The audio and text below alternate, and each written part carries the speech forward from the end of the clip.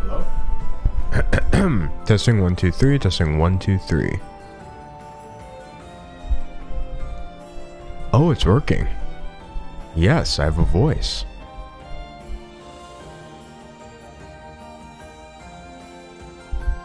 Okay, I'm gonna go tap out really fast and send the person that you're actually looking for.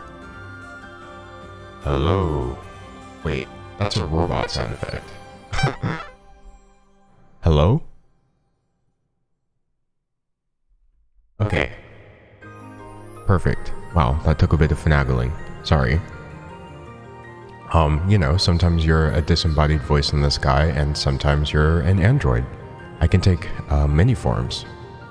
Let me turn this background music down a bit. I see the chat is very excited about beans. That's fantastic. Unfortunately, they're not in a good context. Not this time.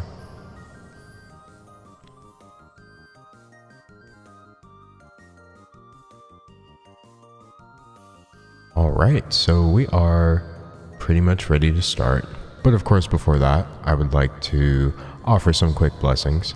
I'm not sure why I bother blessing my technical difficulties anymore, because it seems like the more I hope they don't the more D'Angelo hopes they don't happen, the more they do. So I'm just going to not say anything about them this time. But I would like to offer up blessings for everyone in chat and for the stream to hopefully be, you know, nice and smooth, a nice distraction. And of course, I would like to bless the hype train that just started as well. Someone in chat said D'Angelo Wallace slowed plus reverb. Yes, clearly the superior version. Okay, well, with all those blessings offered up, I guess I will, let you know who start the stream. Okay. Let me get that switched over. I'm not sure how I feel right now because everything seems to be working kind of the way I anticipated. And if you've caught any of my streams before, that's not at all normal. Hi. Hello everyone. Oh, thank you. Oh, you like my glasses? Yes, I've been waiting to wear these unironically, like to have an outfit worth putting these with, and I knew for sure this was the exact one. Oh, thank you so much everyone who subscribed before we got the stream started. Thanks Jennifer Convertibles, Insert the Joke, Tia Lauren, Lizzie Custo, Scene X for the cheers, Bior's Only Friend, Cookies Optra for the gift sub, Kinsey Arrowhead, Game Wizard 45, and Zenze for cheering. I'm gonna hope I pronounce at least 50% of those names correctly. Now, I'm gonna pull up Streamlabs because I think I'm missing... My sub goal is missing, right? And you can't see yourselves. Uh-oh. Chat, you've been Thanos snapped accidentally. How did that happen? Oh, you know what the problem was? I was recording a YouTube video. Yes, so I had turned everything off. Ooh, okay, we've got the sub goal. We got our alerts on because nobody who just subscribed saw an alert for it, but I did see all of you, especially you Mochi Monster with the gift sub, thank you. And then chat. Yay! Okay.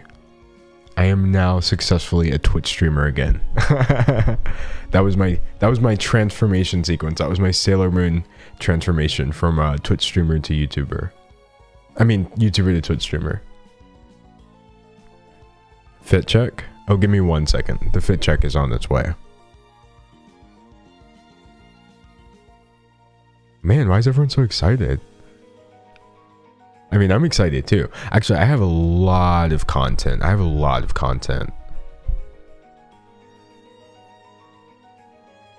Oh, someone had asked about the cat ears. Yeah, fun fact. Actually, really sad fact. I was in a business meeting, and like approximately 2 minutes before the business meeting started, I realized that I was like wearing Catboy headphones, and that's not necessarily something that inspires confidence. Oh, thank you so much, Breezy B, for subscribing. And Turtle Tom, Snap Wizard. Dang, okay. Super Gen 31. The funny part is I haven't even announced the sub goal yet. Oh, but I will. I will. I'm going to turn my volume up a bit. Anyway, how's everyone doing? Someone said we love the headphones. Yes, well, I need to transform my headphones. I wish I could play like Sailor Moon music right now without getting DMCA blasted from like the depths of the underworld. But this is my Catboy transformation sequence. Arguably the most important part of every stream. Because if you're not man enough to put on the cat ear headphones, then are you really ready to become a 1K sub Andy? I don't think so. Someone said they're in art appreciation class. I'm gonna tell your teacher, SMH, I am your teacher. Okay, bet. Wow, that hype train is moving. Thank you so much, Moist Cockroach, for subscribing. All right. So I look happy. I am happy. And do you know why? Wait, did someone say they're manifesting 1K subs by the end of the month? Okay, bet. I too am manifesting that. I'm happy today because I actually have content. I know the title is like super weird. If you don't know what it's referring to, you're in for a treat. But I have so much content that I actually had to split it between this stream and then next week's stream. Oh, thank you so much for the gift subs. Everyone say thank you to Insert the Joke and Full Moon Craze for the gift subs. Both of y'all completed that hype train so well. Thank you. Yeah, someone said pay attention in your classes. Yeah, look, you can watch me all day and your skin will clear up, you know, all your relationships will improve. Of course, you'll become more attractive, but your grades will not rise. So that's the one benefit I can't promise watching twitch.tv/D'Angelo will provide. Thank you so much, Southwest Lover, for all the cheering.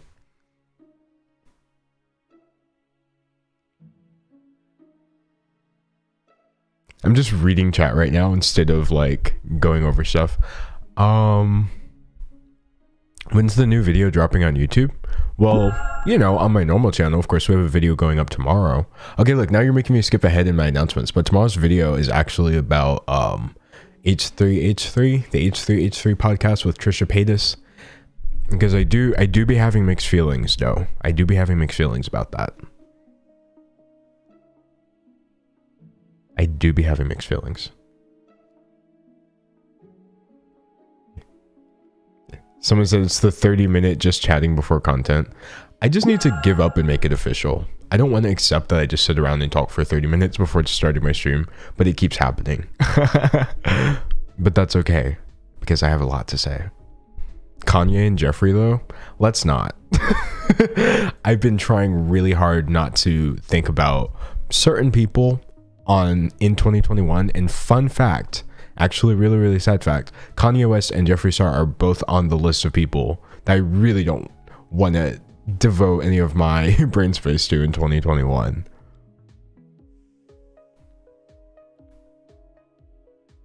How long is this stream going to be? Oh, all my streams are 6 hours, but they're split up into 2 parts basically. So the part you're about to watch is just 3 hours of actual content. I have a ton of stuff written down that we're going to go over today, which I'm going to go over in a second. And then after that, the last 3 hours, we just play a game. It's supposed to be fun games, but chat probably already knows why the first part of our gaming session, it hasn't been fun lately. It's been necessary because there's now lore and we have to complete it, but we'll get there when we get there. Why are y'all surprised about 6 hours? Bro, go to my all my streams have been 6 hours. I am a serious streamer. I'm like a full-time streamer, not really, and a full-time YouTuber, not really, at the same time. Thank you so much, Nick Oline Jorth. Oh my gosh, I'm so sorry. That Amber chick and Jabrady for subscribing.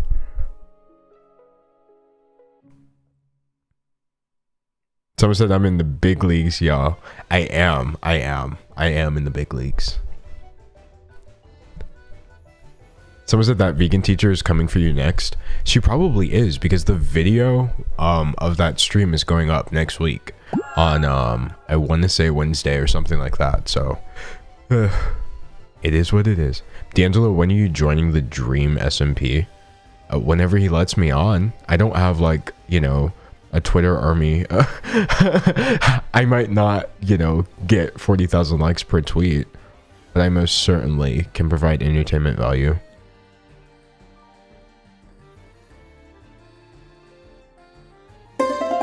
I should play Genshin Impact. Breath of the Waifu. Perhaps. Perhaps. Ooh. We got some emotes, everybody. Shout out that hype train. That was fantastic. Do I plan on live streaming Among Us? Probably not.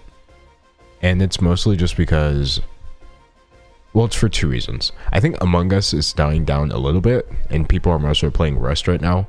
And then secondly, I don't know how I would coordinate, you know, a game between the people that I actually want to play with. Okay. Anyway, this has turned into a Q&A accidentally, and that's not what we're here for. So let me just go ahead and I guess I'll do my fit check first, because I can tell some of you are curious, like, what's going on with the green? There's actually more than meets the eye. I put a lot into this one since you guys like them so much, apparently. Okay, so we actually have matching pants as well. This is today's fit. I'm giving you, like, Wicked Witch, basically. I'm giving you Green Giant. I'm not sure what I'm giving you exactly, but I'm a big fan of it.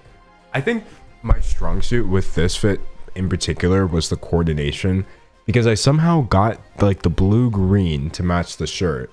But then more importantly, there's, like, a very subtle red in my in the plaid part of the shirt, which I was thankfully able to replicate with the belt. So it's a 10 out of 10 for me personally. Oh, and then yeah, my socks, I'm not sure if you can tell, but yes, that is Izuku Midoriya.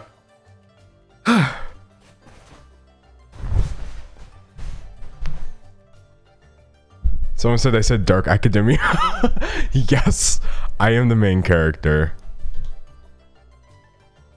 I am the main character. This is exciting. I watch anime sometimes, but also no anime allowed. SMH. Alright, so the fit check is done. Now let me tell you something that I found out after the fact. And I promise you this was after I put this together. I accidentally wound up wearing, like, something weirdly similar to this picture of Liam Payne not wearing a mask for some reason. Let me see. I would love to know why I'm accidentally dressed exactly like this picture of Liam Payne in this call out tweet about him not wearing a mask. So this is your accidental maskless Liam Payne cosplay. I'm gonna give all of you COVID. Oops. Not the plan, but sometimes there are unexpected consequences for our actions. Someone said not us twinning, period. Watch out for Liam Payne's new single featuring D'Angelo Wallace. It's just called COVID-19. Okay, enough. I could joke about that literally for the entire stream. All right. Super spreader realness. Yes, that's what we're about. For legal reasons, that's a joke. All right, so I'm going to go ahead and go over my announcements right now.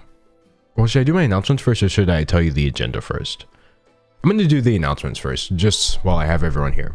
So, announcement number one is very exciting. The VOD channel is live. It is running. It's a thing now. I have figured out how to upload 6-hour videos to YouTube, which again, as I pointed out last stream, is more difficult than it sounds. Hold on one second. I forgot to set some things up. Okay, so behold the VOD channel. Behold. Oh, why do I have my files there? I'm just gonna move them to my other screen. They didn't move. Hold on. Okay, there we go. I need decluttered space. Not a single file out of place. I run a tight ship around here. Anyway, yeah, so this is the VODs channel. I still haven't figured out how my links work. I still haven't figured out how to make like a bot or a command where you guys can easily access the VODs channel, but I did just post the link. Oh, someone said my camera's frozen. Again? How? How's my camera frozen? Okay, thank you, mods. Let me see what I can do about this. That's so random that my camera froze. Let me see what Streamlabs is doing. Bruh, I was just bragging to my friends that I'm getting so good at not having technical difficulties. And this is what I get. Or who knows, maybe the camera's not frozen. Maybe I'm very intently focused right now.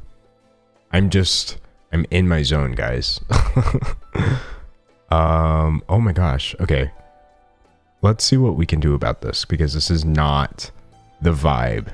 This is not the vibe we're looking for. Someone said this was all planned. Yes. Look, anything I can do to drag out my intro and start my segment later will be done. And so if I have to sabotage my own stream, gosh darn it, that's what's going to happen. But look, while I'm fixing this, go subscribe to the VOD channel. I mean, obviously, most of you probably are already, but I'm going to go ahead and see if resetting my camera does anything for it. Oh, look at that. Now I'm just on a black screen. Okay. From here, I may be able to toggle. This is actually ghetto. Hold on. He's back. He's back and better than ever. Oh, okay. So now we just need to get the... I'm in the pocket dimension from the KFC game. I have died. I'm coming. Hold up. I'm coming to you live from the afterlife right now. Whoa. If I look over here or over here, there's just nothing but black. That is exciting. Anyway, let's see if I can come back to life. Okay, bet. First try, nothing went wrong. Actual king and inventor of Twitch. I don't even know the definition of technical difficulties. So yeah, I guess announcement number 1 turned into follow the VOD channel / watch me try to fix my watch me try to fix everything. Oh, thanks so much Obese2Beast for cheering, and thank you Glowy Nikki for subscribing. Oh yeah, just wait, I haven't even gotten to the sub goal. Oh, that's my next announcement. Okay. So as you may see, I hope I'm pointing in the right direction. I don't even care anymore. It's probably right here. It is. Yes. I'm so good at my job. The new sub goal is 690 because it has 69 in it. And as an adult, I'm not too old to find that funny. So we're going to hit 690 during this stream, which I think is going to be fantastic for many meme reasons. But what you don't understand is I am speed running right now. I am on a speed run to become a 1K Andy. If you're like new-ish, you might not realize I've literally started streaming this week. Okay, I mean, I had like one stream on December 14th, but that was just me trying to figure things out. This is the 1 month 1K Andy speed run, and then I'm gonna make it happen. Someone asked what's a 1K Andy. In other words, I just want 1,000 subscribers so that I can flex harder, even harder. I mean, I'm gonna be fully honest, 590 on my 3rd official stream, like 1 week into my streaming career, is insane. But it's never enough. So my my next announcement, y'all are actually gonna like. I'm happy to inform you, and you should be happy to know, that you, Twitch chat, have made your official debut. Oh, thank you so much, Ivarak, for the 5 gift subs. See, we're getting closer every moment because of people like that. Thank you, Kaidakid 2002, as well as Smurpy Derp for subscribing. Now look, I'm happy to tell you that you have made your first official appearance on my YouTube channel, Twitch chat. Look, look, look, look. It's you. It's you. Oh, oops. Hold on. my computer hates me. The feeling when my editor did such a good job editing this video, I can't find a place where the screen is static. Look, there you are, Twitch chat. There you are. Right there. It's you. That was your YouTube channel debut. Thank you, Kira the Grunge Fairy, for subscribing with Prime. That's a very metal username, and I'm a fan of it. Anyway, so shout that out. Of course, I will be recording a video later today as well, so you guys may rejoin as well. Ooh, okay, here's a good announcement. My next stream, as you may know, is on Saturday, and we do special Saturday streams every Saturday. So this special Saturday stream is a segment that some of you may be familiar with if you followed me for kind of a little while at this point. But we're doing Here's Why You're Wrong, which is a segment that I shamelessly stole from Anthony Fantano, where basically I just take, you know, your hot takes, your unpopular opinions, all of that stuff about a specific topic, and I react to the best ones in a video. Now, I used to run Here's Why You're Wrong on Twitter, but lately Twitter's just been kind of weird, especially with the things that are happening in America right now. So I'm going to be hosting it on my community tab, okay? I'm going to post it right now. Welcome. Wait, we need to copy Anthony Fantano's actual, we need to copy his intro though, because if I'm not copying it, I can't make it look like I'm trying to get away with copying him. I need it to be very apparent that I have ripped off Anthony Fantano for this segment. So hold on, I'm gonna pull up one of his. Oh, thank you, Musapai, for the gift sub. Everybody say thank you. Give me a second. Okay,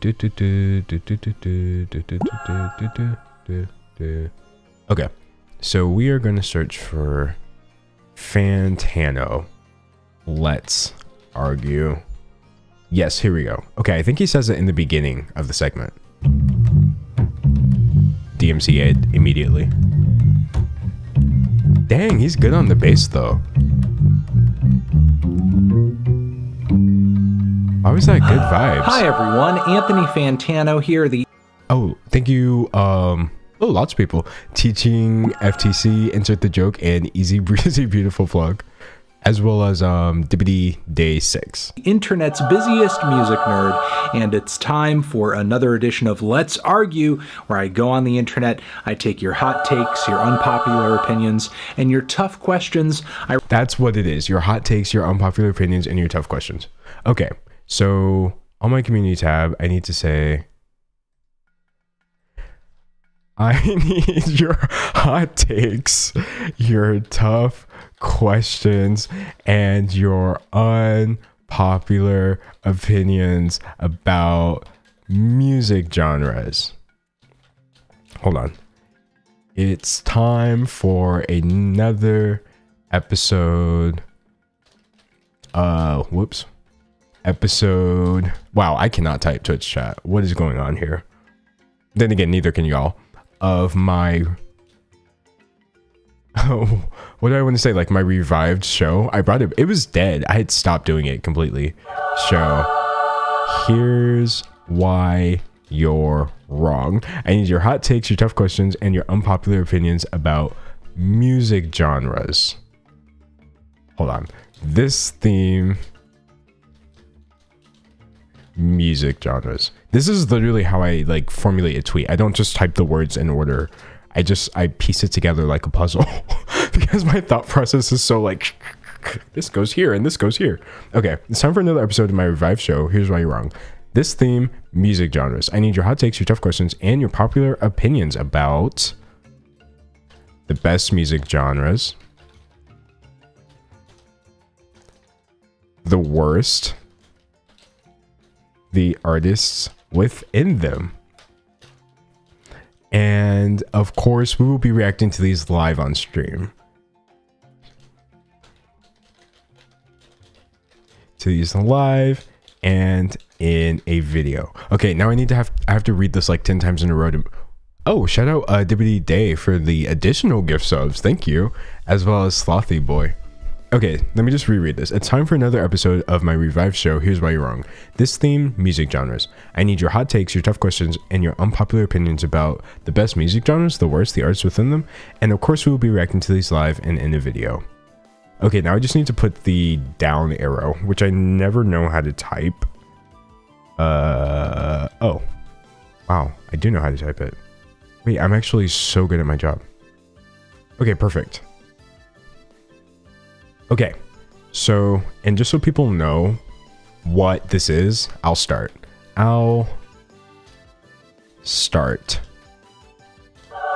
Country isn't bad. Y'all just don't know any good country songs. I don't even really believe that. I need to start a flame war. Okay, so therein lies the post. Therein lies the post. I've just put it in chat. I do believe it. I do believe it. Because if you say country's bad, but then like you like Dolly Parton or Johnny Cash, that doesn't make any sense to me personally. I've had to come to terms with the fact that I do like country music, and it's been difficult for me, but if I can accept it, so can you. But okay, so the reason I made this an announcement instead of just like briefly mentioning it is because this is it. This is your only chance to get into Here's Why You're Wrong. I'm not going to be taking the questions from Twitch chat because it goes way too fast. So what we're going to do is on stream, I'm going to go through some of these, and then I'll decide, of course, whether or not people's opinions are right or wrong. But I will... Oh, Dorito Raid. Thank you, I guess. Or am I getting debated?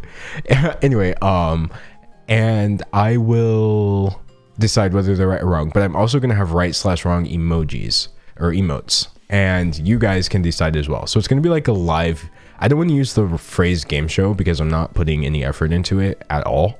But it's going to be fun. It's going to be my first live version of Here's Why You're Wrong. And I'm very excited. I'm very excited. Wow. I think that might have been all the announcements. I guess the only other announcement I have... Oh yeah, were some upcoming videos. Okay. So the last announcement I just want to make are... 2 upcoming videos I have, which I find very interesting. Of course, I mentioned I'm going to make an opinion video about H3H3's decision to start a podcast with Trisha Paytas of all people. And then, I can't give too many details about this because I'm still looking into it, but somebody sent me a 100-page Google document. And I'm not exaggerating. I think it's 120 pages long that they wrote, full of screenshots and information about this really weird Discord server and had a bunch of awful stuff in there involving like... It was a lot basically. So my friends and I are going through this 100-page document and trying to make sure this is legit. But if it is, I'm definitely going to have a little video about that because it's some pretty serious stuff in there. But yeah, I think that pretty much covers the announcements. Oh, and perfect timing because we're 30 minutes into the stream. King of starting 30 minutes late. Okay, let me go ahead and start recording. All right, Twitch chat. So let me just ask you a question. When I say bean dad, what comes to mind? What comes to mind? What does that mean to you? Does that mean anything to you?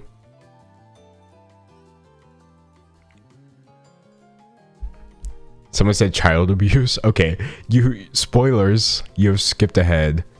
You have skipped very far ahead in the story. Someone said the Killer Bean movie. I wish we were talking about the Killer Bean movie, bruh. That would have been a much more fun stream. Someone said a dad who likes beans. That would have just been my dad. If it was that simple, then my dad would have been a bean dad.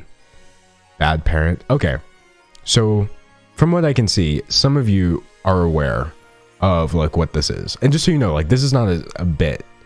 Today's first segment is about Bean Dad. Oh wait, I knew I was missing something. In the bottom of my heart I could tell I was missing something. I forgot to tell you guys my agenda for today. Okay, so first we're gonna do this Bean Dad story, and then we're gonna talk about America, Because if you haven't noticed, America is not very poggers right now. It's not very, you know, bae or lit.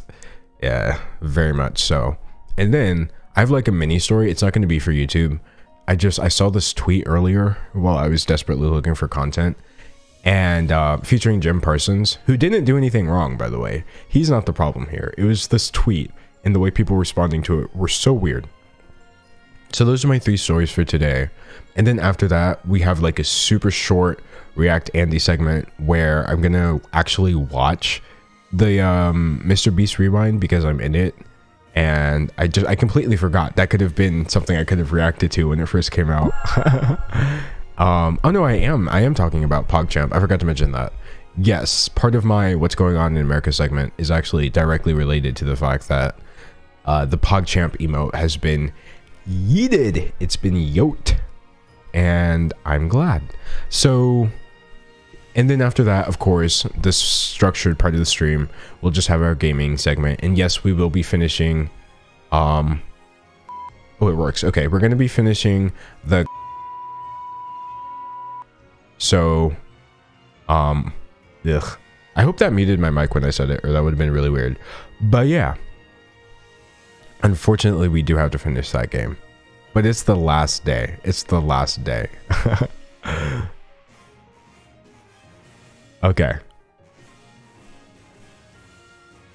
Okay. Someone said, why are we talking about child abuse? Don't worry. No children were like hit or, you know, harmed or anything like that at all. We're more so talking about emotional trauma, stuff like that. Yeah, fun stuff. Not at all fun.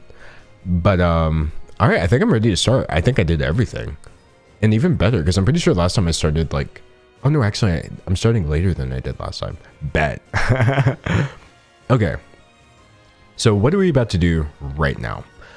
I'm going to look at how Bean Dad wound up being Twitter's worst story of the year, even though the year just started, and how he got exposed so hard he wound up deleting his entire Twitter to try to cover everything up. Okay. So why does this matter to me personally? I find like most stories about, ooh, I don't like this person, so I'm going to find their old tweets, are pretty dumb because they all go the same way. But this one wound up being a lot darker and definitely something I feel compelled to share my opinion on. So, I don't want to spoil, but I'm inclined to say that Bean Dad might be Twitter's worst person of 2021 so far. And I know that's a big jump, but I'm comfortable saying it because we're only 7 days into the year, and I'm sure he will be replaced very, very shortly. All right, so before I do that, I'm actually going to do my comment shout out from my last video. Now here's the sad part. I actually have forgotten to do the comment shout out during my last 2 streams. So it's a good thing I remembered it here. All right, y'all. I scrolled long and hard to find a comment worthy of a shout out on stream, but it has to be this one. Shout out Mandy Mateer for this comment because it just so eloquently summed up not just that specific video of me going through the KFC materials, but also my whole internet brand. So this person says, alternate title, watch D'Angelo Wallace lose the will to live in real time. It's called branding. This is who I am at this point. And I've come to accept it. That's what this stream is going to be. Someone said it's the capitalization for me. Literally, this sounds like the name of a Netflix original. Watch D'Angelo Wallace die inside. Wait, why should that be a real Netflix original though? I could totally host something called Watch D'Angelo Die Inside, where I just talk about like the worst things that I happen to find interesting, which is all bad things. No, I do talk about nice things. I think as horrible as this KFC experience wound up being for us, I still had a lot of fun doing it, but that's okay. It's not time for Colonel Sanders yet. Wow, I remembered my shout out. Hold on, y'all. This is weird. So far, I remembered to do my comment shout out. My camera was only frozen for like 5 minutes, and I'm actually on track, even though we're 30 minutes late. This is exciting. I think it's going to be a good stream. I don't know about you. I was like in the shower trying to fix my hair, and while I was doing that and the shampoo was getting directly into my eyes, I thought to myself, I have so much content today that I might have to cut it short. Okay. Enough of the fun stuff. So, oh, we'll use this Liam tab. So who is Bean Dad? What is this? What is this an allegory for? Okay, what does this mean? We're actually talking about this individual right here, John Roderick. So, oh, great. The stories are spoiling my entire video right now. But anyway, this dude who I had never heard of before he started trending on Twitter, like so many people, is apparently, he's being described by Wikipedia as an American musician, singer, songwriter, podcaster, and politician. Politician? What the heck? Whatever. All you need to know is he was the lead singer in a band called The Long Winters, and he also runs a podcast with this other dude named Ken Jennings, who's going to make a surprise appearance in this later. So, another thing about him is that he's a verified Twitter user, but surprise of all surprises, his Twitter account is now gone. Permanently. The dude nuked it. Oh, shout out, I drink bleach, okay? And Ali Kirk and Sarah is Silvera. Gosh, I tried for the subscriptions. I really appreciate that. So, it all started a long time ago. Just kidding. It was this. So the other party in this story is actually everyone else on Twitter who immediately got mad at him within the span of a few hours. So let's just go ahead and get into it. Now, the reason that this format is super weird, and don't worry, I'll zoom in so you guys can actually read, is because, as I mentioned, this is gone. This has been completely deleted from the internet.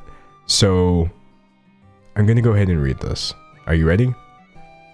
I'm not going to read the whole thing, by the way, because this is one of the longest Twitter threads I've ever seen in my entire life. Oh, someone asked Ken Jennings the Jeopardy guy? Yeah, no, that's exactly who I'm talking about. Ken Jennings hosted a podcast with this dude right here, John Roderick. Someone said my brother and me clout. Yeah, he also had that too, because they used some of John Roderick's music for their podcast. So what I'm saying is, like, this wasn't some random dude. Well, I mean, I guess in a way we are all random dudes, but he actually had a bit of a clout. It wasn't just like a random Twitter user who Twitter decided to turn on. And as you can see, he was even verified. Someone said this Twitter thread triggered my PTSD. I feel so sorry for his daughter. Oh, yeah. You're going to understand why. You're going to understand why very quickly. So, I'm going to try really hard to sum this up because this dude is somehow even more long-winded than I am. But basically, he said, so yesterday, my daughter, who is 9 years old, was hungry and I was doing a jigsaw puzzle, so I said over my shoulder, make some baked beans. She said, how? Like all kids do when they want you to do it.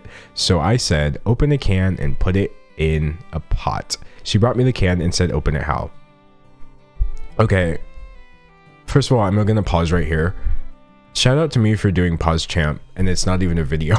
I paused a Twitter thread. I just want to say, we're starting off interestingly here. I'm not quite sure that kids saying, how do you do this, is an indicator that they want you to do it for them. I don't think that's a thing. Especially since I have like 3 brothers and sisters, all who are at least 6 years younger than me. And it's like, if they want you to do something, they'll say, I can't do this, or I tried. That's them trying to get you. But if they're like, hey, can you show me how to do this? That's not necessarily saying, do this for me. But hey, whatever. Someone said this man seems far off. Oh, we haven't gotten there yet. We're not there yet. So anyway, she's like, how do I open the can, Dad? And he says, with a can opener. I said, incredulous. She brought me the can opener and we both started it. I realized I'd never taught her to use it. Most cans now have pull tops. I felt like a dope. What kind of apocalypse father doesn't teach his kid how to use a manual can opener? So I said, how do you think this works? She studied it and applied it to the top of the can sideways. She struggled for a while and with a big dramatic sigh, she said, will you please just open the can? Apocalypse Dad was overjoyed. A teaching moment just dropped in my lap. So, I don't want to interject just yet. Not just yet. So he goes on to say, Someone said he could have just opened it and showed her at the same time. What a douche. Yeah, no, literally. You know what I can't stand? You know what's something that I just don't like? When people get sarcastic with kids. And this is me saying it. Keep in mind, there are probably very few people more sarcastic than I am. My immediate response to anything is sarcasm. Even love. My default response to any emotion is sarcasm. But not with kids, because kids don't understand sarcasm. I definitely remember being a little kid and adults would just be sarcastic to me and it felt mean. It made me feel like I was dumb for not understanding them. So, but hey, here I am reading too much into the situation, y'all. We're only 4 tweets into this thread, by the way. Remember that this thread is a novella. This thread goes on for days. So, anyway. Someone said, not me thinking this is normal. Do I have trauma? Oh no, don't worry. We're going to get into that. We're super going to get into that. We're going to get into how this happens a lot, but it doesn't necessarily mean it's a good thing. So a Bean Dad goes on to say, I said, this little device is designed to do one thing. Open cans. Study the parts, study the can, figure out what the can opener inventor was thinking when they tried to solve this problem. The can opener is also a bottle opener, but I explained that part wasn't relevant. Now, I also, in his defense, have to say, these tweets by themselves, I'm actually okay with. If the only context was that this self-contained exchange happened, and then he opened the can for her, I don't see anything wrong with this. Sure, he's kind of sarcastic. Sure, he has a bit of a tone, but that's just dads. I don't see anything wrong with saying, oh, hey, this is a moment where I can teach my kid how to be independent and think for herself. And if it had ended there, I would have been like super about it. But as I'm sure you've noticed, there are how many screens left? There's a whole other screen right there. Oh my gosh. Okay, so we're not there yet. So anyway, instead of showing her how to use the can opener, he says, I went back to my jigsaw puzzle. She was next to me, grunting and groaning, trying to get the thing. I should say that spatial orientation, process visualization, and order of operation are not things she intuits. I knew this would be a challenge, but it was a rainy weekend. Eventually, she collapsed in a frustrated heap. I said, explain the parts. She said, this little wheel is meant to cut. These gears turn the wheel when you spin the handle. This other wheel looks like a gear, but isn't. She couldn't figure out, okay, whatever. This part's super boring. Basically, she's like, I don't know how to use this, which is literally why I asked. And he said, the tool is made to be pleasing, but it doesn't have any superfluous qualities. Everything that moves does so for a reason. Imagine talking to a 9-year-old like that. Like, do you think you're impressing a 9-year-old because you know the definition of the word superfluous? Okay. Anyways, she said, I hate you. I'm sure she believes that she does. I said, you understand everything except how the tool addresses the can. She sighed. All right, so here's where we're back into me not getting it, because if you just acknowledge that your 9-year-old has successfully pointed out to you that she has made an attempt to understand how this works and has all of the parts down except for one key element, then why the heck are you not just telling her the last part? Am I missing something? Someone in chat said just let her eat beans. Right, imagine doing all this while you're hungry. Like, put yourself in this frame of mind. You're 9 years old. You're 9 years old.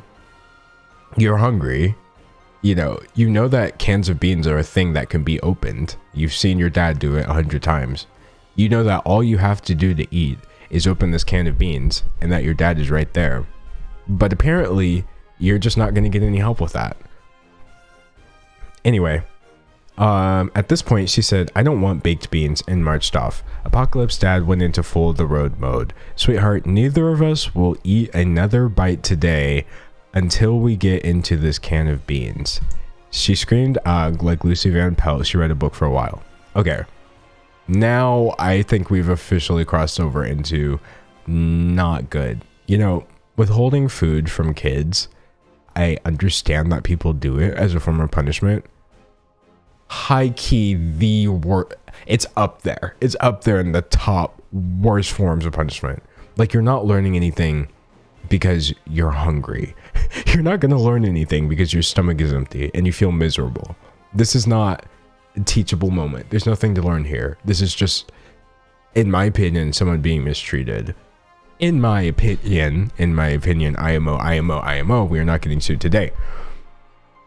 So anyway, at this point, I was like, okay, this dude is clearly a jerk. I'm not sure why he's trying to flex so hard on a 9-year-old of all people. He's not going anywhere with this. What is happening? Someone said there has to be other food in the house. You're not going to tell me a 9-year-old can't figure out a peanut butter and jelly. I know, right? Like, why not just say, okay, well, look, if he was so stuck on the beans, which is stupid, but let's just say this was very important to him, that his 9-year-old successfully opened a can of beans, then why not just lock away the can of beans and be like, we'll have beans once you can figure that out. For now, since you're hungry, how about you have this peanut butter and jelly sandwich? My mom just said having kids try stuff is good, teaching things is good. What this dad is doing is not that, though. Literally. I think it's literally that simple. Like, this has all the elements of being perfectly fine, but it's arranged in the most traumatic way possible. Someone said this is a good stream. Good, but it's gonna get really bad in a moment. Soon she was back at the can. The top was all dented now, the lip of the can practically serrated from failed attempts. Oh my gosh, wait, okay. Have you ever used like a dull can opener or like a broken can opener? You should know that once you start trying to open it, if you don't do it right and it gets like cut and serrated, then it gets 10 times harder to open the can. Like, no cap. It becomes impossible to open the can. Someone said it doesn't seem that bad to me. Yeah, we're not there yet. Soon she was back at the can. The top was all dented now, the lip of the can practically serrated from failed attempts. We studied the tools. Oh, whoa, surprise. We are now in audio mixer land. So that's fantastic. That. Anyway, we studied the tool some more. She really wanted it to be oriented up and down or across the top of the can. The sideways orientation is very counterintuitive. Oh gosh, why is he so boring? And look, I'm also a very boring person, but I'm too illiterate for this. She was fixated on orienting the tool in a few configurations and couldn't imagine other possibilities. I compared the can opener to other tools. By now we were working on anger management and perseverance too. She suggested she open the can with a hammer. There were tears. Okay, so now we've officially gotten to a situation where we have not just a hungry child, but a crying hungry child who just wants to eat a can of baked beans. And I'm sorry that I'm laughing. I literally don't find this funny. This is just reminding me of situations I've been in. It's like kind of taking me back. And it's like, I can tell you from personal experience, if you're hungry, that's already a bad experience. It's already a bad environment for learning. But if you're hungry and upset and under the age of 12, there is nothing to be learned at that point. I do not think it's possible for a crying, hungry 9-year-old to parse a life lesson. So that's my opinion. Okay, we've made it, y'all. We are halfway through this thread.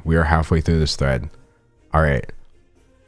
I told her stories of some of the great cans I'd opened over the years. Oh my gosh, he's so funny, guys. When he's funny and he doesn't feed his child, I told her stories of some of the great cans I'd opened over the years. She rolled her eyes. We talked about industrial design and what a funny little device the opener is. I showed her how I open cans with a buck knife. I rhapsodized about cold SpaghettiOs straight from the can.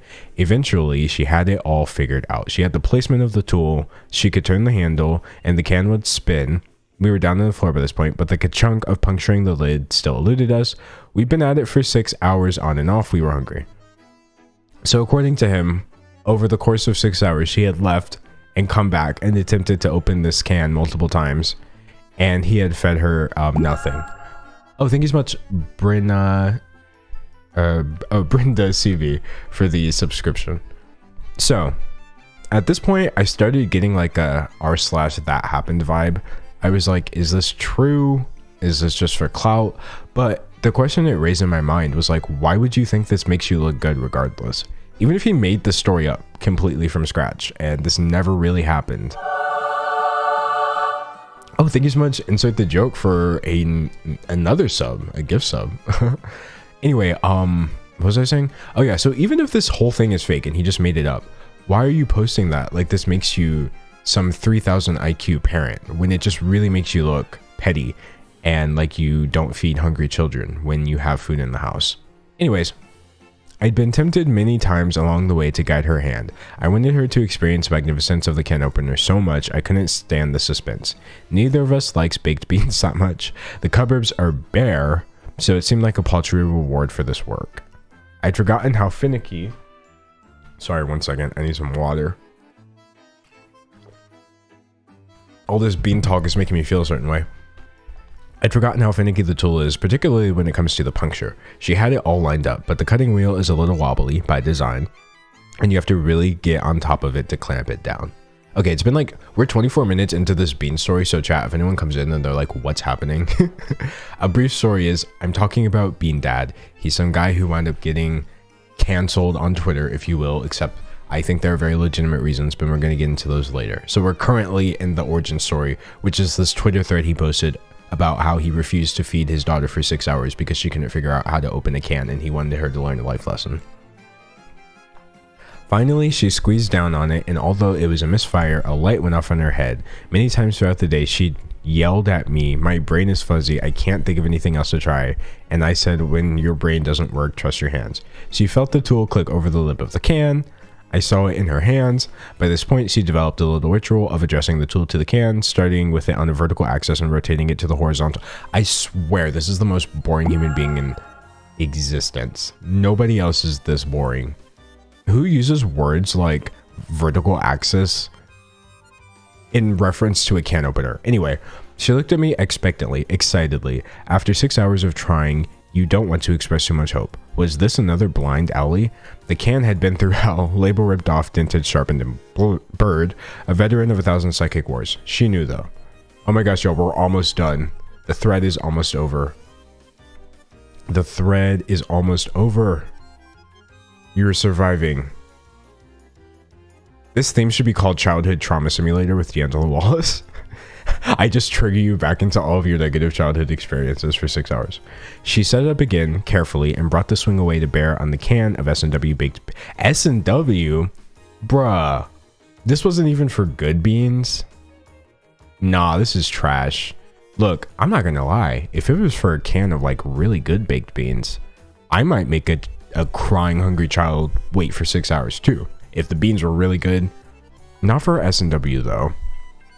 Anyway, with the meticulousness of Roger Moore, extracting a detonator from an ICBM in The Spy Who Loved Me, a soft pop resounded in the room, so different from all the other sounds we made. She didn't look up. She knew the action. A little baked bean sauce appeared.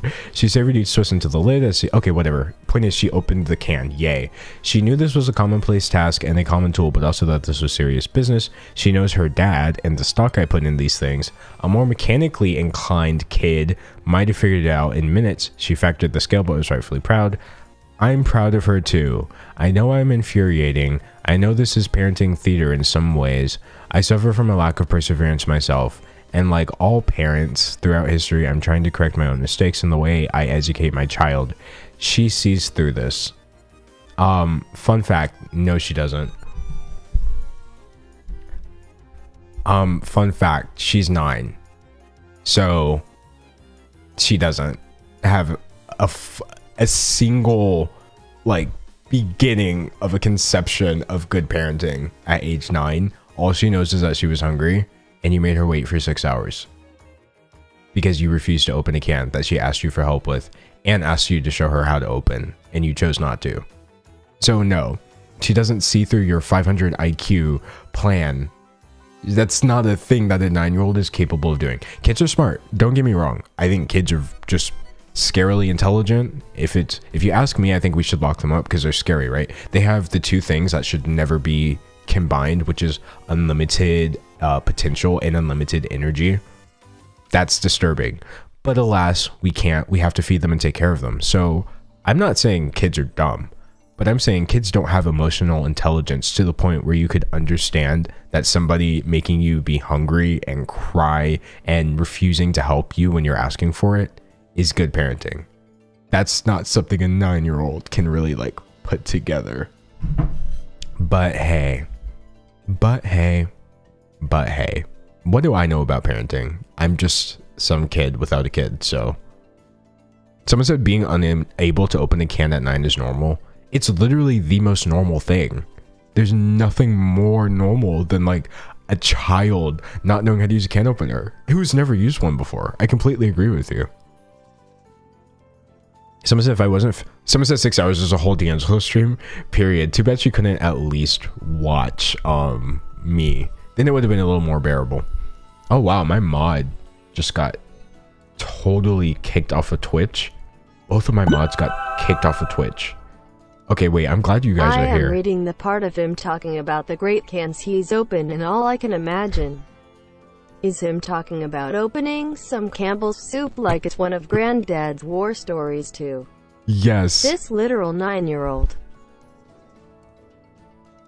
Yes, I don't understand why he's turning this into such a big deal. First of all, thank you for the $5. Where's my Streamlabs? Kiwi Plur.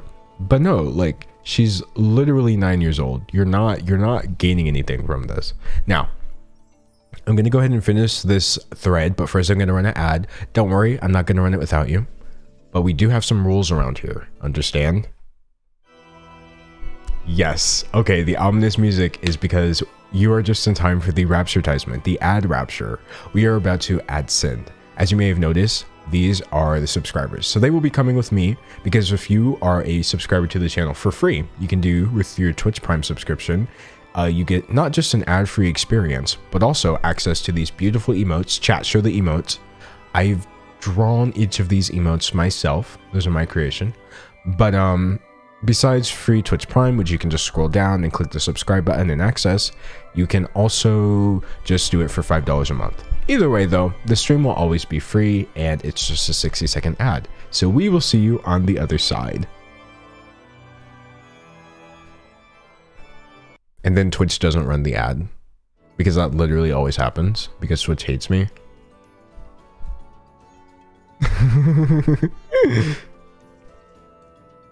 Someone said I had to open a can of dog food at work, and what they had was a can opener, and I looked at like, how am I going to do this? Somehow I figured it out in a few seconds. Yeah, I do. As an adult, I feel like it's pretty easy to figure out. But as a 9-year-old, a hungry 9-year-old, jeez. Dang, y'all really just be getting no ads. Oh, someone got one. Shout out people getting ads. Wait, Twitch is giving ads. Twitch redemption arc? Wait, does Twitch like me now? Oh, no. I still see people not getting ads. Someone said they're subscribed and they got an ad. That should never happen. That's really weird. What? More than one person said that they're subscribed and they got an ad? That's weird. Bro, look, that's not me. That's Twitch. Okay, so we're back. We watched the Genshin Impact ads, of course, or whichever Twitch gave you.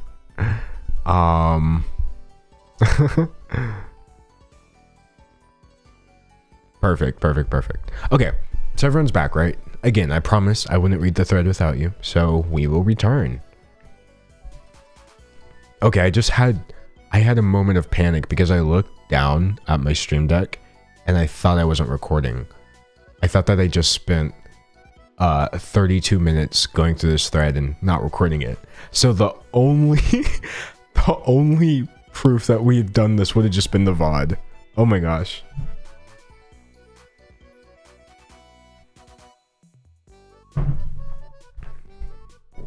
Excuse me.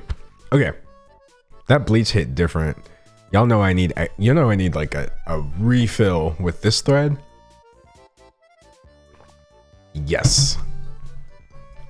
All right. So let's go back to this.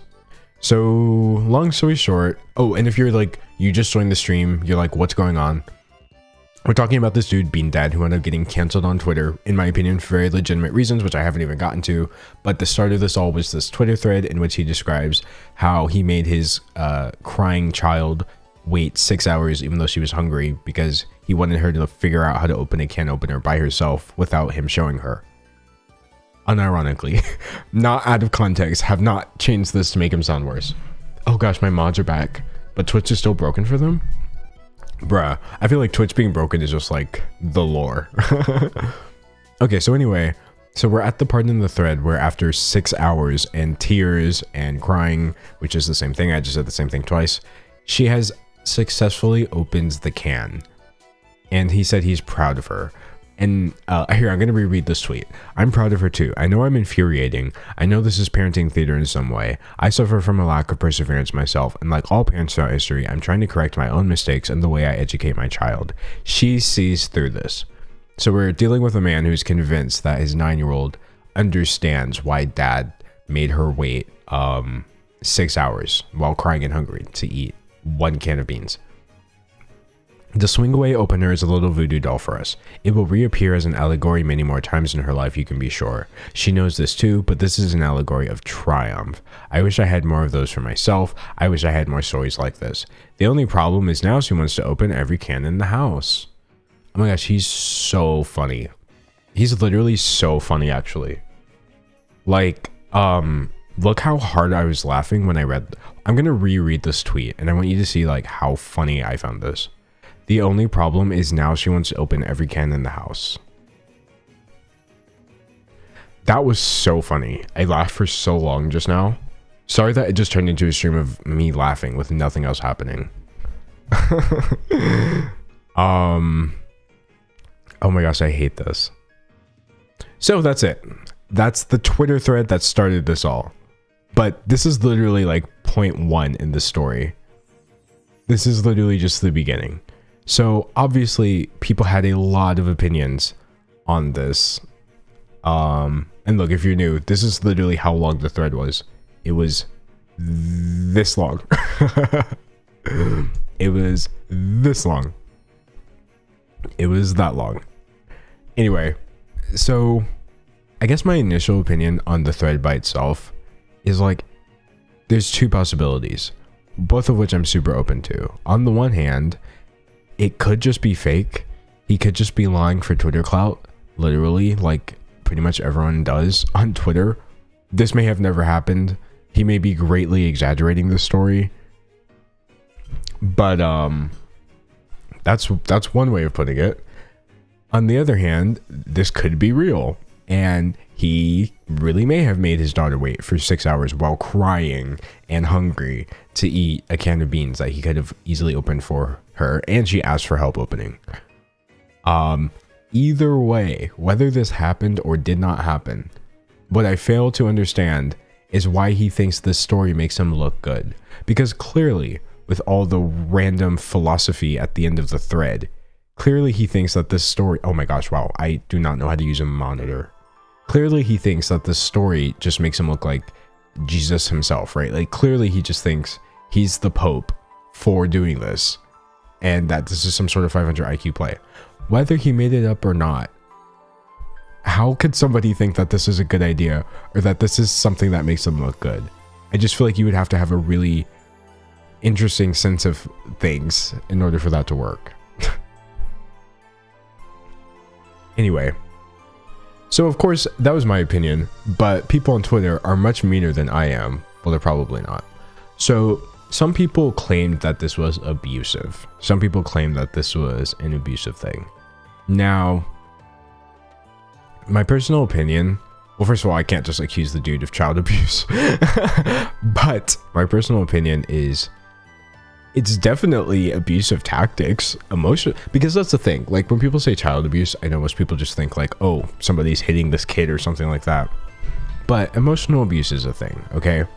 Like, it is. If you're purposely putting someone in emotional distress, a child at that, I would definitely categorize that as abusive. Now, I wouldn't go so far as to say, like, oh, he's an abusive father, because again, the connotations there are very extreme. And he described one instance which may or may not be true. I don't personally think like a super long Twitter thread with no proof is enough to say, oh, this guy's a child abuser. But the situation that he's describing is literally emotional abuse if it did occur the way he's saying it. So that's what I have to say about that. Other people said, even if this is not child abuse, it's still a jerk move at best. So here's why I'm actually talking about it. What I'm sad about is, like, even though the tweet is deleted, and even though we have an archive of it, you'll have to understand how viral this went. Okay, hold on. I knew it was going to be a little difficult for me to like do this part of the segment where I can show you just how popping this was on Twitter. But chat, if you were on Twitter when this was happening, back me up here. The dude was trending all across Twitter, multiple tags. Bean Dad was trending. That's what everyone on Twitter named him. What else was trending? She's 9 was trending as well because of just how many tweets there were calling this guy out. And again, it's very hard to see any of that because the tweet itself is gone. But it had so many quote tweets, some of which I have managed to save and I will go over because I thought some of them are fantastic. Someone said it trended the entire day. It did. This did trend the entire day. Look, I just realized I can prove that this was huge. If I Google Bean Dad, look at this. NBC News. Hold up. Okay, bet. Proof acquired. Y'all, NBC News, Seattle Times, Yahoo, Los Angeles Times, Newsweek, Insider. Y'all, this was literally like, I want to go so far as to say #1 trending on the internet for that day. Everybody was talking about this. What is wrong with Twitch right now? Hold on, like, side note, what is going on with Twitch? I feel like Twitch is dying for so many people right now. This is so weird, bro. Okay, well, hey, I've got y'all. So I've got y'all. Someone said their local news. Look, I'm gonna read this. This one right here says, my local news also talked about it. He made it off of Twitter. This incredibly long Twitter thread that I just forced you all to listen to me read wound up on the news and all over the internet because of the discussion that he sparked, which was whether or not this was okay. Like, nobody knew how to react to this. Now, on the one hand, I'm glad that so many people were talking about this, instead of just pretending like this was normal. On the other hand, I feel like he definitely did tweet it for attention, and it wound up getting so much more attention than he really deserved, including me literally making a stream of it right now and then proceeding to put this on the YouTube video, which will continue to get clicks.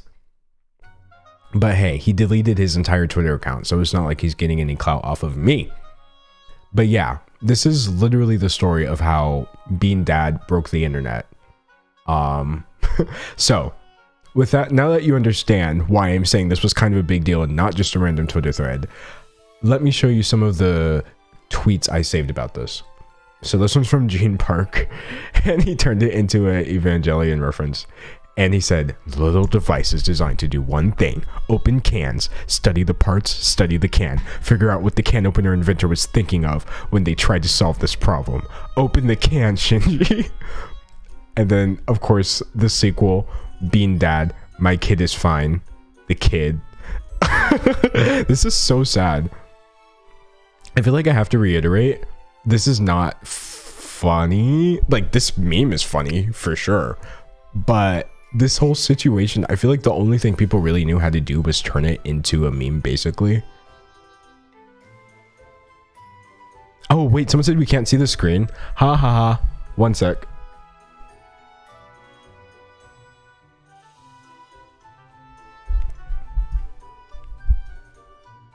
Okay, wait, can you see the screen? Perfect. First try. Look, here's the thing. Like, I feel like a lot of people just watch themselves in the monitor. So it's kind of easy to, like, make sure everything's right. But I'm just already aware that I look good at all times. I'd be forgetting that I'm right there, and I can easily check and make sure everything's working. I never look at myself on the monitor. So I could go for the rest of the 6 hours and never put my screen back on. Anyway, whoa. Bro, Twitch keeps saying that my stream is unavailable. Bruh. What is going on? Okay, chat, are you having problems with Twitch? This is so weird. I mean, I'm gonna keep going, even if Twitch is super broken. Bruh. Okay. Well, Twitch hasn't disconnected me yet. I'm gonna keep going. Don't worry. I'm not gonna stop. But this is so random. People are getting kicked from Twitch is what I'm seeing. Oh my gosh. Someone said Twitch keeps kicking me out of the stream saying it's unavailable. Some people are not able to chat either. This is so weird, bro. Hold on, let's go to Twitch Tracker. I mean, not Twitch Tracker. Let's go to Down Detector.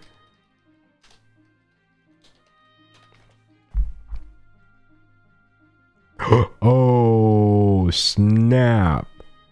34,000 reports. Whoa. Okay.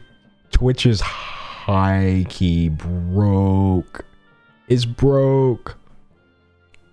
It reminds me of the GameCube sound effect. Hold on.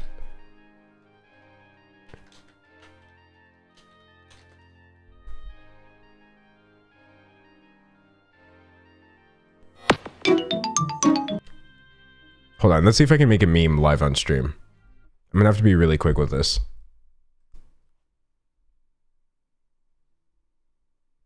Okay, I think I can make this work.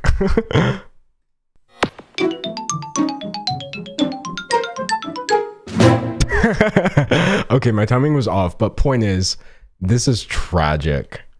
Wow, no wonder my chat was going so slow. That's funny. I was like, dang, are people just so wrapped up in the Bean story? Like they're just frozen at their computers. They have nothing to add. But you guys are getting kicked out of chat.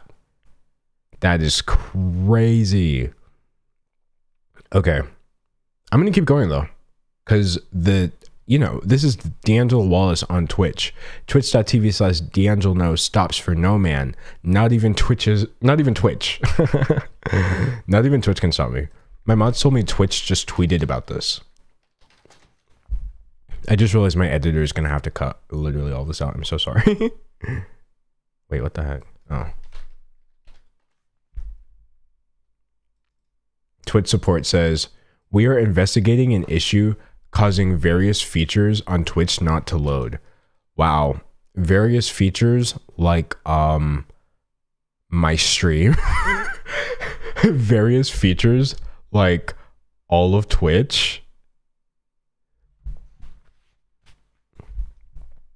I don't know what to say about that. This is so embarrassing. Also, I feel like my poll got stuck because mods made a poll like a long time ago and it's just stuck.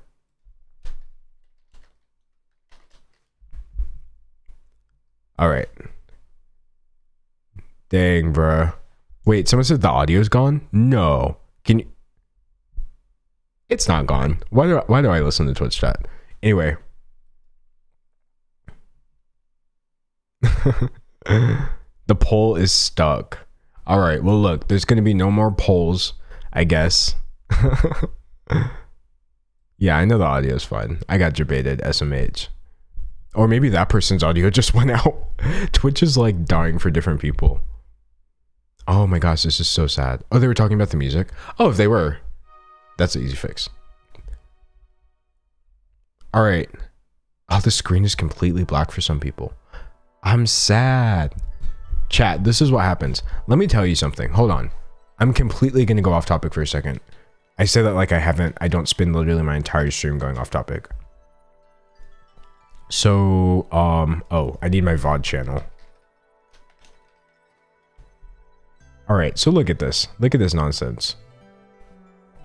During this stream, oh, oops. Me watching me on Twitch. During this stream right here, Twitch died. Twitch died so hard during this stream that it split it into two, and I had to download both of them separately and rejoin them into a VOD. And during this stream, I had 3.5 hours worth of content, if I'm not mistaken. Then during this stream, I didn't have as much content, and I was kind of having problems and stuff like that. And nothing happened on Twitch. But now we are back. And my stream is going well. We're like in the middle of this Bean Dad story and Twitch dies again. So if you ask me, this is a pattern of behavior. Twitch is preying on my downfall. Every time my stream works perfectly, Twitch as a whole goes down. SMH. SMH. SMH. Yeah, so many people are just like locked out of chat right now. Twitch is anti-Bean Dad. No, I'm not the Bean Dad. Oh no, you're saying Twitch hates the Bean Dad so much that they just took down the whole site. Yeah, Twitch is dying for the big streamers too. No. Oh my gosh. This is so sad. Okay, wait. I'm gonna go to Twitch. I'm gonna go to Twitch and see, like... Okay. Who's live? Tommy's live. Hand them. Oh. And hand over the shoes. I mean, honestly, his stream works just fine. You can put them in the dishwasher. And his chat works. Oh, but like his panels are missing. Look, his username, everything is gone. Oh, Tommy is gone. Tommy has disappeared. Chat, Tommy has been sucked into the void. There is no more Tommy. They took him out. Oh no. We have Thanos snapped Tommy in it. Wow. My friend's bar is gone as well. Okay. This is amazing. In a way, I kind of don't want to go back to... I don't want to go back to my... Well, no, I mean, I'm going to keep going, but it's just like... I feel bad because if you're getting kicked off of my stream repeatedly, like... You're not going to know what's happening. I could push the Bean Dad segment back. I could do something in the meantime until Twitch gets this fixed. Oh, people are getting automatically unfollowed. Dang, Twitch is on something. Twitch is on something right now. Well, looks, some people are back. Someone said if my stream dies, they'll lose it. Look, I am the last bastion. I am the last channel left. That's not true. I'm exaggerating, but I'm the final hope. If my stream goes down.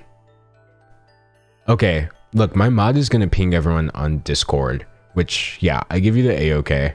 Just, yeah, mods, tell them I said to ping everyone and tell them that Discord is wigging out. Bro, I had so much content. Also, my editor is going to have to cut out so much.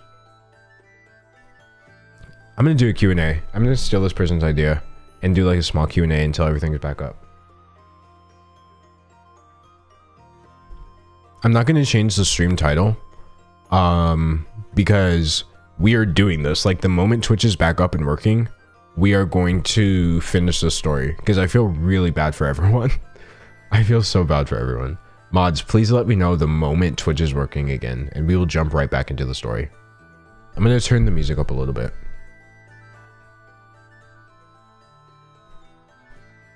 Okay. Alright, chat. Would you like to, oh my gosh, now that I left the title as Bean Dad, and I put worst 2021 Twitter user, it looks like I'm talking about myself. So actually... Chat, I can't change the title. I'm not kidding. I'm not kidding. I can't change the title. Look at this. Edit stream info. Something went wrong. Whoa. Whoa. Can you guys even see me at this point? Oh my gosh. Oh wait. Oh duh. I forgot to put the screen on. Okay, look. It's up now. When I put edit stream info, it just says something went wrong. This is so bad. Someone said I jinxed the stream by saying it was going too well earlier. I did do that. Oh no. Halfway through the stream. So far, I was like, oh, this is going so well. I was in the shower thinking about how well this was going to go. Chat, this is crazy. And then all of Twitch dies. And that literally happened during my KFC stream. Someone said I'm the only stream that works for me. Well, look, I'm not going anywhere unless Twitch literally like disconnects me and I can't get back on, which wouldn't surprise me.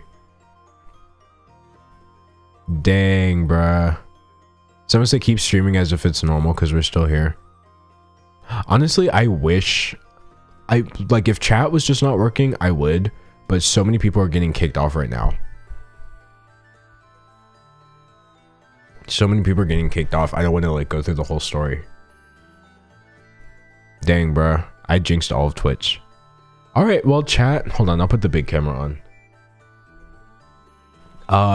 Ask me a question, and I will. Someone said D Thanos Wallace. Yes. I use the Twitch to destroy the Twitch. Where would you like to live? Sweden. Maybe Norway. What's my favorite anime? Eureka 7. I need to make an FAQ.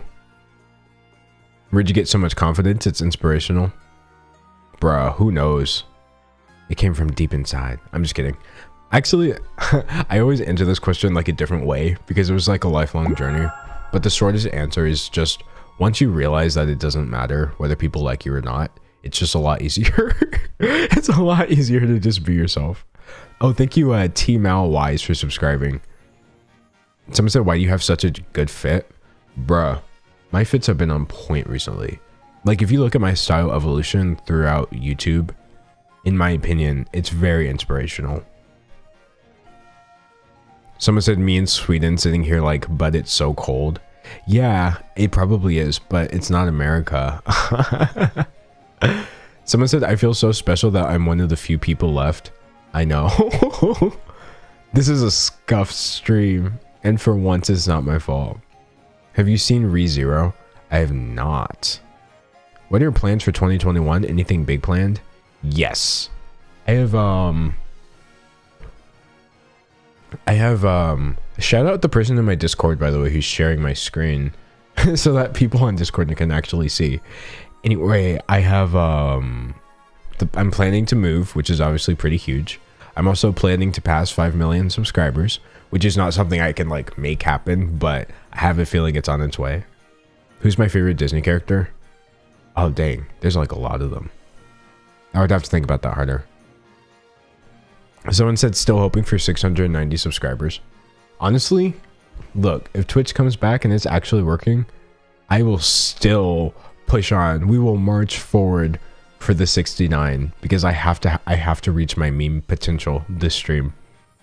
If you had to dye your hair a crazy color, what color would it be? Red. Do you watch MHA? Oh, did you not see my socks? Somebody asked me if I watched My Hero Academia. This is a person who hasn't seen my socks yet. Hold on. It's so difficult. Okay. One of these days... Wait, is it on camera? Oh, no, it's just out of frame. I'm gonna cry. Okay, look, here we go. One of these days I'm gonna have to do like a sock stream, basically. Okay, is this working? Hey, okay, success. Yes, I watch My Hero Academia. I should do a sock stream at some point.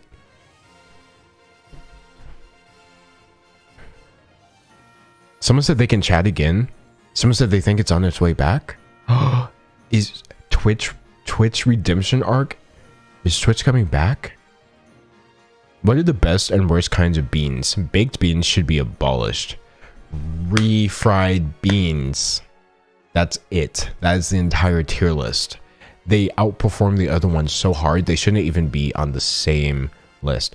Whoa, I see so many more people in chat. So many more people in chat. My chat is coming back to life. Twitch is letting people back on. Whoa. When are you coming to Africa? Bruh, once COVID-19 stops being, you know, a pandemic, my tour is going to be legendary. Oh my gosh, so many people are back. Hi, everyone. Hello, everyone. Whoa. Oh. Why am I so happy? Do you listen to Chloe X Halle? Chloe and Halle? Yes, I think they are just, they have to be some of the best R&B artists out there right now. Oh, someone said, how are y'all back? My Twitch is still broken. I feel so bad. I like how Twitch just unfollowed me from your channel. I know. Okay, look. I ask for subs. I don't ask for followers because I don't really feel like it matters. But this one time, I will say, if you were following me, just make sure you're still followed. Because more than one person has said that they got unfollowed randomly, which is so crazy. Do you plan on talking about the Call Me Carson situation? I did actually in my last stream, and you can watch that in the VOD on my VOD's channel. It was like towards the end. I haven't gotten timestamps up yet, but I will. Someone said top 5 artists right now, go. Okay. Number 1 favorite artist or band or whatever. Cambio Sun. And then the Spidistra Fly. Haruka Nakamura. Jeez, you make this hard. Oh, Gord Downey. I guess I would have to put as number 4. And then number 5. Ooh, this is difficult. I would have to think about number 5. Because number 5 means nobody else can be on the list. Someone said I'm a hipster. SMH, you know what, JJ? Just because nobody on the planet Earth knows who anybody I just said is, doesn't make me a hipster. Will you make a vegan teacher video? Yes. The VOD is already up on YouTube, but I did record that one for my editor. Do you still draw for fun and stuff? I do. Oh, hold on. I know you guys can't see my screen. I want to see if I can pull up the drawing I've been working on lately, because it's just the line art. Hold on one second. Me forgetting where literally all of my files are, even though I'm the one who put them there. Okay, yeah. This is what I was looking for. So yeah, this is my latest illustration. It took so long on the lines because I wanted clean line art for once. I'm very much the kind of man who just avoids line art at all costs. But for once, I did the clean lines. And it was so painful. But I have to decide what I'm going to do with this illustration. Like, part of me almost wants to leave it as is and just throw like a little bit of a wash on there. But then the other part of me just wants to turn it into a fully fledged painting. So once I figure out what I'm going to do with this right here, I might stream it. Not during like, you know, my actual story segments, but I might stream it afterwards. Anyways, thank you everyone who's saying it looks good. I appreciate that. Someone said metamorphosis. If you don't know what I'm talking about, if you're confused, chat, I think we're talking about Playboi Carti. And fun fact, this stream that you're watching right now was actually going to be a Playboi Carti album review. Hold on. Okay. I think is everyone back? Mods, is like Twitch working right now? Okay, look, while everyone comes back, let me tell you a quick story time.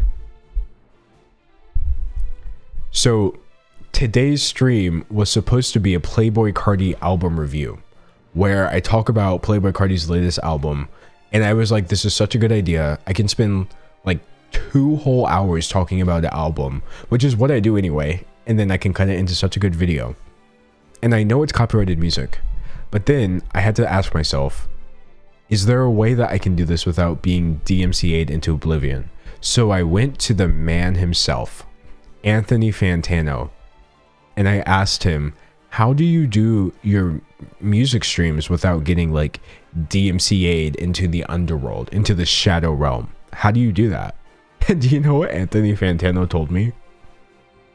He said, I'm not sure.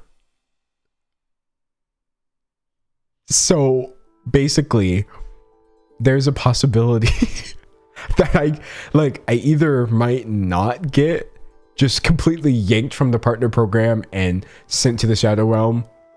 It might be fine, or I might just instantly get like struck by a record label and basically removed from the program.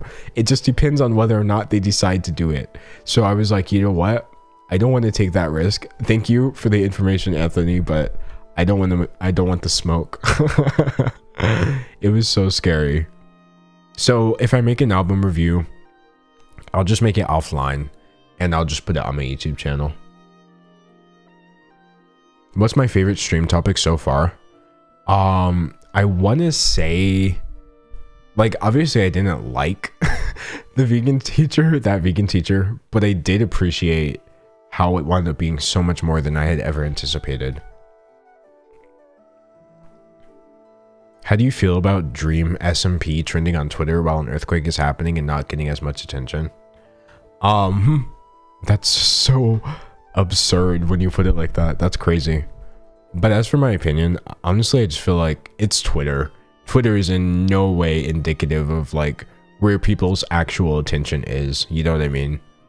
Now, if Dream SMP was like in the news and this earthquake wasn't, that would be crazy. Would you ever cover a story on the Vic Mignogna situation? Oh my gosh, if I mispronounce his name, I'm so sorry. I would have to look into that. Someone said I haven't seen the vegan teacher yet, probably gonna watch later. Yeah, wait for the video to come out. It comes out on Wednesday. There's the VOD too. I put the VOD up, but the video is gonna be funny. Okay, wait, some people are saying Twitch is back. I see a lot of people saying my chat is back. I can chat. I'm back. Is Twitch back? Hello? I'm finally back. My Twitch wasn't working. But then I see people saying it's not working. This person said people are saying it's back, but not for me. Bruh. Also, people are missing their Twitch Prime badges. Are you kidding me? Are you actually kidding me?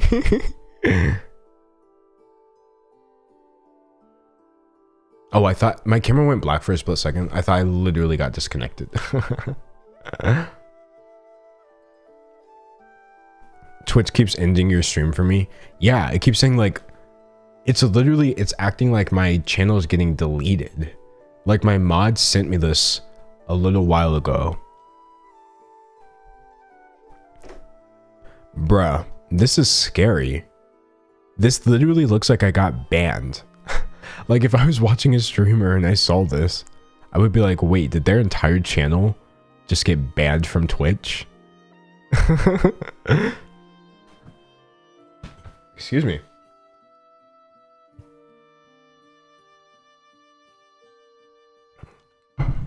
People are getting an ad? What? I didn't even run an ad. Wait, that's Pog. You guys are getting an ad and I didn't even have to run it? Shout that out. I can chat, but there's no stream info. That's... yeah. I couldn't even change my stream info. See, look. Wait, I can edit my stream info. Oh. Okay. So Twitch has undied somewhat.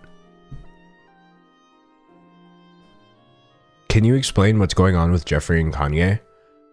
I don't think like anything confirmed is going on. I've legit seen like 0 actual sources besides some random TikTok. But for some reason Twitter thought it would be funny to trend a story that Kanye West and Jeffree Star are together. And that's why Kim Kardashian is divorcing Kanye. But I definitely do not think that's happening. Someone said this took like 20 minutes of constant refreshing. Oh, look, to that person, whoever that was who just said that took 20 minutes of constant refreshing, I paused the story specifically for that because I didn't want you to miss anything. So I'm willing to wait. Like, honestly, I would wait like a whole hour if that's what it takes for it to actually work. But yeah, no, I paused the story because I don't want you guys to miss it. Have you ever watched Soul Eater? I have not. The animation style is so cool though. Someone said the sub button is gone. What? Weird champ. You guys can't subscribe. You guys can't become subscribers to the DMs. Oh, someone just subscribed. Thank you, Kiki Sad Boy. That timing was actually kind of iconic.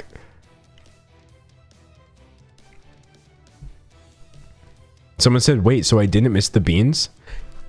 Chat, if you or a loved one, hold on, I'll do the big camera. Chat, if you or a loved one have been randomly disconnected from the D'Angelo Wallace stream for like the past 20 minutes, you've not missed anything. I've put the story on hold. I still have all of my tabs open, and we will continue this once more people can watch this. Are we gonna play the KFC game today also? I want to say yes. It really depends on like how much longer this goes on. I mean, yeah, if Twitch comes back in like 10 minutes and I can finish my little stories and we have some time, we can super finish that. We will. But I don't know if this turns into like a weird improv stream. We'll have to see. What do you think about Shane slowly coming back onto social media? Honestly, I have no opinions on Shane Dawson other than what I said in my video at this point. Thank you so much, Mitzi Uzumai, for subscribing for a month, and Asa Foetti. So someone says this is going to be a 7-hour stream? No, I can't make my mods stay for like another hour. Did you watch the Mary J. Blige Burger King commercial? Let's watch that right now. I don't know what that is, but I'm willing to watch that right now. Because someone had told me, it may have been this person or it may have been someone else, but someone had told me about the Mary J. Blige Burger King commercial. Oops. When he can't spell. This 8-year-old commercial right here? Is this the one? Is this the one that you're talking about? Okay, you know what? Wait, this was a whole controversy. Wendy Williams rips Mary J. Blige for singing about fried chicken. Bruh, you have just sent me into a rabbit hole of like 8-year-old fried chicken controversy. This would have been so good to cover during my KFC segment. Why is this a thing? Mary J. Blige Burger King commercial? I can't. Wait, someone made an 11-minute video about Mary J. Blige's Burger King commercial. Kev on stage 8 years ago? Oh my gosh. Okay, I'm actually not going to watch this on stream. I'm going to watch it off stream and see what's in it. Oh, someone said Twitch is back. Oh yeah, someone said it's awful and super offensive. Okay, yeah, no, I'm going to watch it on my own time. And then maybe I'll talk about it for like 5 minutes as a gag. Because it is 8 years old. But now I'm surprised. I feel so bad because every time Twitch comes back, a bunch of other people say, it's not back for me though. Oh yeah, people are getting unfollowed. Twitch is unstable, bro. What's your favorite Eureka opening? What's the one by Bavachi? Manakae or whatever. That's the best one, without a doubt. I think that's the third one, right? If you remember what I'm talking about, that's my favorite Eureka 7 opening. Yes! Yes! Okay, I did remember. Alright. Chat, why am I still having fun? Even though I'm not even doing like content right now. I feel like I could just sit here and talk to you guys. Someone said they deleted Pog and opened the Pandora's box. Yes. I mean, to be clear, I do support Twitch's reasoning of removing it. But this is what happened. Now Twitch is unstable. Twitch has used the Twitch to destroy the Twitch. JJ said they opened Pogdora's box. Yes, Twitch is cursed.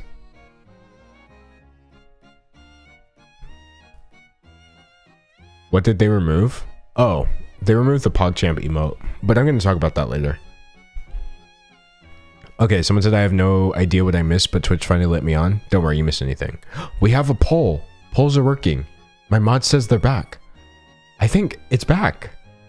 Okay, hold on. Polls are working. Well, my mods are kind of back.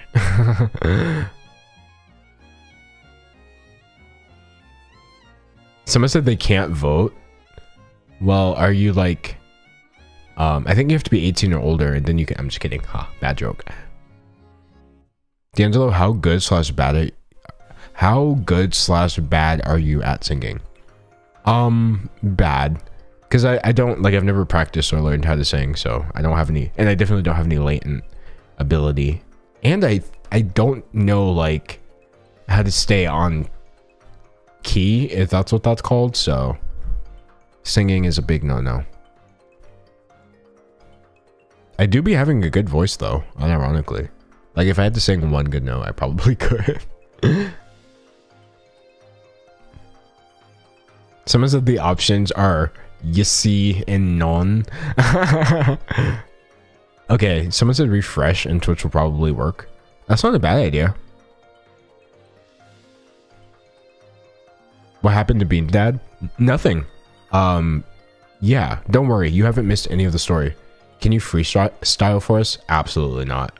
I cannot, like, come up with raps on the fly. Some of they refreshed and the poll is gone. Let's see if Twitch has tweeted anything about this. Hold on. I'm gonna pull it up. I know. I'll switch over in a second. Twitter.com.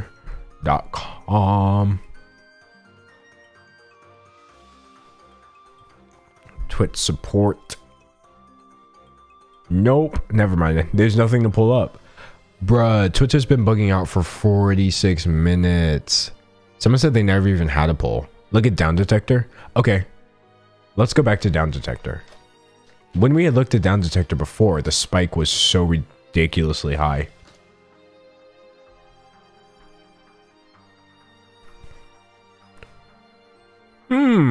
Okay. I mean, there's fewer reports now. The reports are going down. It's getting less broken. It spiked at like 37,000 reports. And now we have a third of that, basically. Have I watched God of High School? Isn't that like a webcomic, or am I wrong? Tommy is trending. He's always trending, bro.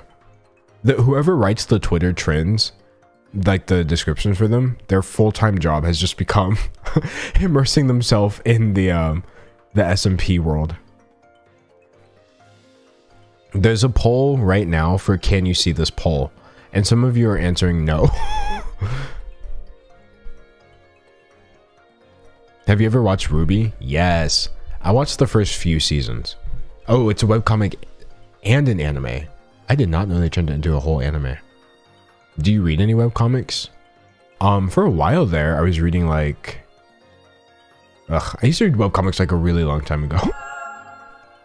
Ooh, thank you so much, Car Texina, for subscribing.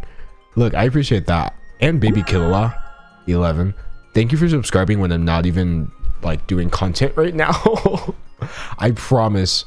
Twitch chat can confirm that my normal streams are far more structured than this. We have far more content. We're usually popping, but Twitch has died so hard that I'm trying to drag it out so that I don't start without anyone. Yeah, someone in chat just pointed out, they tweeted about this 45 minutes ago. I have it right here. 50 minutes ago now, basically. Bro. This is so bad. Oh, look, people are doing follow for follow. I mean, since we're here, you may as well drop your link under this and I'll follow all of them. Oh, thank you, Insert the Joke, for your generosity. Whoa. Okay.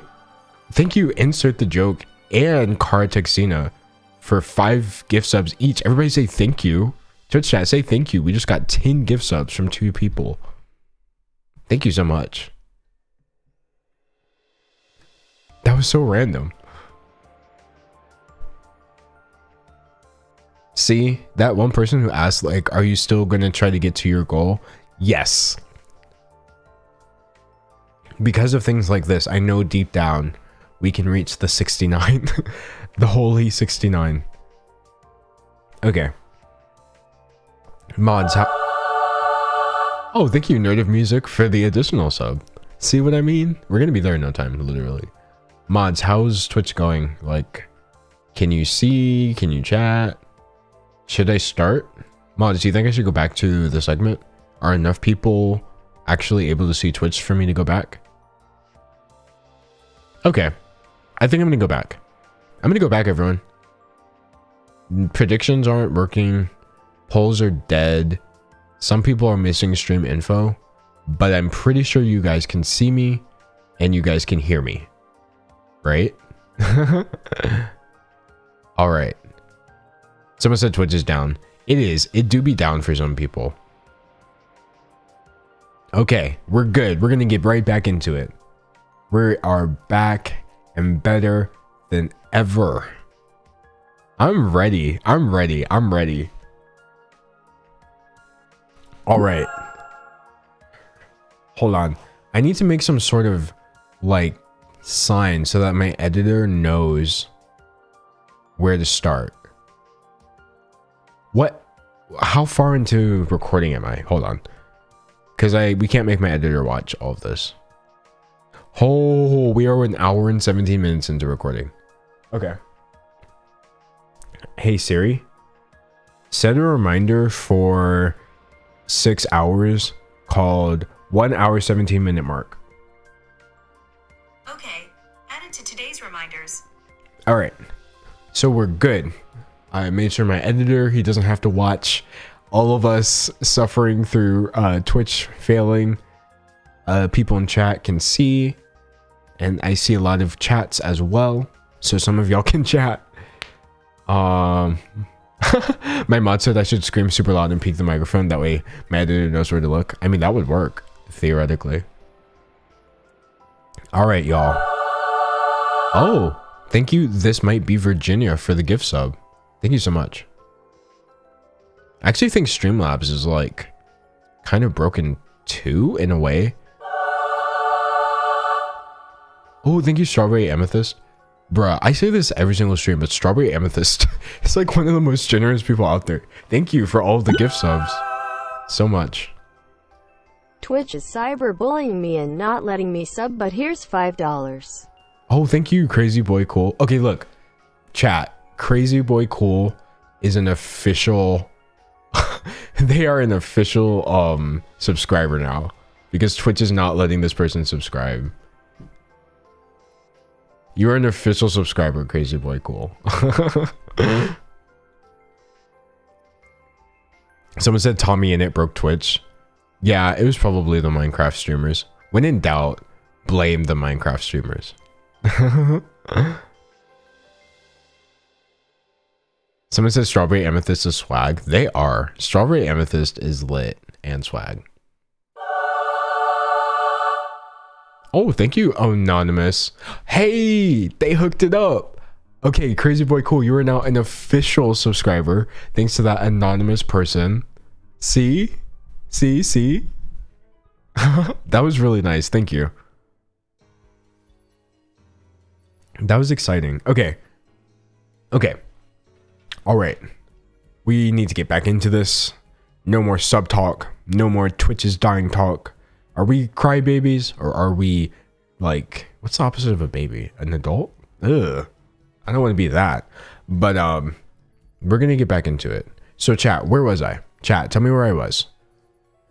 Where was I in the story? I need to know where I was.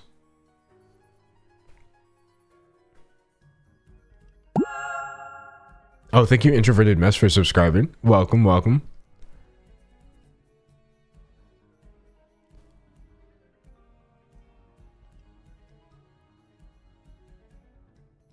Someone said I was at the end of the story. I was at the beginning. Oh, the end of the thread. Yes. Yes. Yes, thank you. Okay, I actually remember exactly where I was. Thank you. Let me pull up my screen. Hold on a second. I need some more water. I mean bleach. For legal reasons, this is a joke. We do not drink bleach. All right. Ooh. Extra acidic. All right, we are good. It's funny because I have to like transport myself back into the headspace. I was in like full presenter mode. I was like professional. I was on point. I wasn't even having any problems reading. But then I switched into like chill mode. I almost started playing a game. But we are back. We are back into presenter mode. This is my job. I'm good at this. D'Angelo's immune to bleach. I am. I could drink this whole thing. Nothing would happen to me. We demand a water break emote. Oh, okay. I don't have it with me, but I actually have like water break merch. Oh, thank you so much, Dibbity Day 6 for giving out that gift sub to BB8 Eunice. Super nice. And thank you YB or Trevor, if I'm getting that correct, for subscribing, and Super Jim for cheering. All right, so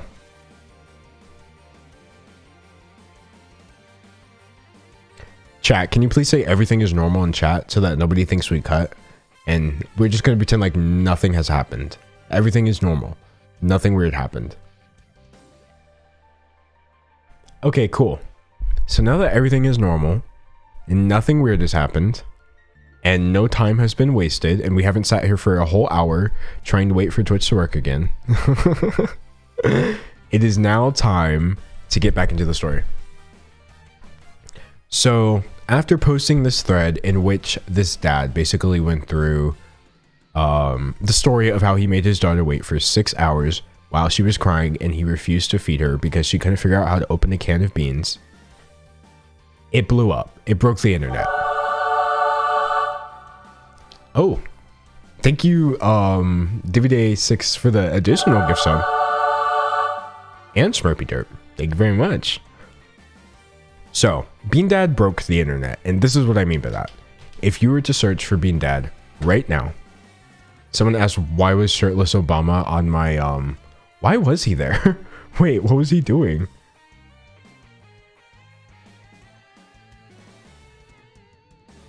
Wow, why do they have this many? Who could read all of those? This is literally like 27. Oh. What? Why is that a headline?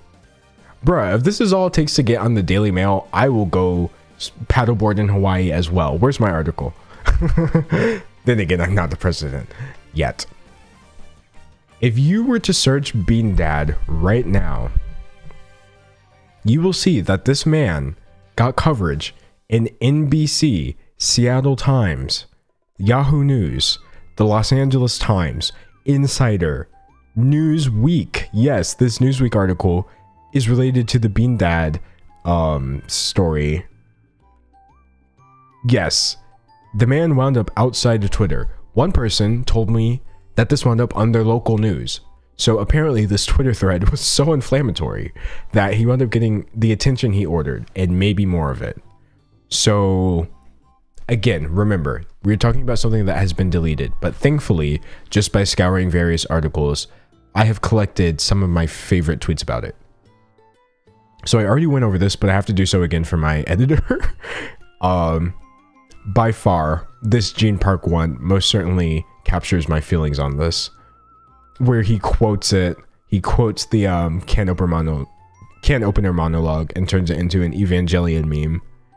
Which, while funny, really does make me feel bad for the girl. This was a very insightful tweet, in my opinion. Oops. Okay.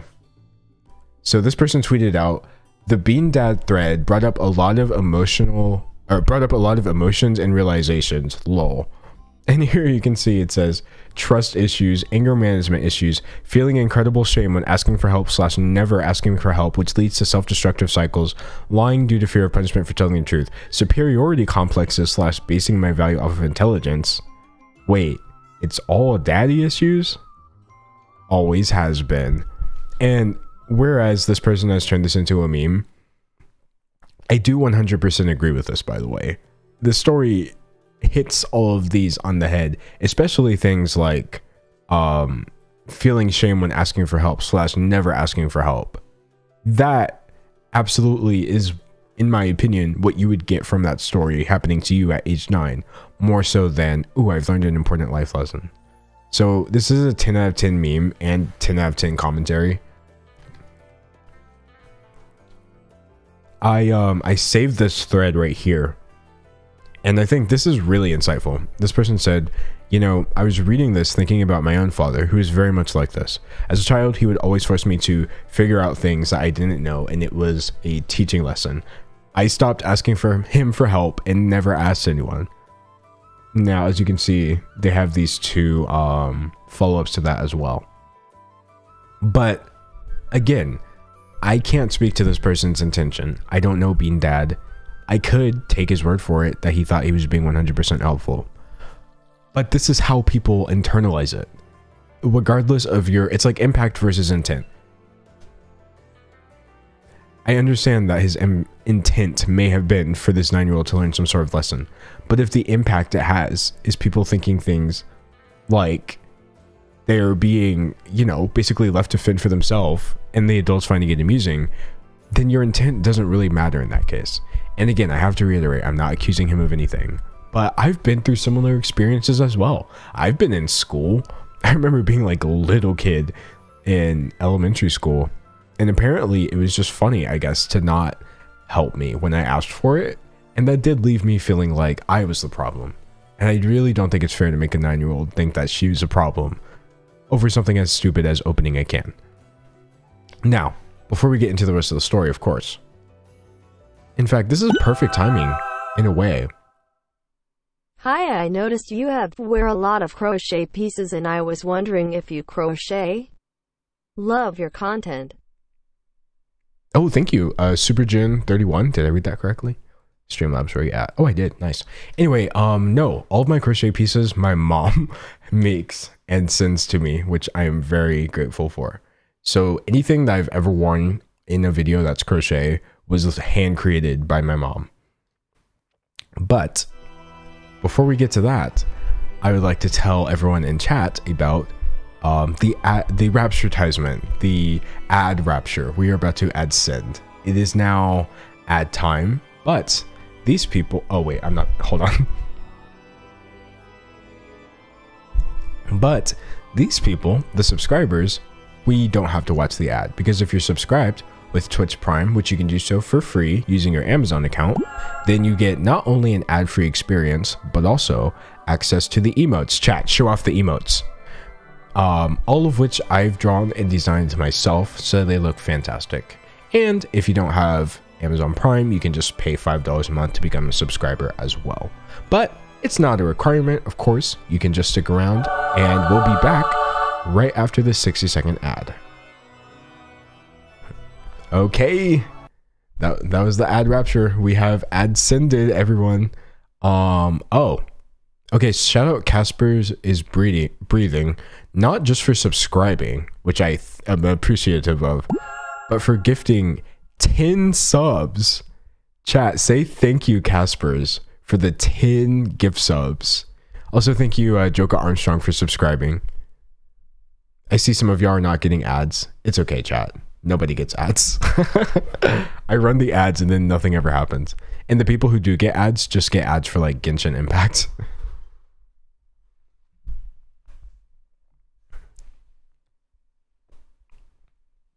Someone asked, who are we going over? I'll tell you since the commercial break is going. We were basically just talking about Bean Dad. It's this dude on Twitter who posted this thread, which I already went through, but it was really long, and he talked about how he didn't feed his daughter who was hungry and crying for 6 hours because he wanted her to figure out how to open a can by herself, even though he admitted that she was bad with mechanical skills because he wanted to teach her a life lesson, unironically. So after that obviously blew up, and people were like, what the heck? And he wound up all over like the news and Twitter. And so that's basically where we are right now. Thank you, Joka Armstrong, for the 5 community gift subs. Everyone say thank you. And also thank you, Insert the Joke, for yet another gift sub. Dang, everyone's just so generous. During a chat that's like been broken almost this entire time. Thank you.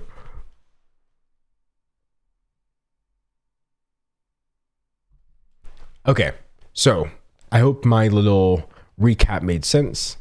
So where I was right now was I was just basically going through people's responses where people were basically saying, hey, this is reminding me of my own awful childhood experiences that I've had to suffer through because adults treated me like I was dumb and refused to help me when I needed it. And I had also kind of talked about earlier how there's nothing wrong with trying to turn things into a teachable moment. But at the point where you have a crying child for 6 hours, maybe you're the problem. Now, the last tweet that I wanted to go over was this one because I thought it was funny. It was like a 1-2 punch combo. So this dude right here said, the Bean Dad story is ridiculous. He should have just fed her and then showed her how to use a can opener instead of leaving her hungry for 6 hours. That's abusive. She's 9 years old and some of us don't learn very well when we're hungry, regardless of age. Jeez. And this person, the only person with a name followed by a bunch of numbers to ever tweet something valid, said, some people thought it was a teaching moment and that it was a moment to teach critical thinking or some foolishness. I am thinking the daughter might think of this moment when she's choosing a nursing home for him. Why did Mary snap though? Why did Mary snap for no reason? Oh, thank you, Right Teal and Katie Cav for subscribing. Someone she snapped. So basically, oh, it was that meme. What's that one meme?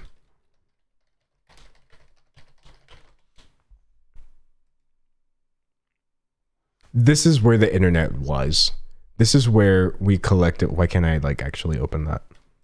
This is where we collectively wound up after Bean Dad tweeted that. Everyone disliked that on the entire internet. Imagine tweeting something that nobody likes. Now, I do have to defend him. I really don't. But some people were like, oh, I don't see anything wrong with this. Ooh, thank you, Insert the Joke, for yet another gift sub. Some people were like, oh, I don't see anything wrong with this. But for the most part, everyone disliked the Bean tweet. Someone said, not feeding a hungry child intentionally is point blank negligence and abuse, no arguments. You know what? You know what? I think you're right. Because initially I was trying to be like super, I was trying to skirt around the issue and like, oh, I don't know. It's kind of it is. If you have a hungry crying child who didn't do anything wrong, not like holding food is a good punishment anyway, and you're just not feeding them for no reason, it is abusive. If anything, it's emotionally abusive. I agree. Someone said, I don't even know how to use a can opener as an adult. Same. And they always break. They always break. Someone said, are you going to talk about Bean Dad's racist tweets? Hey, no spoilers. No spoilers.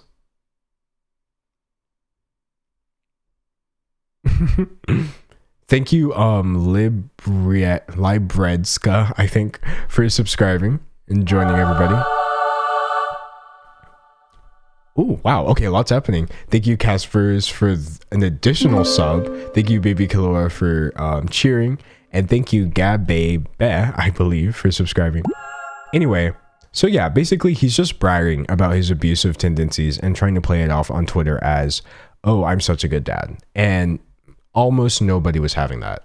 So if that wasn't bad enough, let me ask you a question, which I'm sure you know the answer to. What do you think he did right after that? Did he say, oh, wow, you have some valid points. I understand where you're coming from. I may have worded this poorly. Oh, thank you. Casper's is breathing for the additional gift sub. I mispronounce your name every single time. And I'm so sorry. Okay, no, of course he didn't. Why would he acknowledge wrongdoing? Instead, he goes on to double down on this. Now remember, this man has deleted his entire Twitter for reasons that I'm going to get to later. So this is just a web archive. So this is what he had to say about this. Somehow, my story about teaching my daughter how to work out how to use a can opener and overcome her frustration got over onto a version of Twitter where I'm being accused of child abuse. It's astonishing. My kid is fine, everybody. You know, to that I have to say, no, we're not accusing you of like hitting your kid or anything crazy like that. We're saying you're bragging about something that is an extremely traumatic situation. But I guess he's refusing to see that. Then he says, the only thing people are touchier about than parenting style is dog ownership. maybe not surprisingly, none of the people who hate my can opener story follow me on Twitter. And as far as I can tell, none of the people who follow me hate the story. Two different worlds. Sometimes a portal opens up between the worlds and you get a glimpse of the void. I'm going to be honest, I hate that argument where people are just like, oh, really? You disagree with something I said or did? Well, you don't even follow me. What does that have to... What? Of course we don't follow you. You went viral across the entire internet for bragging that you did not feed your daughter for 6 hours as she was crying. Why would I then be following you before expressing my opinion that that's terrible?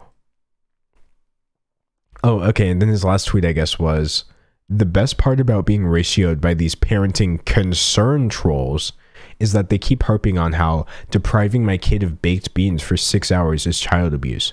6 hours is the length of time between meals. Lunch at noon, dinner at 6.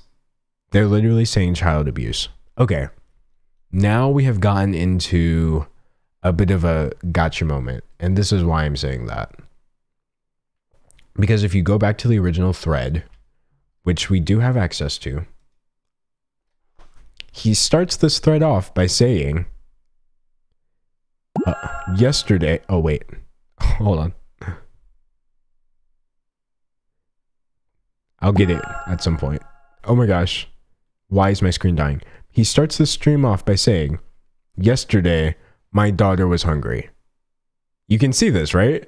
So yesterday, my daughter, 9, was hungry, and I was doing a jigsaw puzzle. Then the rest of the story is him describing that she did not eat for an additional 6 hours. So for him to go on and tweet, oh, 6 hours is just the length of time between meals, absolutely does not hold up. That's not what happened. She didn't eat breakfast and then wait for 6 hours and then eat lunch. No, that would have been really normal. I think that would have been the opposite of child abuse. Then again, I feel like 6 hours is kind of a long time between breakfast and lunch, but everyone has different schedules for that kind of thing.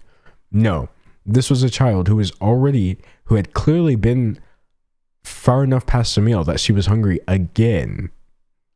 And then he made her wait for 6 hours. So this dude is weird. This dude is weird, no cap. No ifs, ands, or buts. Hold on, what else do I have? Because I had written down, this story is so big that I would wind up missing stuff. Okay.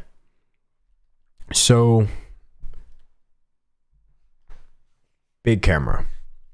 So I kind of mentioned this, but Twitch had died while I was describing it. So I'm going to reiterate it here for my editor. But like, my opinion on this is there's only two ways of going about it. He's either lying and he just made up this story for Twitter clout to make everyone mad, which did happen, or this really happened. But either way, we still have a person who is defending not feeding a hungry child for 6 hours. It's like, I almost don't care if he really did it. And I'm inclined to take his word for it. I do think he did do it because he didn't go back and clarify, I was kidding. Instead, he said 6 hours isn't that long. So yeah, we have a dude defending not feeding his own hungry daughter for 6 hours. I'm just not, it's a no for me. What do you think about that, chat? Someone said we were a third of the way through the stream. Wait, we're at 669 subs. Hey, okay, hold up. Now that could have been a goal in and of itself. 669, everybody. Thank you, mods, for pointing that out. Also, thank you, Ducky K. I am rubbish. Lisu A1, Nelissa Ortiz, and Potato J21 for subscribing. Thank you. I didn't even see you guys until just now. Thank you so much. And thank you, Julia is very weird for the cheering. All right, 669. That's Pog, everybody. That's Pog. Anyway, that's not what I was talking about. Okay, so yeah, no. I literally got so distracted by the 69, I forgot what I was actually saying. I was saying, oh, in a way, I don't care whether he did it or not. He's clearly defending this behavior, but I'm also inclined to believe that he really did do that. So this dude is weird, okay? And that should have been the end of it. That could have been a whole video. That could have been my whole streaming segment. But after he wound up going viral on Twitter, Twitter people did what Twitter people always do, which is they started digging through his old tweets. Now, say what you will about that, but what they found was a little different than your average, oh, he said weird stuff a few years ago. Oh, thank you, Cake Milk, for the subscription. And Lexi Lynn. And Artie Baby. Y'all got so hyped over the 669 subs that you just started subscribing. Thank you, Super Gen 31, for some more cheers. Anyway, alright, so let me go ahead and see where I can find. Hold on, I have it bookmarked, of course. Because you know me, I gotta be on top of my stuff. Ah, yes. The plot thickens. Oh no, the plot gets thick. The plot is about to get dummy thick, y'all. The plot is about to get dummy thick. All right. So, after part 1, and again, if you've been watching the stream the whole time, I do feel like a bit bad that it took me so long to get through that. But what y'all might not know is Twitch died for a solid 50 minutes. So I would have been done with this a while ago. But we had to take a 50-minute break, and I like completely forgot where I was. Oh, thank you so much, Strudel, for the gift sub. So we are now on to point 2, which is where Ken Jennings joins the fray. Now, do you know who Ken Jennings is? Are you familiar? I had mentioned him earlier, and someone said, the Jeopardy guy? This is him. He apparently holds the longest winning streak record on Jeopardy, and he's known for being on TV and all of this stuff. In fact, people want him to replace Alex Trebek as the host for some reason, even though I'm not sure if he ever said he wanted to do that. But the reason that they're connected, if I'm not mistaken, is because Ken Jennings hosts a podcast with Bean Dad. Do you understand that this is lore? Ken Jennings and Bean Dad host a podcast together, okay? The plot is getting thicker. I hate saying the word thick so many times during a stream. Yes. So, y'all are so scared. Yeah, I'm not kidding. Y'all I wish I'm making this up. Here they are. The men themselves. Ken Jennings, Bean Dad. This is their podcast. So Ken Jennings joins the fray. Do you understand? Ken Jennings hops on Twitter. What did I do? I just had the tweet. Hold on a second. I lost the tweet. Oh, it's right here. So Monsieur Ken hops on Twitter and says, extremely jealous and annoyed that my podcast co-host is going to be a dictionary entry and I never will. If this reassures anyone, I personally know John, aka Bean Dad, to be a loving and attentive dad who B, tells heightened for effect stories about his own irascibility on like 10 podcasts a week. This site is so dumb. Okay, so apparently we're supposed to believe that we've been debated. Do you understand? We've been debated. According to Ken, this dad was just exaggerating, even though he went back and defended himself in several tweets and refused to say that he was kidding even once. Apparently, we've been debated, and this was heightened for effect. Oh, snap. Dang. Really refreshing to see the passion behind your streams. I hope you this donation in the currency of Chucky Entertainment Cheese coins. Thank you for being here during quarantine. You're doing God's work. Super Poggers King. Much love. Okay, whoa, thank you. I did not think I would be hearing that notification sound. First of all, a huge thank you to Yazzie for the $54. Very pog. Thank you. That was extremely generous. Secondly, I humbly accept your Chucky Entertainment Cheese coins. And I'm glad that the stream is exciting. I'm very glad the stream is exciting. Thank you so much. I really appreciate that. Dang, I forgot I had that sound set up. I was like, wait, am I ascending to heaven? Where's that coming from? Anyway, bruh, that was lit. That was lit, Ambe. Thank you, Yazzie. Anyway, what was I even saying? Oh, yeah. So, yes, Mr. Ken Jennings is just trying to get us to believe this was heightened for effect, even though Bean Dad clarified that this really did happen and refused to even apologize or acknowledge that it was wrong, right? So then, this guy right here tweets, what about his weird anti-Semitic stuff? And when I saw this, I was like, what's going on? What weird anti-Semitic stuff? What does, like, not feeding your kid, which admittedly is very bad, have to do with anti-Semitism, which is also bad? You know, anti-Semitism is not morally lit. It's not philosophically bae. Certainly not something I would ever let pass. So where is this coming from? You can't just say this and not back it up, right?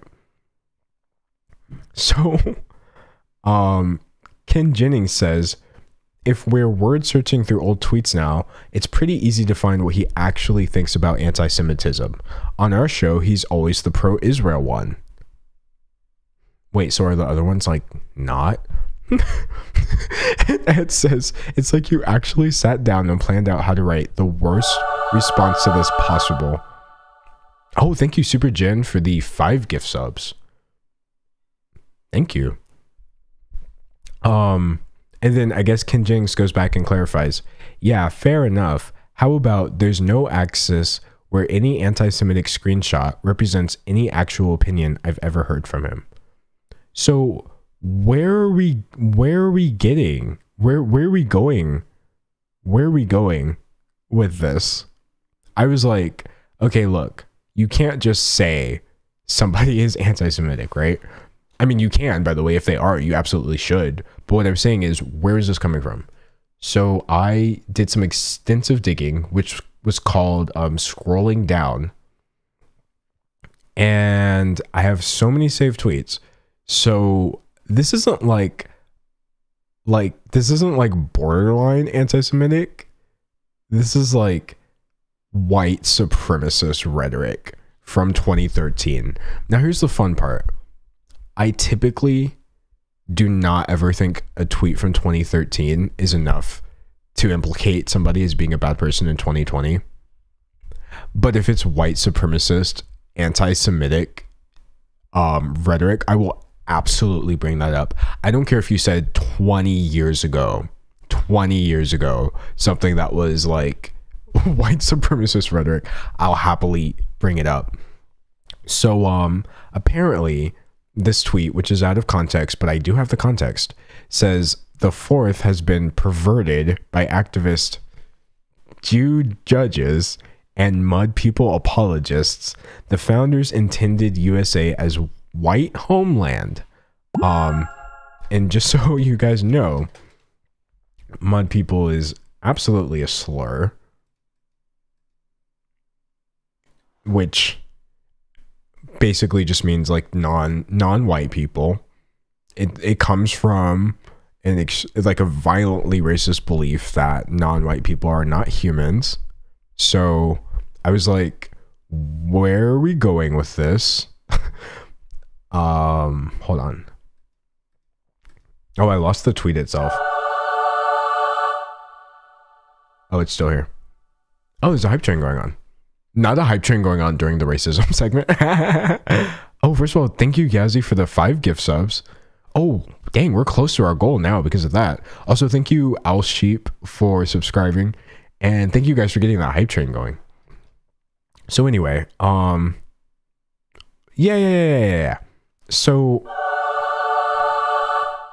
thank you, Molly Luke W. Curly. Oh my gosh. And Insert the Joke for the additional gift subs. Y'all got to give it up for Insert the Joke. Dang, y'all are making that train go. Not me getting distracted by the hype train while there's like violently anti-Semitic imagery right next to me. Thank you everybody. Some creative username for subscribing. That's exciting. Anyway, so this Look, y'all, it was part of a thread. Look at this. So apparently he tweeted out right here, your attempt at furry anime cuteness does not conceal your gaunt, methy haggardness. Cyborg, Muppet, transgender person. Literally no idea who that was supposed to be directed towards, but like, what is this? Okay, I'm not even gonna read this one out loud because, first of all, I would get in trouble. I would get in trouble for reading this out loud. And I just wouldn't read it out loud anyway. Look at this. Now again, keep in mind, we're talking about 10-year-old tweets here. And I feel like 10-year-old tweets where someone's saying the N-word, unfortunately, I've become so desensitized. Oh, we passed our goal. Wait a minute. Okay, wait. First of all, thank you, Nuokart, Divinity Day 6, and KZ Terra for the cheering and the gift subs. Thank you so much, Punny Girl and Kari Kiwi for the gift subs as well. Y'all, 690. Hold on, let me close the anti-Semitic stuff. 690. Hold on. How? This is a Pog moment. This is it. We did it. 690 subs. This was my goal. I just wanted it to say 6'9" unironically, and it does. We did that. I'm not even gonna raise it. We're good. I'm gonna raise it next time. Thank you, everybody. Thank you, Defo Dean, for subscribing. That's iconic. I am now a 690 Andy. Never forget this moment. This is part of the channel lore. And by the way, this is our 3rd official stream ever. Thank you for the additional subs, Yazzie. Dang. Thank you, Breathe the Lava Lamp, for subscribing as well. Thank you. Oh, I see y'all had a prediction about would we get the goal. Ha, we did it. Thank you guys so much. Casper's is breathing. Bro, what am I even supposed to say? Thank you. I can't. Okay, we're like shooting past the goal for some reason. Thank you. Strawberry Amethyst, always with the gift subs. Dang. Okay, y'all, we didn't pass our goal. We destroyed our goal. If I'm not mistaken, we're in the 700 range. It just hasn't updated yet. Bruh. The hype train is at 460%. Y'all, hold on. Oh, my mod is quoting me a long time ago when I said I'm going to be so calm when thanking people for subs. Why do people freak out? I did say that, and now I understand why. Because it's going so fast. Look at this.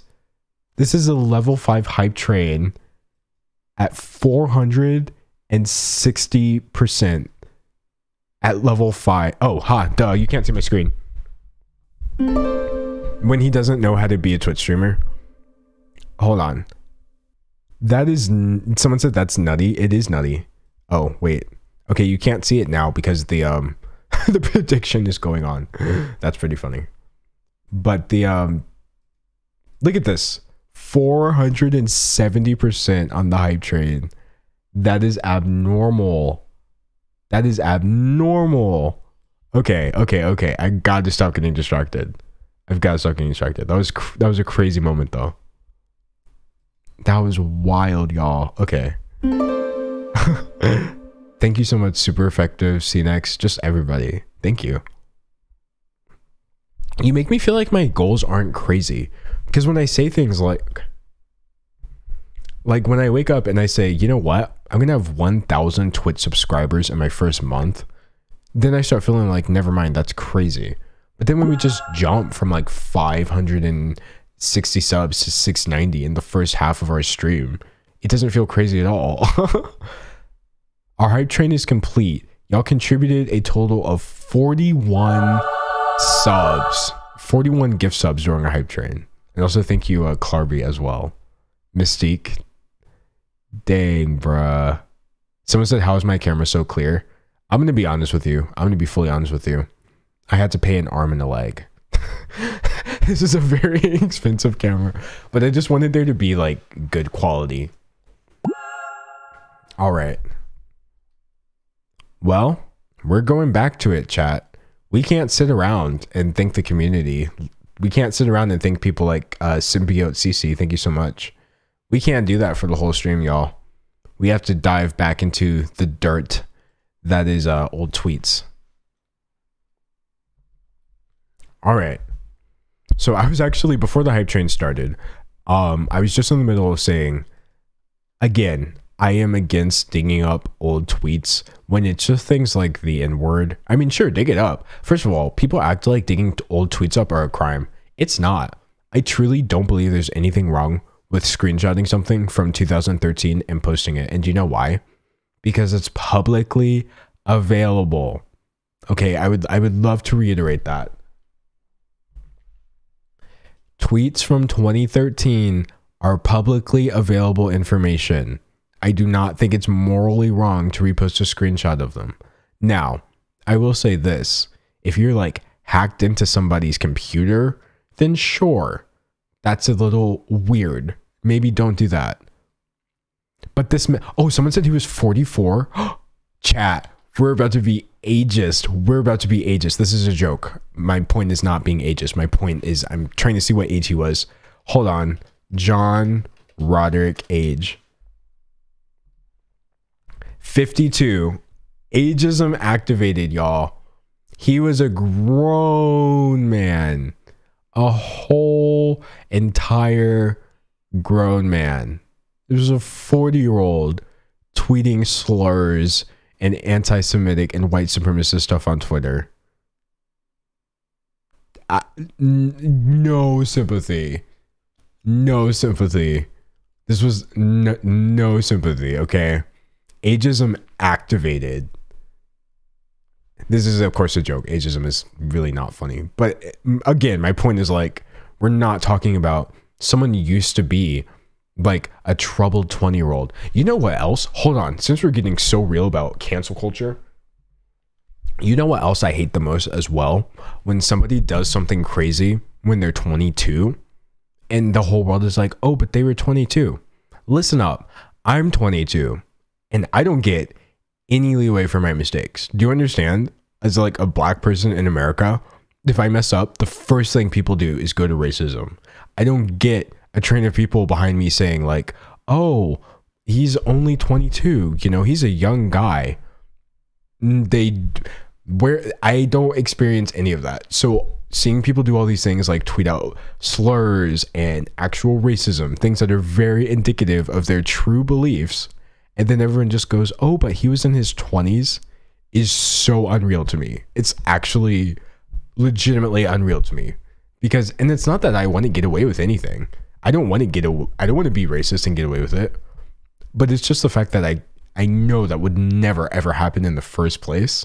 And to just see it happen every single time somebody actually is racist in their 20s is nutty. It makes me feel like I'm living like in bizarro world. I am so glad I got that off my chest. 22 years old, you are a fully grown person. I completely understand that you have views are subject to change, but I've been alive for 2 decades. I've paid taxes for the past 4 years. Okay, I graduated college a couple years ago, I think in 2018 or something like that. Wait, when did I graduate? I don't even know. My point is, like, I'm not a baby. I am fully cognizant of my beliefs and exactly how they're coming across. As much as a 22-year-old can be anyway. So yeah, I don't want to hear any of that like, oh, he was only 22. Especially when he was actually 40. Especially when he was actually 42. It's not working for me.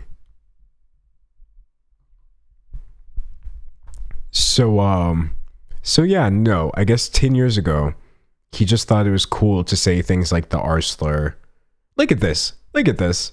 This tweet literally says every time I use a word like gay or the R slur, some gay R slur reminds me those words are hurtful. Are you kidding me? Like, this is just not, we're not even close to being like, oh, this is a joke. This is edgy. This is not even close to like, oh, this is ironic. This is absolutely homophobic and ableist. That's crazy that you would tweet that with your full chest at age 40. That is crazy. Okay, and then we have stuff like this, like I guess this person said Matt's soccer team was called the Stormtroopers, but the mothers of the other teams made us change it because of the Nazis. And he said Jews ruin everybody's fun. What the heck, man? Like, what is this? And the problem is, it just goes on and on and on. What is this one about? I don't even remember this. Oh my gosh, not a rape joke. Bro, for what? For what? For what? For what is the purpose? Where are we going? Also, this dude has a daughter, lol. Anyway. Oh my gosh. Bro, how is this supposed to be funny? Where is the funny? This is so creepy. Bruh. Bruh.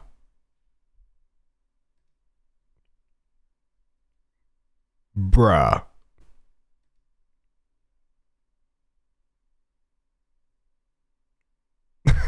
Obviously can't read this one, but here we have the F slur, of course, because who is safe?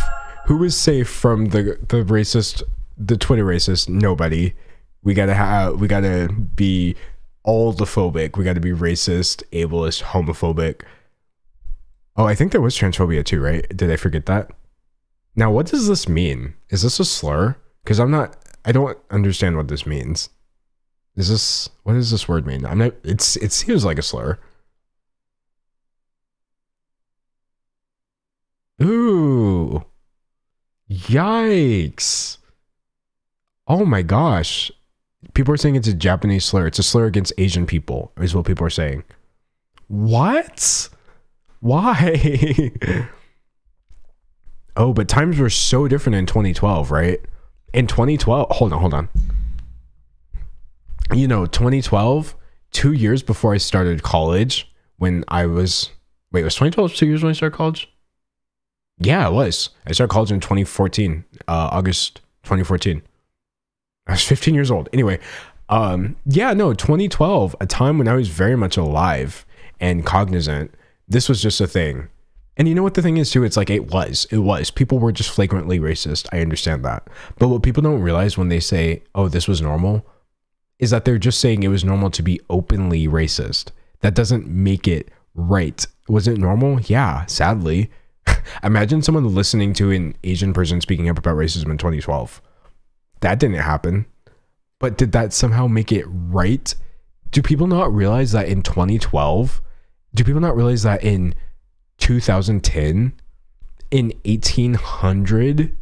Do people not realize that since slavery, there have always been people who have not been racist? Do people not realize that just because racism was normalized and still is in many ways, you as a human being, adult, could still recognize the fact that it's wrong and not partake of it? Just because we had racists and homophobes and all these people running away or running around in the streets doesn't mean that this was a thing that everybody believed. This is so ridiculous that people try to normalize this so hard. So anyway, I have more of I had some bookmarks saved because I wanted to show you some actual context. Oh wait, okay. So the context was this. For the hold on. You can see how many of these I saved. Okay, look. So the context for the one with the Jews and stuff. Someone said I didn't start college at 15, I graduated. No, I did not graduate college at 15. That would have been iconic though. I graduated college at 19. Anyway, listen. This is the... Oh wait, I didn't pull it up. Okay, I found it. So look, this is the quote-unquote context for the tweet about the fourth estate being perverted by Jews and mud people, apparently. And USA is supposed to be white homeland, apparently. By the way, this is like totally asking for an ethno-state, but that's neither here nor there. So he was replying to somebody who is actually verified And as well, and this person said, it sucks when people get off on a technicality. Like, whoa, your Fourth Amendment rights were violated. Go cry to your mommy. And so I guess he's replying, oh yeah, it's because, you know, things are being taken over by Jews and mud people. So what I'm trying to get at here is like, he's parodying people who say this, is what he would say and what he did say later. We're not there yet. That was his excuse for this, that this was all just a parody. He doesn't really believe these things. But when you get to the point where you just have all of this, I would love to know at what point it ceases to be a parody and it just starts turning into what you actually think. Like at the point when you're like, no, look, not all of these are anti-Semitic. They just kind of took a screenshot every time you use the word Jew, basically. But at the point where you're just tweeting things like, just ate a bowl of chicken soup and I'm still sick, I blame the Jews. Where's the joke? Like, where are we supposed to understand that this is satire?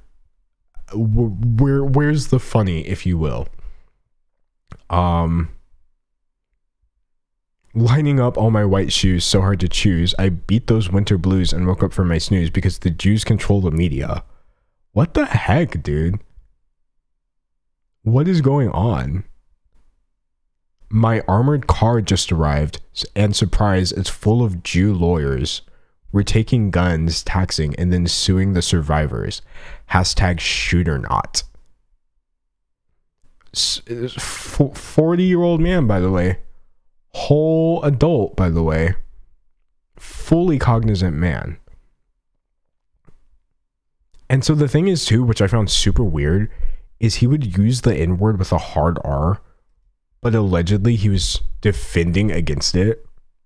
So he's like, okay, do you make no qualitative distinction between calling Bush a fascist and calling Obama fully uncensored N-word? Have fun censoring that, editor. It's just like, even if your point is that you shouldn't be calling President Obama the N-word with a hard R, maybe don't say it. Maybe don't type it on Twitter anyway. Maybe don't. So, yeah, basically, Ken Jennings was trying to let us know that this was all just a joke, basically. And so when he tweeted this, where's the dude? Where's the verified dude who was like, oh, I lost the tweet. Oh, well, not that big of a deal. Basically, when someone came and were like, what about all the anti-Semitic stuff? Ken's like, oh, well, if you're so busy name searching through tweets, he doesn't believe this stuff anymore. So, pretending like these are just old tweets and they were not indicative of some sort of, you know, belief, which is typically what people express when they repeatedly express the same sentiment over and over, I think is extremely disingenuous. It's like extremely disingenuous to pretend like these are just old tweets that people were getting mad at. Yeah, it's right here. He's like, what about his weird anti-Semitic stuff? And this is his defense. I really cannot understand why Ken Jennings would have tried to defend that. I like what this person said. Look, yikes, dude. Being pro-Israel doesn't mean you aren't anti-Semitic. Like, I really don't personally see a defense for that. So, and then fun fact, I'm not even going to get into that during this stream. But then people actually started bringing up some of Ken Jennings' old tweets. And let's just say there's a bit of a bad tweetception going on there. But hey, we can't spend all of this segment. We can't spend all of Twitter Thursday just going through bad tweets. So what do you think he did? Like, what do you think Bean Dad did? Was he like, oh crap, I got to mass delete my tweets? Was he like, oh, you know what? I don't believe these things anymore. Let me just tweet out that they're in no way representative of my true feelings. What do we think he did? Someone says show Ken's bad tweets. Maybe another stream. There you go. There you go. This person said Bean Dad deactivated in shame. He is gone. He nuked his entire Twitter. It no longer exists. Look, it might still be on his Google. It is. Look right here. Twitter.com/John Roderick.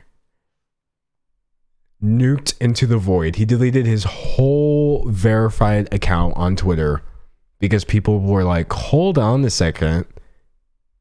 What's going on here? The man is gone. Now, funny enough, that's not where the story ends.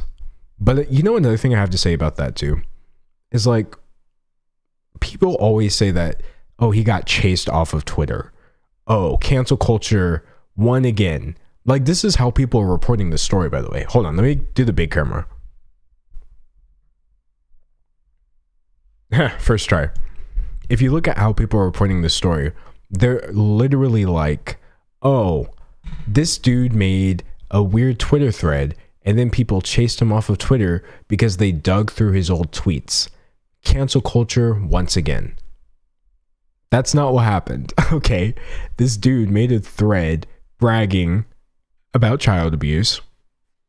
Okay, doubled down on it when called out, and then people found a bunch of anti-Semitic stuff with a splash of homophobia, a splash of anti-black slurs, and, you know, a little bit of white supremacy. And instead of addressing any of it, he deleted his entire Twitter so that, you know, presumably people would stop screenshotting this stuff. So that is what really happened. Okay, I didn't just want to make a video where I'm like, oh, this Bean Dad dude was weird and he got chased off of Twitter. No. Okay. Now, there's this immensely popular podcast. It's not just a podcast. It's like, they do everything. My brother, and me. But basically, they had been using his songs. Because I don't know if you guys remember, I mentioned this at the very beginning of the stream, which was 2 hours and 45 minutes ago. Thanks, Twitch, for dying. That he's part of a band as well. So my brother and me had been using his music for like 10 songs. I mean, 10 years, literally. It says, we appreciate John letting us use one of his songs as the theme for my brother and me for nearly a decade. But his response to today's situation is emblematic of a pattern of behavior that is antithetical to the energy we try to bring to the things we do. So it's time for us to move on. This was actually before the anti-Semitic stuff came out. This was on Jan 3rd. So just off of the Bean Dad stuff alone and how poorly he treated that, they basically were like, nope, we don't want to associate with that. And like, can you blame them? I'm fully in support of that decision. So he got dropped by that. Of course, I already showed you he was all over the news for this. So now we just go to the final part, which is his apology. He made an apology even though his Twitter is deleted. Okay. Oh, thank you, Saint Frank, for subscribing. I may have missed that one. Bean Dad apology.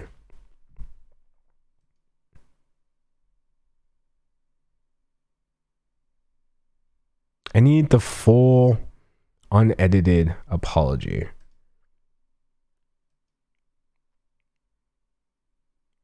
Why won't people just link to the apology? I guess because, oh, they said it was on his website. John Roderick. Bro, where's his website? Oh, here we go. JohnRoderick.com.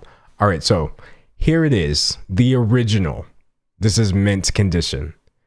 John Roderick says, hi. I deactivated my Twitter yesterday in a panic. I had to reflect on what I'd done and the hurt I'd caused, and my mind was clouded by an unprecedented flow of new information. Okay, whoa. We are already taking no responsibility. Listen, buddy, old tweets from 2011 through 13 are not new information.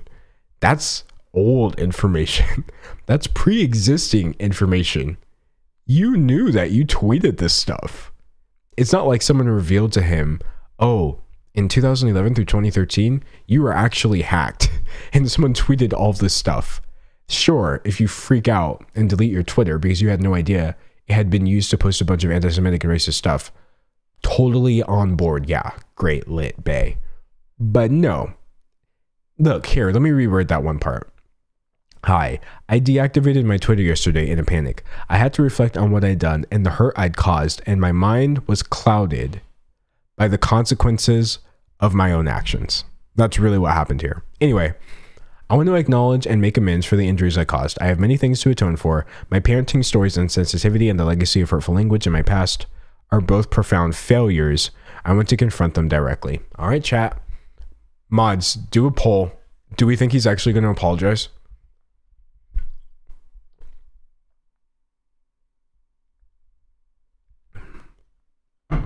Get that poll up before I get too far into this.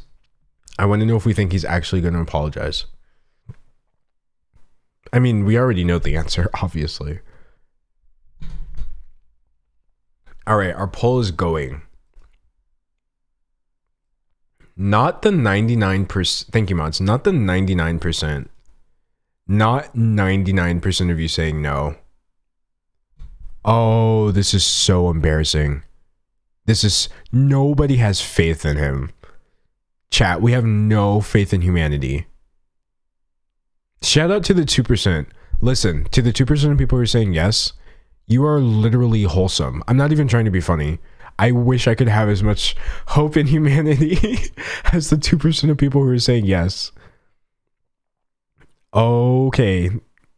All right, so we'll leave that going, and I'll go ahead and get into this apology chat. Dang, we have like 700 votes. This is so bad. This is so bad. All right, chat. My story about my daughter and the can of beans was poorly told. I didn't share how much laughing we were doing, how we had a bowl of pistachios between us all day as we worked on the problem, or that we'd both had a full breakfast together a few hours before. A few hours before? Wait. So he confirms that it was 6 hours plus a few hours before. So if by a few he means 3, we are talking about 9 hours minimum. He has just confirmed that there is a 9-hour minimum break between his daughter not eating and all they had was a bowl of pistachios that he magically just added to the story now that people were mad. Oh my gosh. All right. Anyway, yeah, my mods are like, what happened to no food if they don't open the can? Yeah, crazy how the story has changed all of a sudden. Anyway, her mother was in the room with us all day and alternately laughing at us and telling us to be quiet while she worked on her laptop. We all took turns on the jigsaw puzzle. I framed the story with me as the a-hole dad because that's my comedic persona and my fans and friends know it's a bit. Oh, it's a joke. It was ironic. He ironically took pride in not feeding a crying hungry child for 6 to 9 hours. Ha, 6-9. Yeah, I love how he changes it from this was my jigsaw puzzle to all of a sudden his daughter was helping. Wait, he hasn't even addressed, oh, thank you so much Snow Melody for subscribing. He hasn't even addressed the fact that he said his daughter was crying and that she ran out of the room. Did that happen?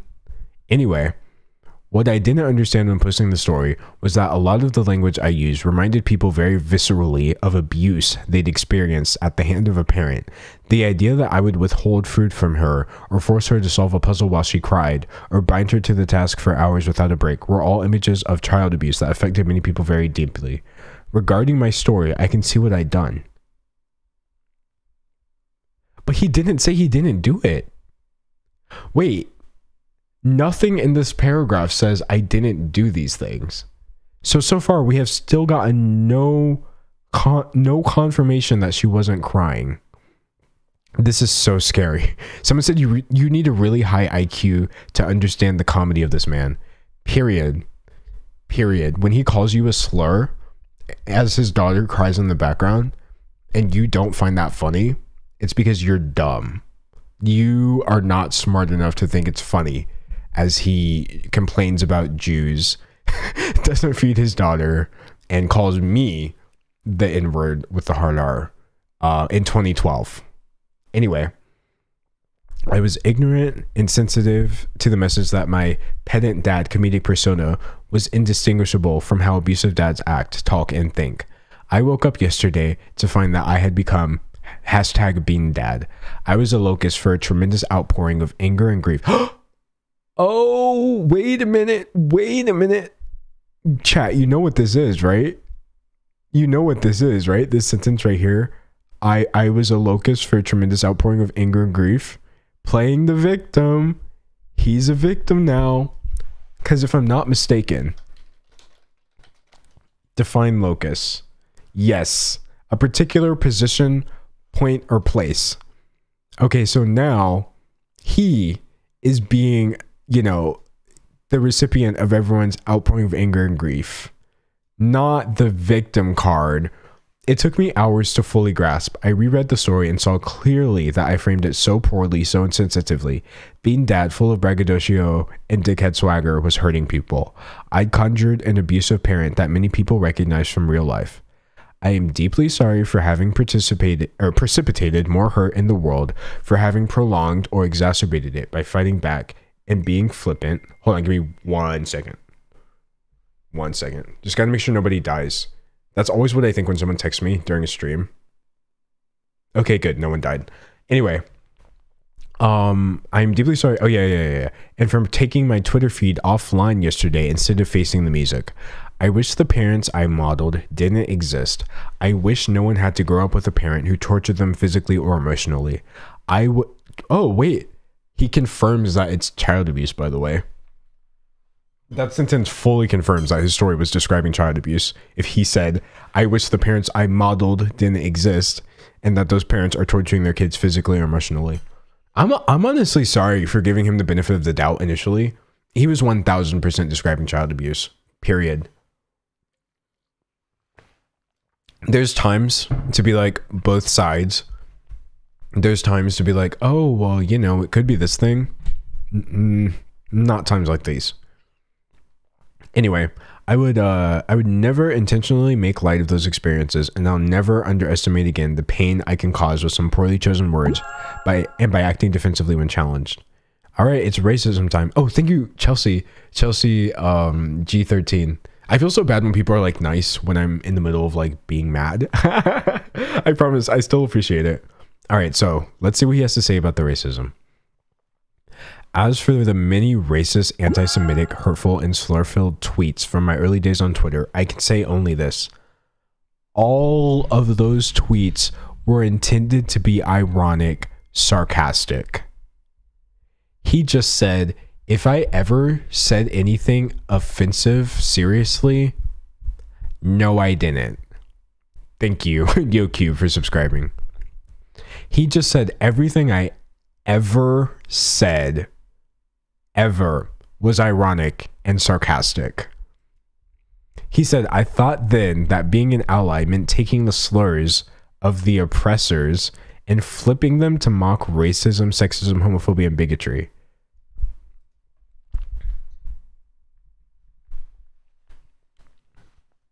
Okay, so who's gonna tell him? Who's gonna tell him who the oppressors are in that case? Who's gonna? It's not me. I'm not gonna tell him. I'm not gonna tell him.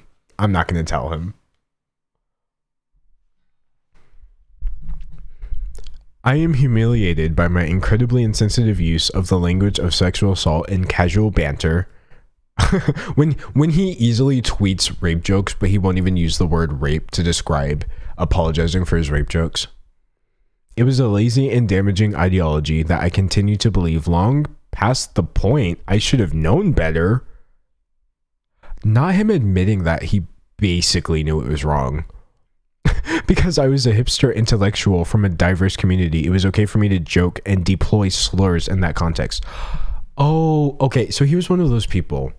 And it's sad because I've had people like that in my life and I have literally cut them out. Love, I've literally cut them out. I've literally had to cut them out, love. It's those people who hang around you and they're like, hold on. I'll do the big camera. They hang around you and they're like, hey, fun fact, I don't want you to be lynched because you're black. Fun fact, I don't think Jewish people should get gassed again. I don't want the Holocaust too. And so they think because they think that, they are then allowed to literally be racist, anti-Semitic, homophobic. They literally think that not wanting me to actually die is a pass for saying the N-word. Now that he's describing it, I completely understand the kind of person that he was claiming to be. They're really like, hey, just because I'm not super racist, it's okay for me to be a little racist. Woo. And we're back into it.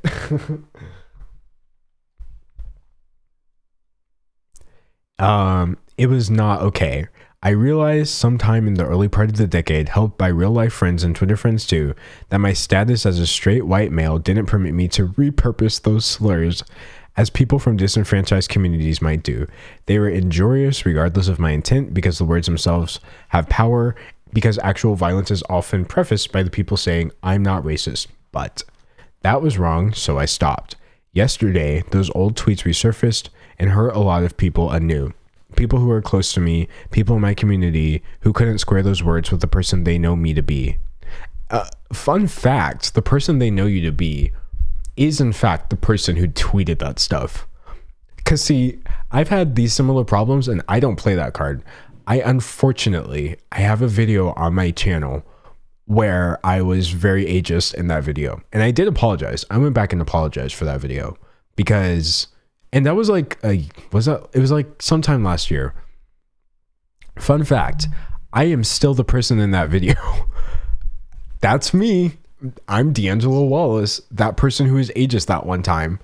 Fun fact, even if 10 years in the future, I am just incapable of ageism. I'm still that person. I can just admit that I was wrong. You know what I mean? I'm not a different person today. I hate this. I hate this so much. I hate when people try the whole, I'm not that person. Anyway, yesterday these old tweets resurfaced, blah, blah, blah. And people who don't know me going about their business yesterday had to see those awful slurs and feel the hurt the words inspire. They had to suffer this a-hole being dad, casually demeaning them and their friends. I deeply regret having ever used those words. I do not want to spread more hate in the world. I want the opposite. My language wasn't appropriate. Oh, wait. Okay, hold on. We'll finish the ad. But before that, wait, chat, do you hear something? Wait a minute. Wait, do you hear something? The ominous music? Could it be time for the Rapture-tisement? Could it be time for the ad Rapture? Yes, indeed. Okay, so for those of you who don't know, we are about to ad send. The people up here are my subscribers. So they are not actually going to see this ad because if you are a subscriber to this channel, you get not only an ad-free experience, but access to my beautiful emotes. Chat, show off the emotes. You have one job, chat. Anyway, and also I'm always nice to you if you're a subscriber, as you can see. And you can subscribe for free using your Amazon Prime account. Just scroll down, click the sub button, and then scroll down where it says subscribe for free. Or you can do it for $5 a month. But of course, you don't have to be a subscriber to watch the content. But instead, you can watch this ad. Which, statistically, half of you are going to see. Thank you, Yana, and thank you, Dibbity Day, for the subscriptions. Thank you for yet another gift sub, Dibbity Day. Okay, we'll let the ad play, because I don't want to... I still want everyone to see the apology. But we still got to get this money. Okay, look, I have to say, I know I'm the one who created my own emotes. But they look so nice. I know I drew them and I'm tooting my own horn a bit. But the reason I'm proud of it is because I looked at so many people's emotes. I looked at... I want to say like... I unironically want to say like 30 to 40 channels. I looked at their emotes. And I wanted to get the style down. And I absolutely did. Thank you, Velvet Plums, for subscribing. Nix802 for subscribing for 3 months. You're going to be sticking around for a while. Excuse me. Sorry, that was just my body rejecting the racism. Thank you, Jabradel, for the 5 gift subs. Thank you so much.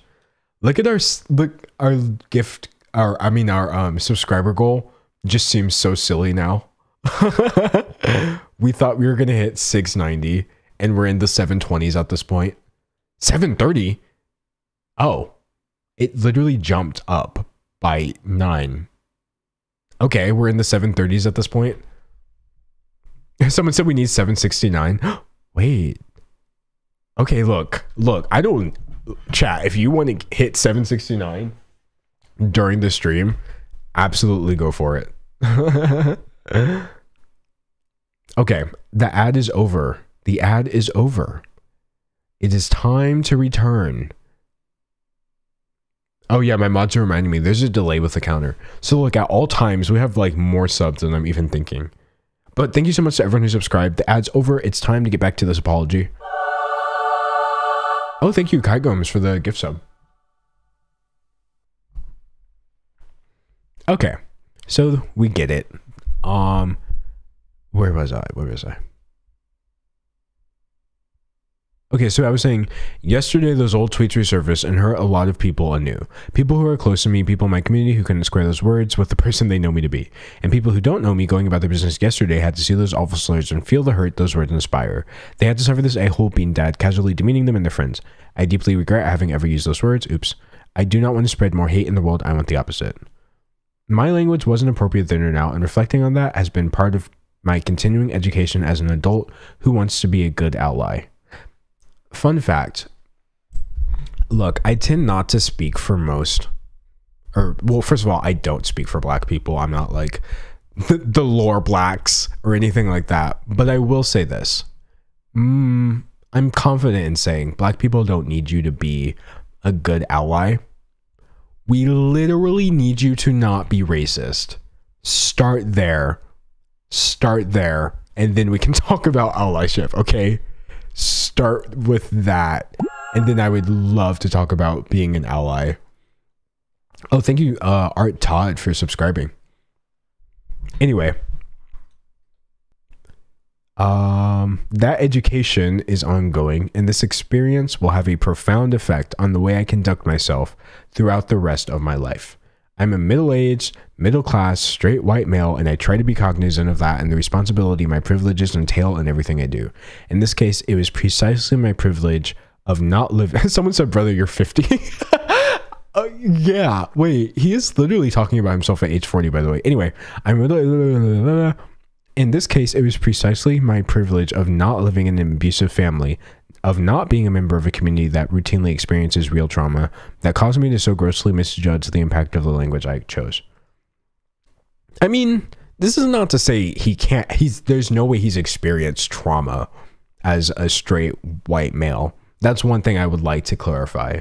I am not of the opinion that it is impossible for you to have problems if you're a straight white male. But if you are, fun fact, literally none of those problems will stem from the fact that you are straight, white, or a man. And that's what you should probably recognize. Anyway, I have a lot more reflecting to do in the coming days, so I'll be taking a hiatus from my public life to let some of these lessons sink in. I apologize to my partners, my friends, and to all the people affected by my words for the hurt I caused. Okay. So he definitely said, I apologize. He definitely had an apologetic tone. But at the same time, he did not address the fact. No, he didn't apologize because he said they were all sarcastic. Never mind. Not an apologizing. Not an apology. Oh, someone said, imagine not apologizing for making your daughter cry for not feeding her. You're right. He didn't say that. Sorry for that. He was just like, oh, sorry. Sorry that I triggered all of Twitter into remembering their abusive childhoods. My bad. That's literally what this said. He literally said, oh yeah, I didn't realize that was going to happen. And I'm sorry. He also said, oh, sorry that I ever said slurs, even though they were all sarcastic. They were all supposed to be sarcastic. Look, if you want to square the stuff that I was reading with sarcasm, that's on you. I literally leave this up to you, as with all opinions.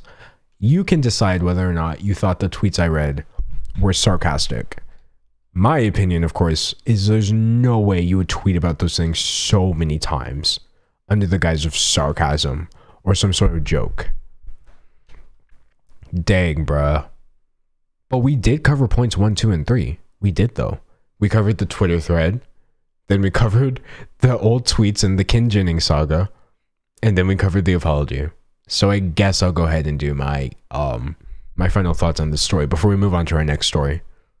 Not me being 3 hours into the stream and still having like content.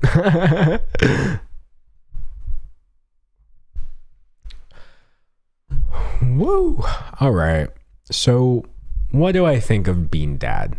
Like, what is my opinion on not just Bean Dad, John Roderick, the man? Clearly an accomplished person who's gotten very far in life, but has a history of the same thing everyone else on the internet seems to have a history of for some weird reason. Hey, I don't think he had to leave Twitter, okay? I'm not the one to deplatform people for something like racism. Funnily enough, I never have called for that. But that was his choice. He was not run off the internet. This was not cancel culture, okay? This is a decision he made to try to escape the consequences of his own actions. So, I mean, hey, if you're not going to Twitter anymore, I certainly won't miss you. As for the people digging up the old tweets, literally do it again if you have to. Because again, if he was like a teenager who said a slur because they didn't know that was wrong, yeah, okay, sure, whatever. But we are truly talking about a fully grown person who is saying all of this stuff just straight up on Twitter. Wow. That's a mess. I guess there's like a lot to be said about why people react to things on the internet and how they react to them. Surely there was a lot of overreaction to his story, but people saying, oh, hey, you are echoing traumatic language. Oh, hey, you are describing abusive behavior. That's not an overreaction, chief. That's a thing that happened. Anyway, what have we learned from this? This is a part where I'm supposed to have like a funny one-liner to sum up this whole situation. I think the lesson here is clear. If you're going to get canceled over food on the internet, at least pick something that tastes good, because baked beans were never going to be worth it. Anyway, I'll be here all week, folks. If it's... Wait, I'm going to get my outro wrong. I get it wrong every single time. Anyway, I'll be here all week, folks, at 2 p.m. Central Time. If it's Monday when... Oh, wait, chat. By the way, don't leave. I'm not ending the stream. If you're new to the stream still has 2 hours and 50 minutes. This is just an outro for my editor because he's the only one in my life who actually works. I just sit around and talk about weird stuff. So I'm going to record the outro. Anyway, I'll be here all week, folks, at 2 p.m. Central Time. If it's Monday, Wednesday, Friday, I'm uploading a new video here. If it's Tuesday, Thursday, Saturday, that means I'm going live over on Twitch. So basically what I'm saying is I'll see you tomorrow. Unless, of course, it's Sunday, in which case... just watch this video again. Okay, bye. Okay, let me stop recording. Okay, yeah, no, stay right where you are, chat. This stream is far from over. So usually this would be the part where I switch to gaming or something like that. Oh, I do need to, how many viewers do I have? Ha, 2,000 viewers. Yes. Yes. Twitch died and then came back to life. And I still averaged 2K viewers for my story segment. Literally a successful stream. Twitch died. Twitch kicked half of my viewers off and forced them to unfollow me. And I am still a 2K Andy. Period. Okay. All right, chat. I'm going to be honest with you though, because of the 50-minute break, I'm not going to cover everything I had. Oh, I had the Jim Parsons tweet. I'm not going to cover that today because literally it's been 3 hours. So the final story segment I have before you go, because I know you guys are trying to leave, the ones of you who are trying to go, stay here while I talk about PogChamp getting removed. And then I'll go ahead and end the structured part of the stream, okay? Let me change my title.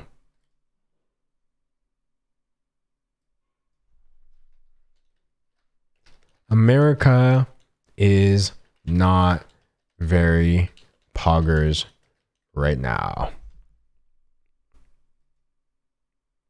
Okay, bet. Title changed.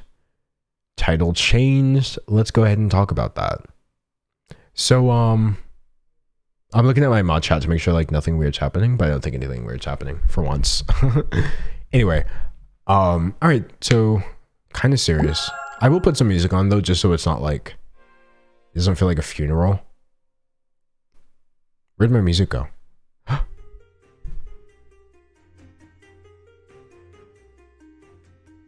Okay, whatever. Anyway, so chat, do you know what happened? Does anybody know what happened? Oh, someone said what Jim Person tweet? Don't worry, Jim Person didn't do anything. Persons, I keep saying the man's name wrong. He didn't do anything wrong. It was people coming for him for no reason, and I was going to defend him. But I'll do that next stream if you remind me. Someone said someone died yesterday from the Trump rating thing. Yes. Yeah. Okay. So I'm not going to go into like a ton of detail. I'm no Hassan. I'm no Hassan Avi. I'm not like a real political streamer bro.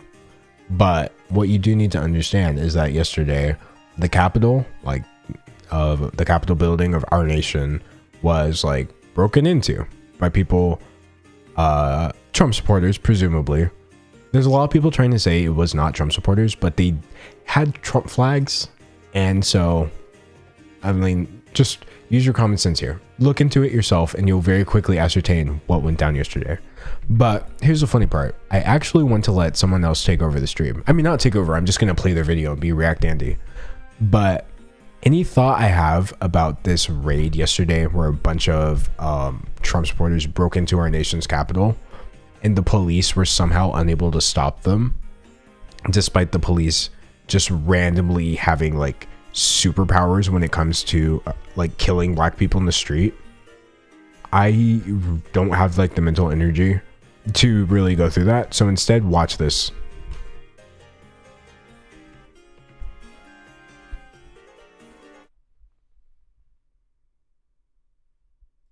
It just goes to show the policing system was built against black people, you know, black and brown people. And that's the reason those reactions are different. That's the reason someone can walk or run or bust their way through or whatever into the Speaker of the House office and put their feet on the desk like they're sitting at home on their couch, storming into a building and busting out windows and carrying podiums and all that other stuff. That's not a protest. That's a terrorist attack. And so stop using stop describing those people the same way you describe someone who just stand there and make a chant and say, we want justice, we want peace. Stop using the same word. It's disrespectful, it's ridiculous. And it's shameful, you know, to keep calling them protesters. Not fucking protesters, they're fucking terrorists. Based. It just goes to show. So yeah, basically, no matter what anyone says, I don't even need like a debate me bro segment. Literally everything Draymond Green just said was correct. He didn't miss. I mean, I guess that's part of his job, unironically. The man just spit facts for a minute straight. Everything he said was true. This was not a protest. This was terrorism. And to compare this to BLM is like not just indicative of like a woeful lack of understanding of how the meaning of words, how the world works, the political situation of the United States. It's a deliberate misinterpretation of reality to fit your narrative. And so I'm not entertaining that for a moment. I'm not. This has nothing to do with protesting. Okay, this has nothing, no analogy to Black Lives Matter and people protesting for peace. Breaking into a Capitol building and busting down windows has nothing to do with advocating for any greater good. It's a ridiculous act that happened. And it's ridiculous that people are encouraging this and saying, yeah, this is great. Finally, it's about time. It's ridiculous that the president's tweets were inciting so much more potential for violence that he had to get his Twitter locked down. And he did, by the way. Look at this. This is kind of a huge deal. Twitter.com/real Donald Trump. The dude is locked out. no longer available because it violated the Twitter rules. Twitter took down 2 of the president of the United States tweets and then locked him out of his account. I don't know how long that's supposed to go. And then, more importantly, in my opinion, this is an even better action. By the way, we don't stand Mark Zuckerberg for doing the literal bare minimum. But he also got his Facebook profile, I think, removed. Yeah, they put a block on his Facebook and Instagram accounts. So people were getting so violent that they had to lock the president of our country. Hold on, I'm going to pull the bit. Look, just read this on your own time. Just Google Mark Zuckerberg Facebook president statement. There was so much potential for violence that people had to lock the president of our country out of his social media so that he would stop tweeting things that sounded like signals for even more violence. Okay? That's what's going on with America at the moment as we speak. That's why it seems like the news cycle this time around is a little bit more serious. That's the point that we've gotten at. So now it gets kind of funny. Thankfully, there's a bit of a lighthearted part. It's somewhat more lighthearted. So some of you may have noticed that there is an emote missing. There's a very important emote, which is just like a huge part of Twitch culture, called PogChamp. And I'll show you. I mean, it's not like here. Hold on. I know you guys can't see it yet. I'm just trying to open it. All right, so I stole this image from some website, but so this is the emote right here. PogChamp. It's just this guy's face, and he's like, "Oh, I'll move it so you can see." It's just this guy's face, and he's like, "Oh." It's a great emote because it can be used as a reaction to like anything, but Twitch yeeted it.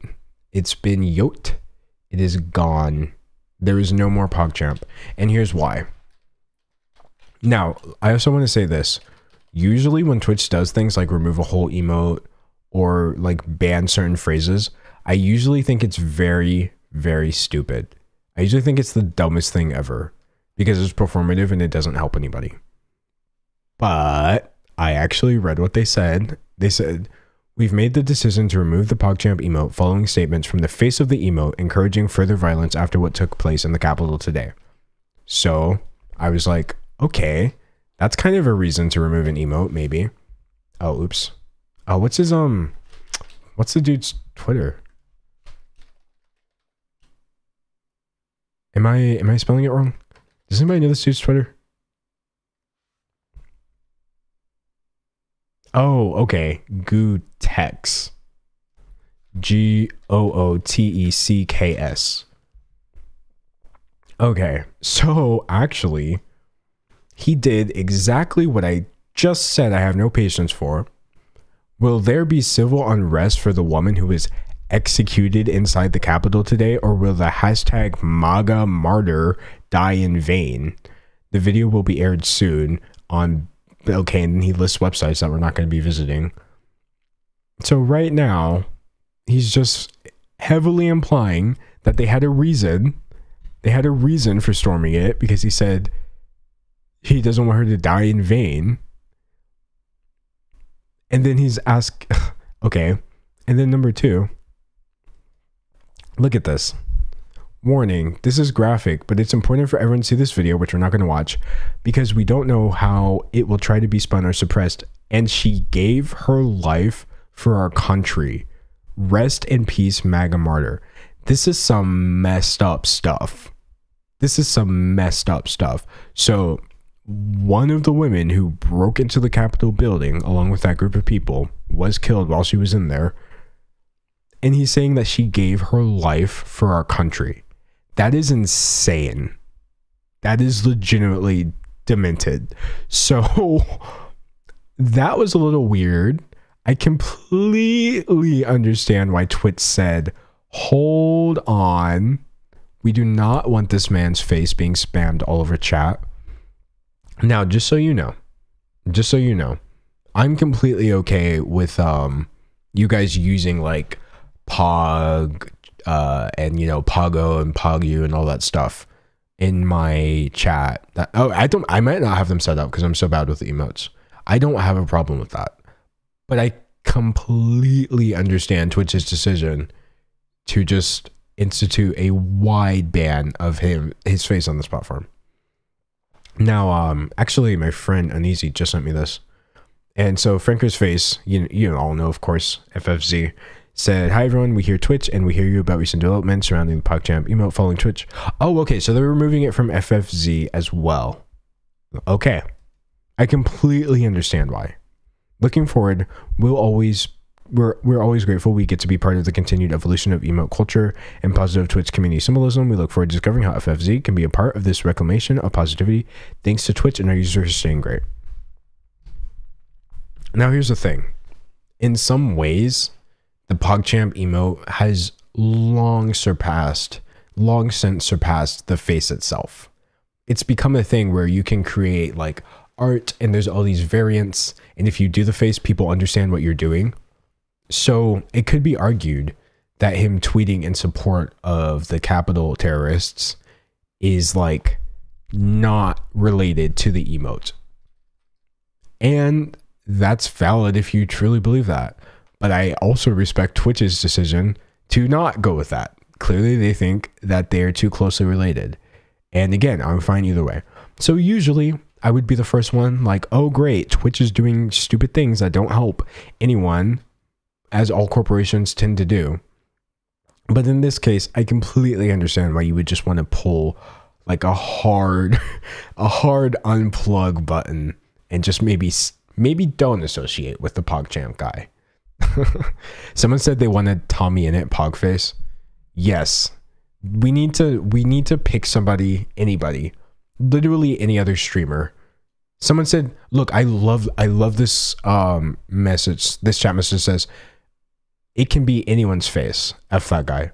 Literally, PogChamp has surpassed PogChamp so hard, it could literally be anyone's face and we would still understand what it is. Jacksepticeye? Yes. Imagine Jack Pog.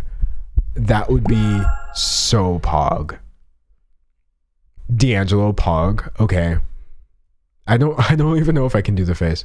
Oh, thank you so much, Ruminate and Kitty Nixon. Oh my gosh, I think for subscribing. Thank you. D'Angelo Pog face. Okay, fine. I'll try to make my own Pog at some point, not during this stream. And we'll have the D'Angelo Pog. I'll make it a real emote for you guys. So yeah, Twitch made the decision a very brash, a very quick, and a very extreme decision in my opinion. And for once, I fully support it. I fully understand where they were coming from. Okay. But that was just my opinion. That's just my opinion, man. My opinion is that America is not very progress right now. All right, I'm going to change the title one last time before we switch to games. We're just going to do watching myself in YouTube Rewind. I'm just going to become React Andy really fast. And then you can go, the people who are only here for, the actual content. What's up, YouTube? Hold on. I think we can all agree that... Wait. Okay.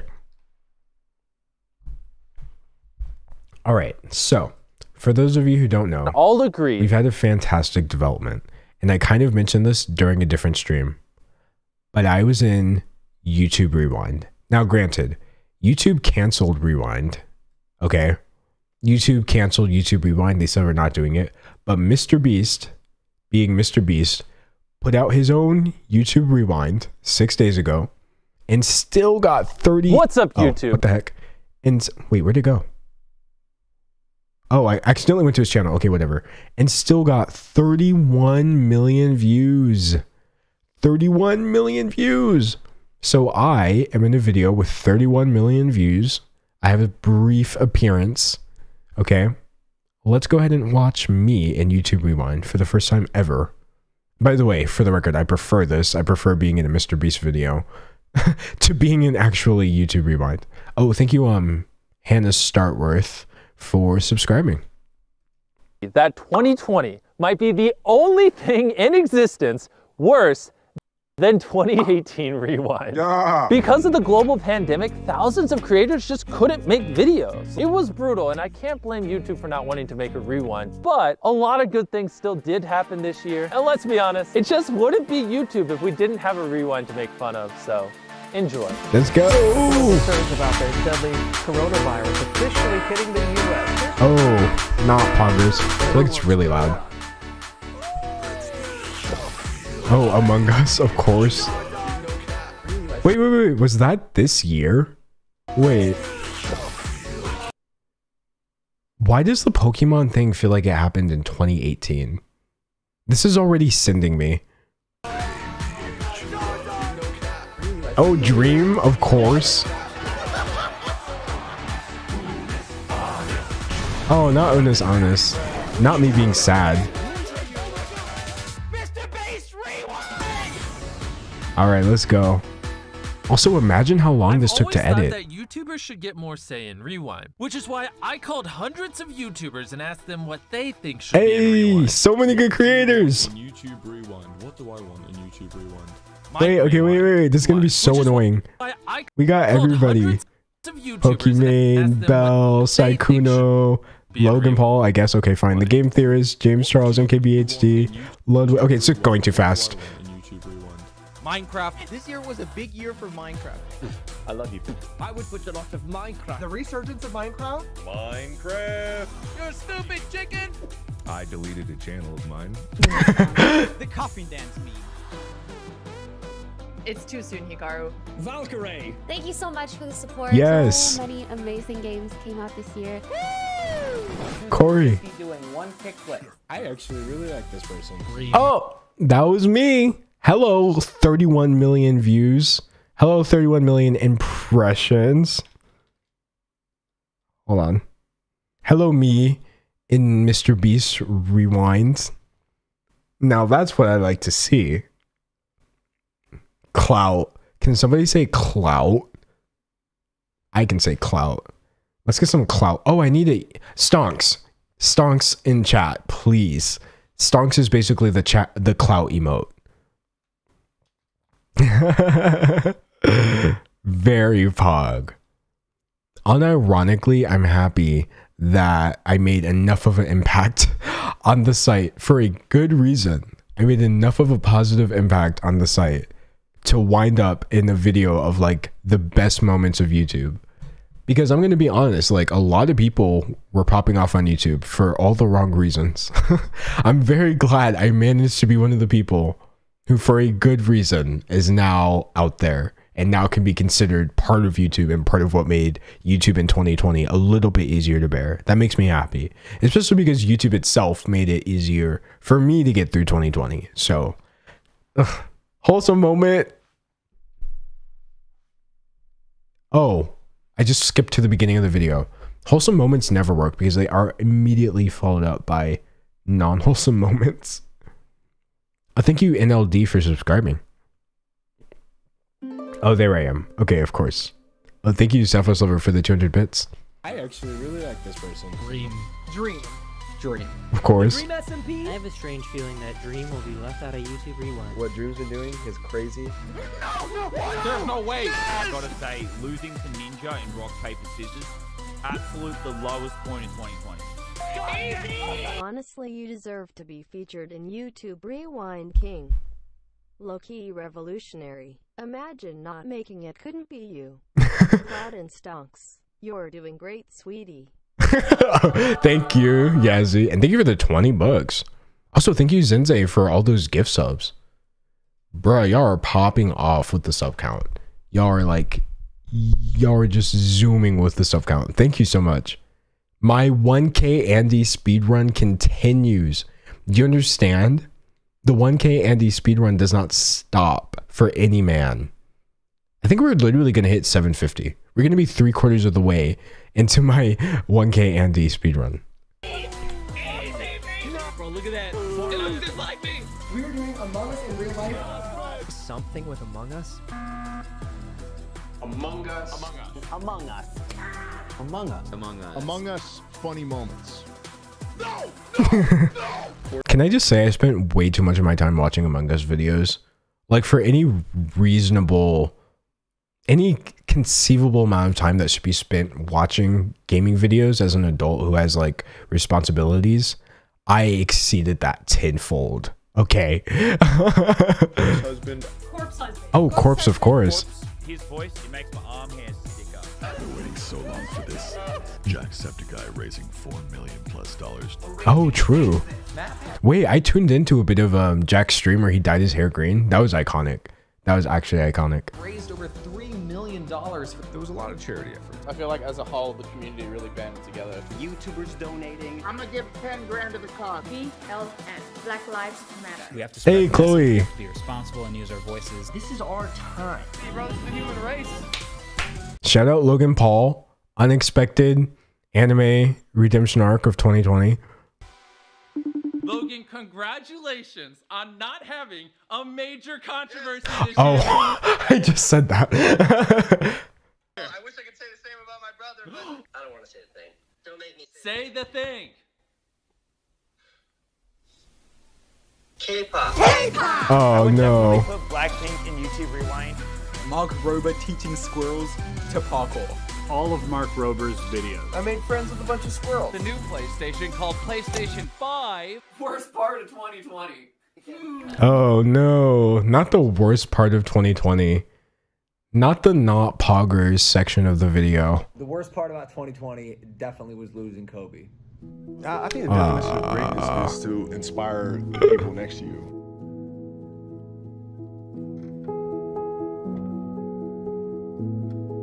Bruh.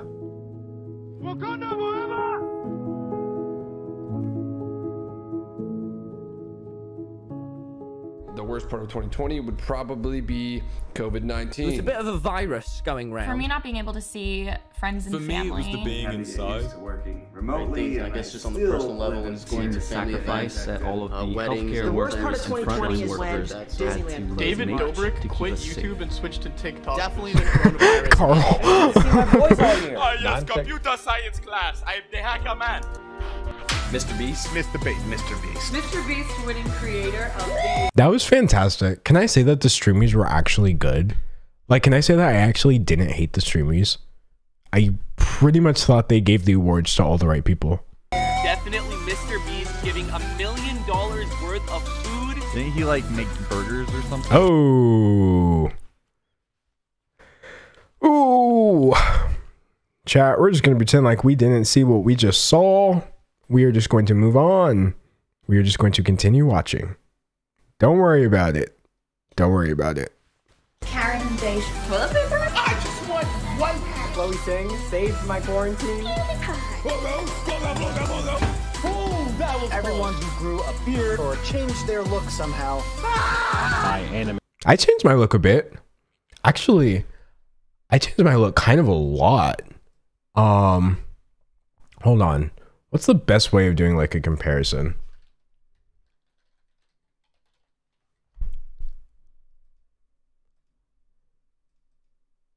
I guess at the beginning of 2020, I was right here. This would have been the first video I posted where you can actually see me.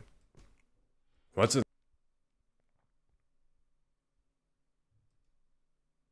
As an objective.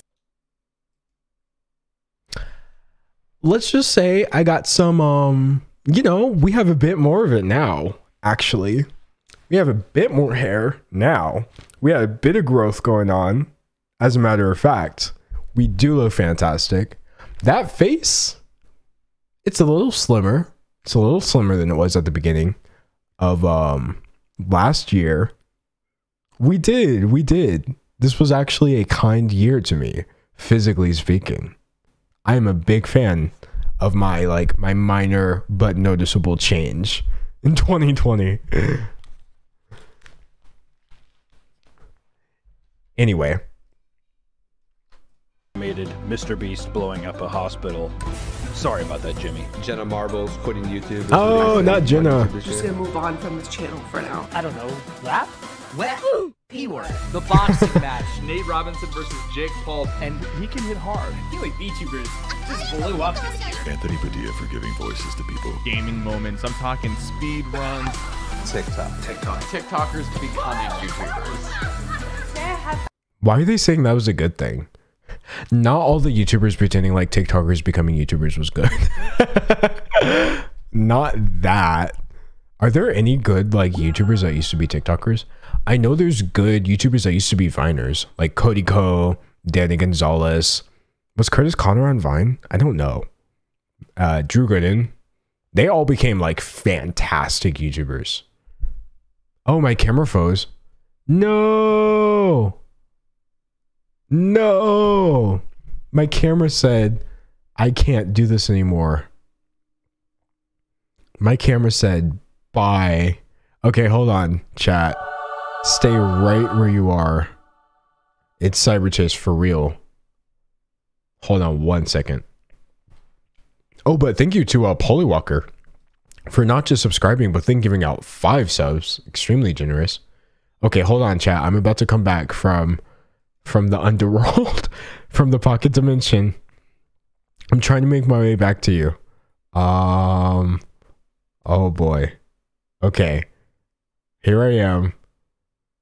I cannot believe this has happened more than once during a stream. This is insane.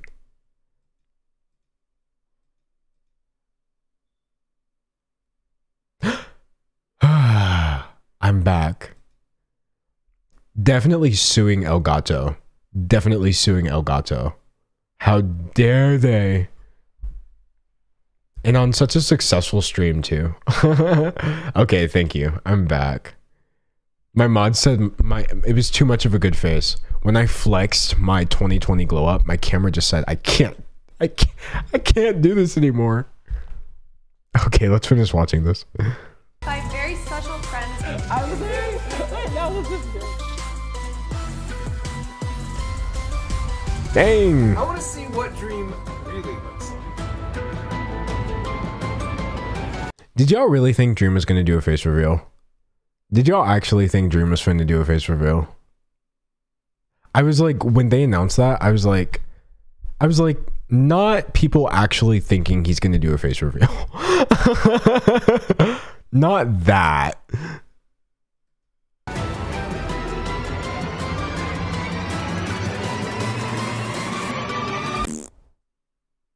What you currently see on your screen is every single channel that hit 10 million subscribers in 2020. Not gonna lie, it's actually more than I thought it was. Bruh, 245 channels hit 10 million subscribers. That means it's time for us next. And what you see on your screen now is every single channel that hit 1 million subscribers. Wait. Bro, why is it not in alphabetical order? Bruh. Okay, there's no way we're gonna see me on this. He should have put it in alphabetical order. Not me criticizing this when like hundreds of hours are put into it and I didn't contribute. Okay, well, whatever. I'm on this list somewhere and that makes me happy. Now it's every single channel that hit 1 million subscribers in 2020. Holy crap. My editor didn't feel like typing them all out, so here's just a video of me scrolling through the Excel sheet. Dang. Each one of these names represents someone that hits 1 million subscribers in just 2020. What now, the heck? How did they even get that data though? That's what I want to know. Like, did Social Blade export that or something? That's so weird. Anyway, that 6,000 people have 1 million subscribers now. 6,000 more people. I think there's like 20,000 or something like that. Oh, thank you, Dracon is a Draconia Drawing for subscribing. I can read. I have a fishbowl full of random small channels. I'm going to draw a channel like this and give them a plug. So Amelia and Birdie, shout out to you. You will be linked in description below. Okay, wait. So they had 412 subscribers when he did that.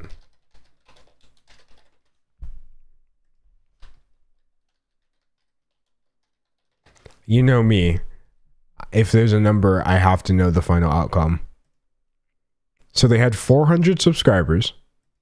And they now have, was it 400 or 200? I just want to say, Amelia and Bert. Yeah. They had 412, and they now have Because 179,000 subscribers off of a shout out. Bro.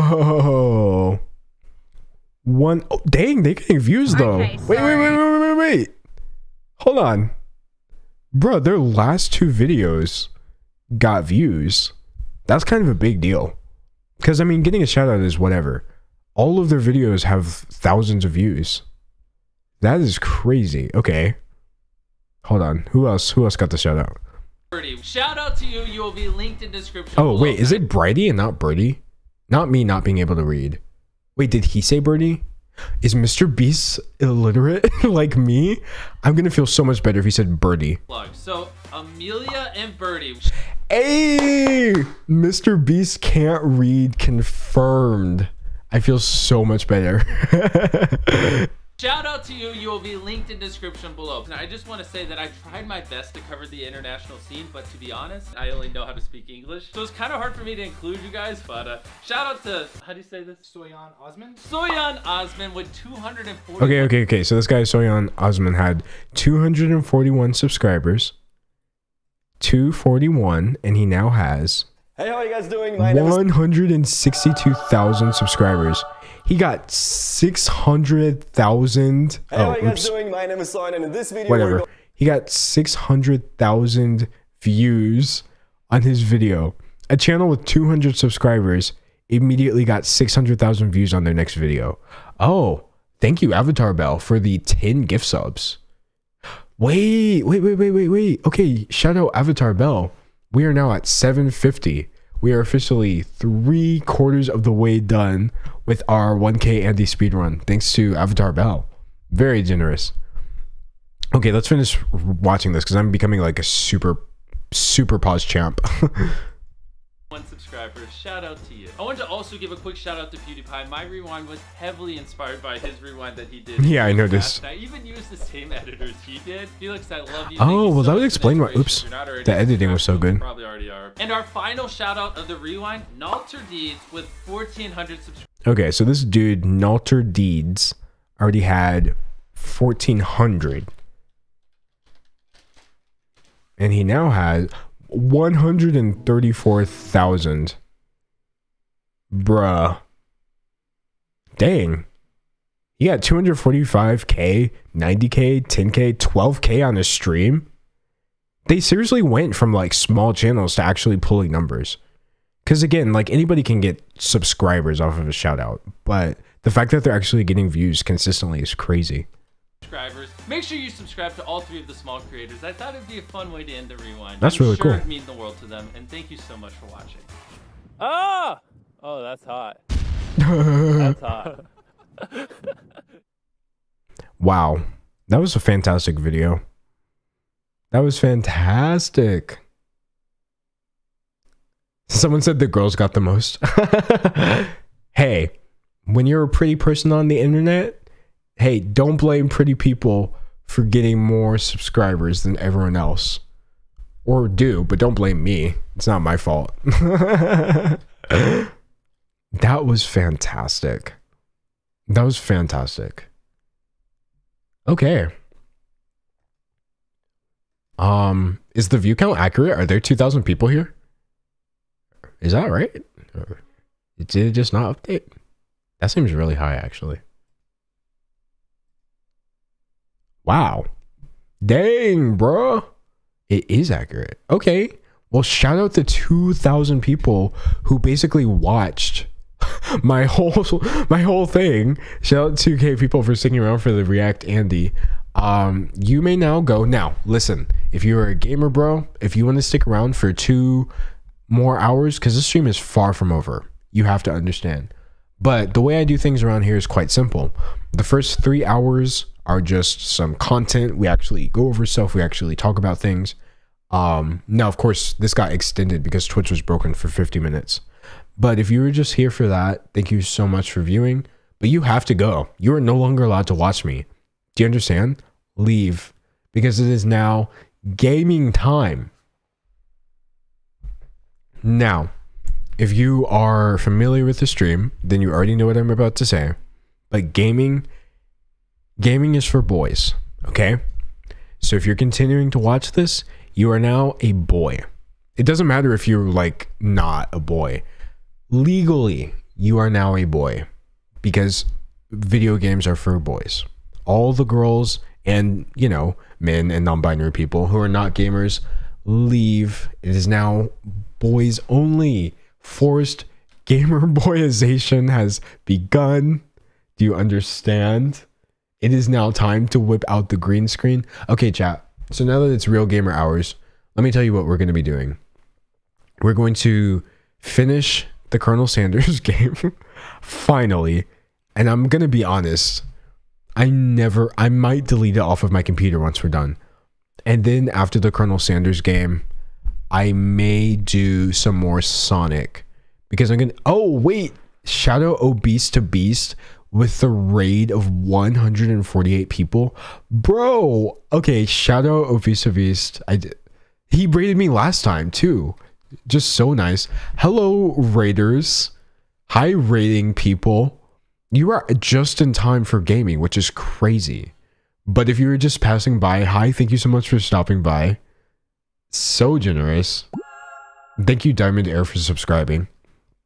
Okay, so yes, now that we have gamer assembled, now that everything is in order, I will now transform this into my gaming setup. So of course, you know, we need our green screen. Woo!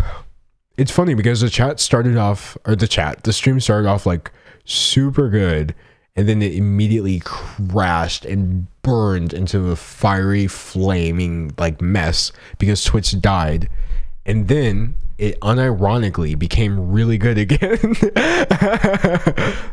So it's gonna be even better now that it's gaming time.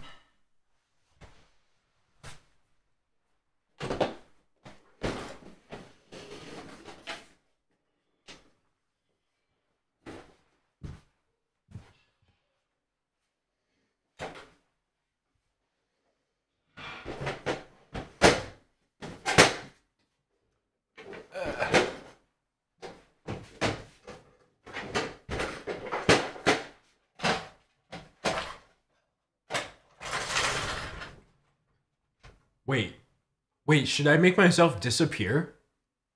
Should I disappear into the void? Okay, hold on. I'm gonna make myself disappear because I'm 12 actually. And this is now the funniest thing in the world to me. I have to make this happen. Let me add a filter to the camera called chroma key. Okay, it's now time for my disappearing act, chat. This is my magic trick, okay?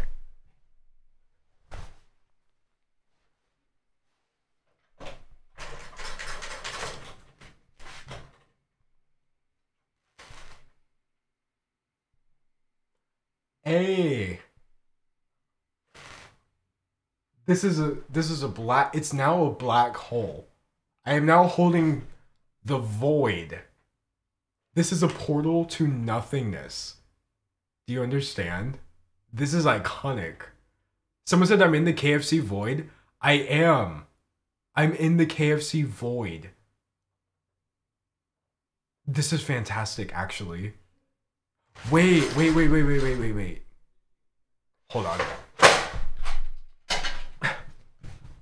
This bit has gone on for way too long, and I do not care. I did not ask. This is my stream. You have no power here. I need like a black hole image. We are going to transform. We are going to enter the KFC void. Okay? It looks kind of like this, I think. Okay.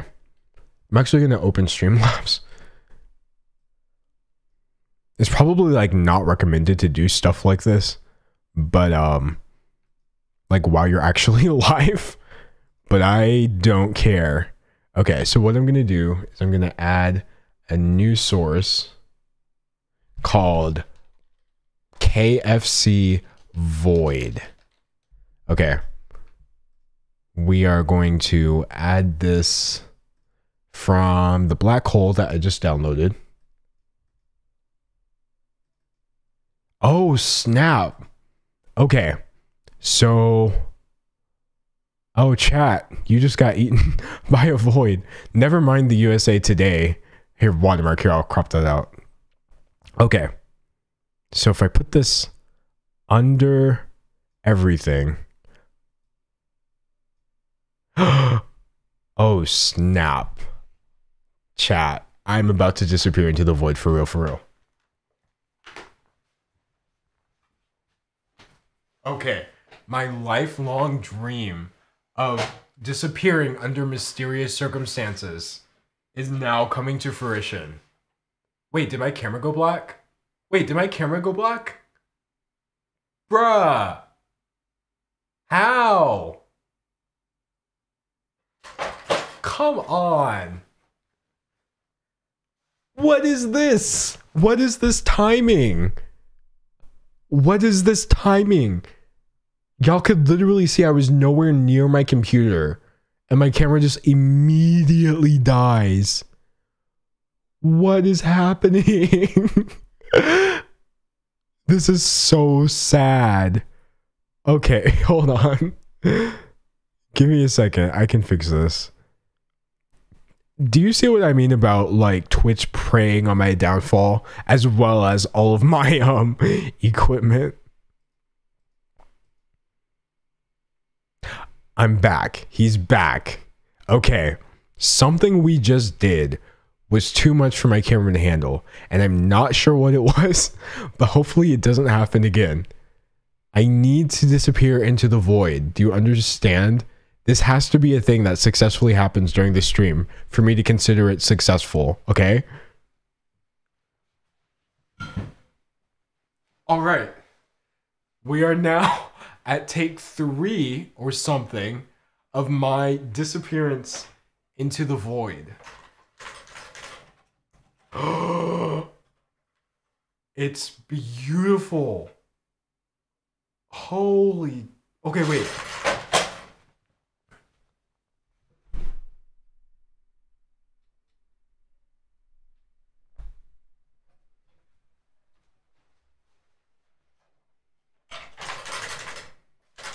It's so pretty.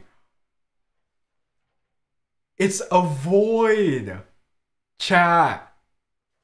This is poggers. Oh, snap. Bruh. Oh, hey there. Just made it through the space void that's now in my room. That is fantastic. That was actually better than I imagined it in my head. I'm 22 years old and I pay taxes. That is fantastic. That is so cool. Okay. Someone said I'm all powerful. Yes. Hold on a second. Wait a minute. Wait a darn minute. Because you are onto something.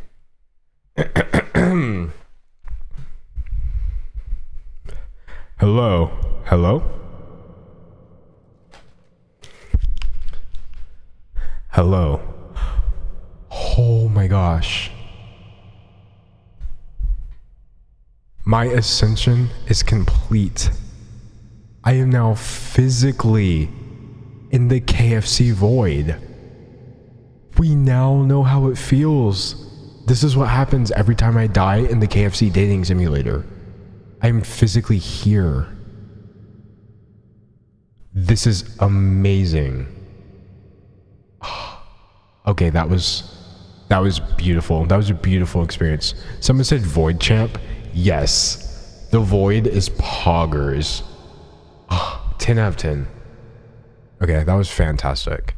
That bit probably went on for about a good 2 to 3 times longer than it should have. But I had so much fun. I had so much fun doing that. Okay, anyway, we're gonna turn the green screen filter off anyway, because we don't need it. And then we are going to switch to our actual screen. Oh, thank you, Crazy Kazi, for subscribing during the middle of my insanity.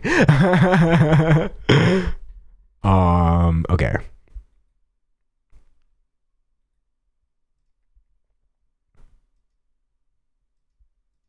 Bet.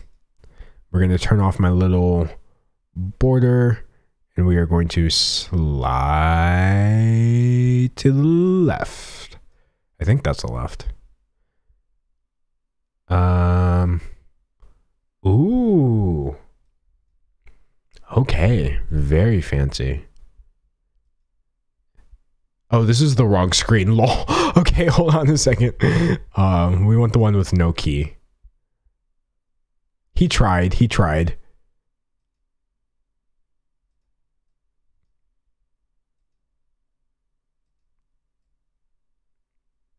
Okay, first try. Then move over a little bit. So it's going to be very green. It's about to be very green. Oh!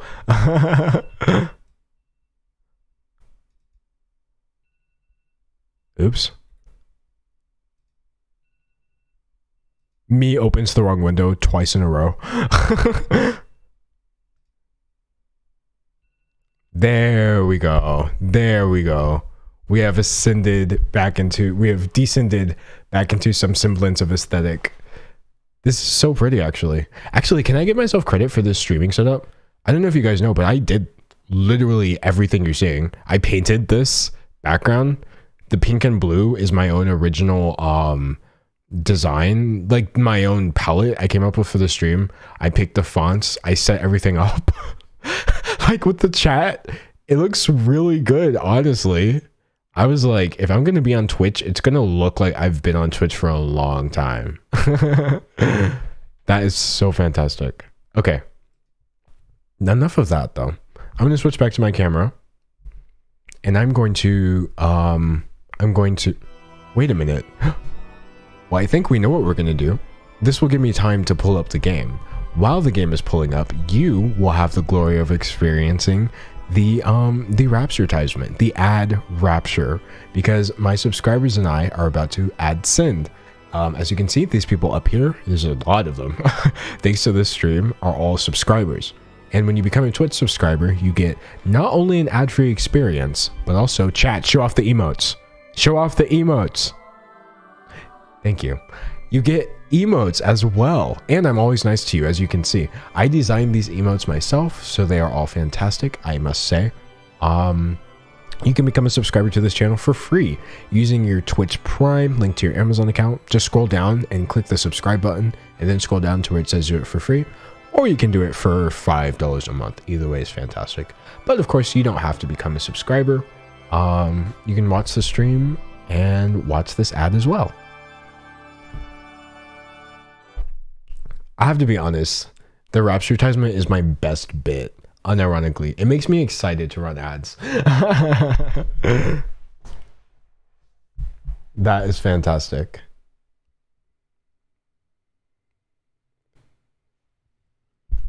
That is fantastic. Okay, so I forgot. I was literally supposed to be working. I'm supposed to be pulling up Steam so we can play the final day of that accursed Colonel Sanders dating simulator.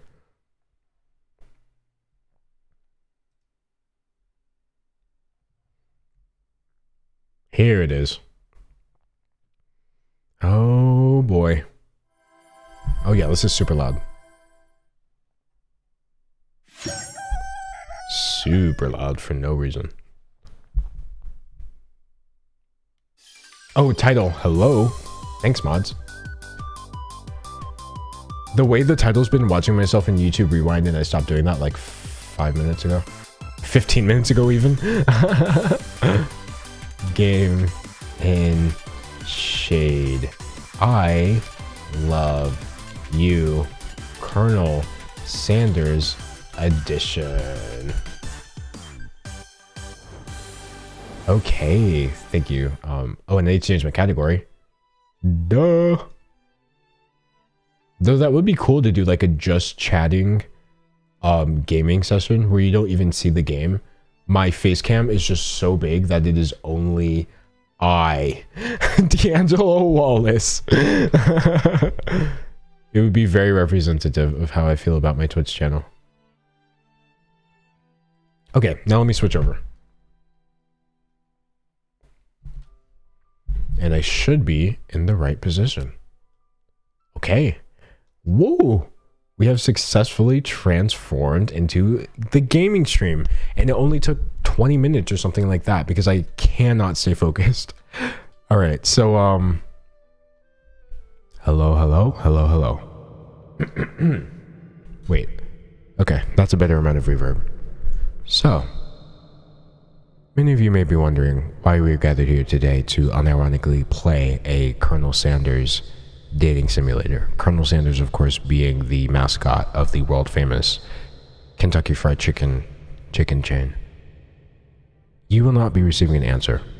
But just know that we started 2 days ago, and previously on I Love You, Colonel Sanders, a finger looking good dating simulator, on day 1, we began our attending the Academy for Learning Cooking Culinary School or something like that. It's a really long title. And we met Colonel Sanders, who just blew everyone away with not just the jawline, but the cooking chops as well. And then on at the end of that day, we had to fight off a monster because this game is really stupid.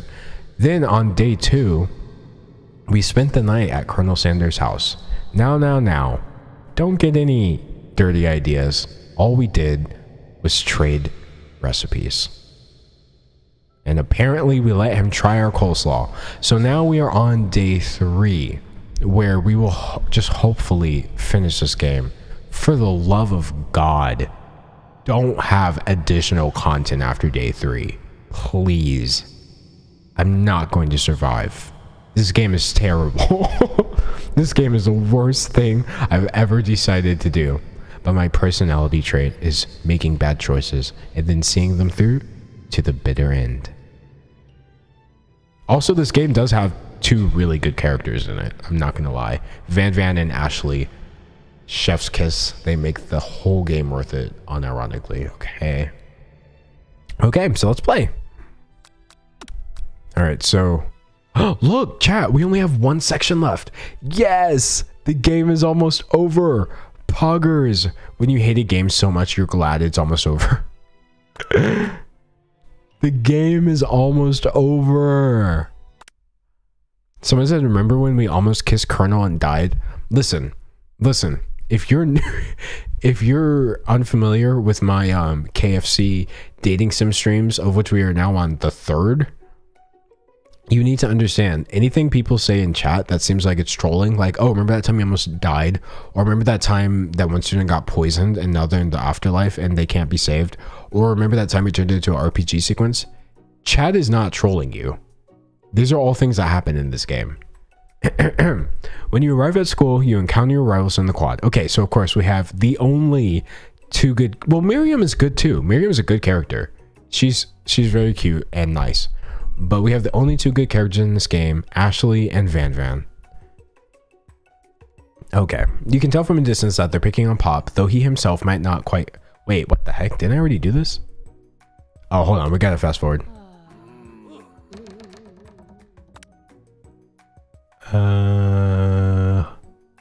Hold on a second. It was the part where Ashley asked about her gooey chocolate sauce. Oh yeah, it was right here, where the game just got so dirty that I literally shut it down and switched segments. Ashley said, but what about the flavor of my delicate, warm, gooey chocolate sauce? She said with a wink. It was clear that you're passionate about how your food is received. That's a lot of words to say it was bland. Dang, bro. I just said your chocolate sauce is trash. I just said, imagine being a no flavor having, bland chocolate sauce looking. Dang, okay. Me in this game has no chill. My main character in this game is a mess. You know what? I feel like I should be on the other side of the screen. I feel like I should be on the other side of the screen. Let me see. I'm high key covering. Yeah, I'm gonna move myself to the other side of the screen.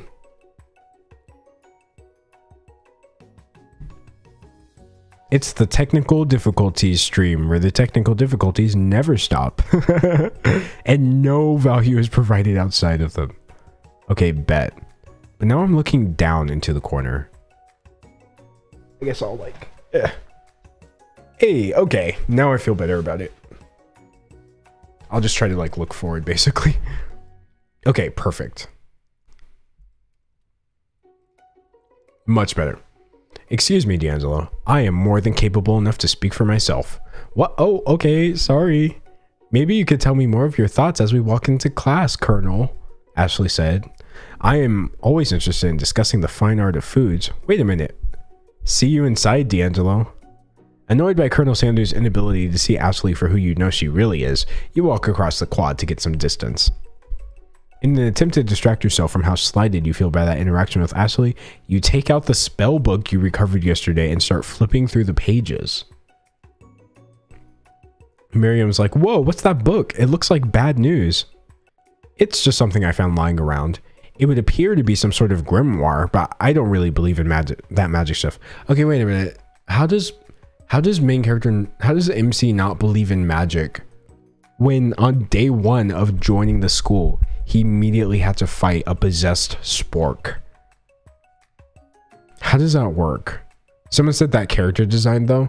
Bro, unironically, the character design in this game is not bad. My camera's frozen. No! Okay, high key, this is like almost unworkable. Something is seriously wrong with my camera. There's no way this should have happened 4 times during the stream. Oh no, why do I look so disappointed? Wait, chat. Hold on, I just realized who I look like. Okay, stay right there. Stay right where you are. I'm gonna show you who I look like. Woman, court, frozen, meme. Oh my gosh, how did I literally turn into this person accidentally? Okay, hold on. I need my reaction no key. Chat, how did I turn into this? What happened? Why am I her now? Oh no. This is... Oh no. Okay, let's go ahead and get that fixed.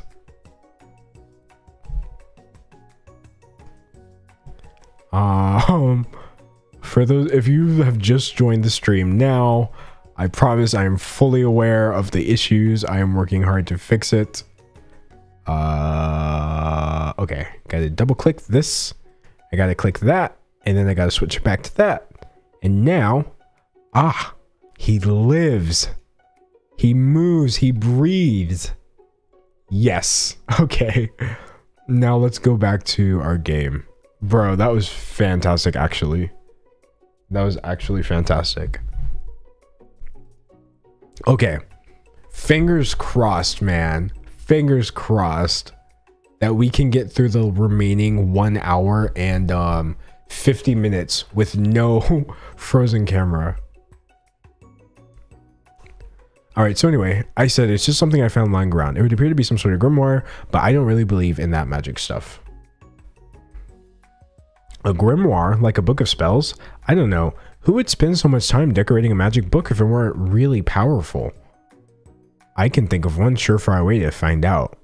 You open to a page covered with arcane warnings. Cast only in case of extreme emergency. It says around the edges of the page. I could use a spell here that says it will erase anyone I choose from all of my memories. If I scrub out Colonel Sanders, it would probably help me focus better on the upcoming final exam. Uh-oh.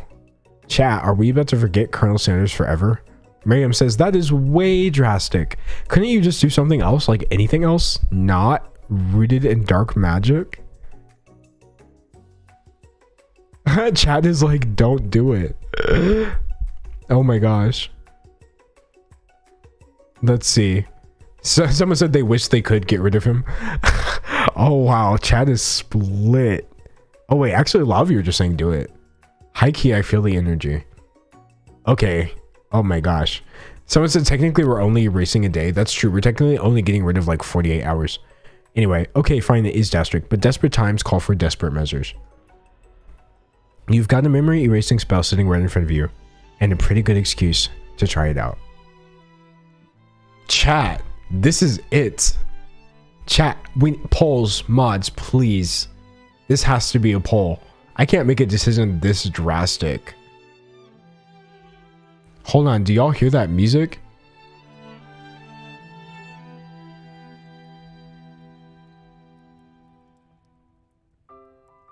Chat, mods, anybody, let's get that poll going. This is it. We've come all this way just to get here. Dang, is there still no poll? Oh no, it's right there. Okay. Do we forget? Chat, go fill out that poll right now. Look at that.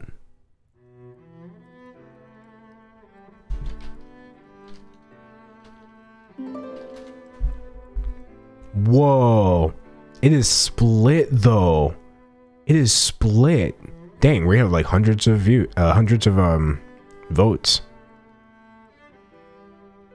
Oh. If you guys don't want me to forget him, you better vote, because it is like... Dang, bruh.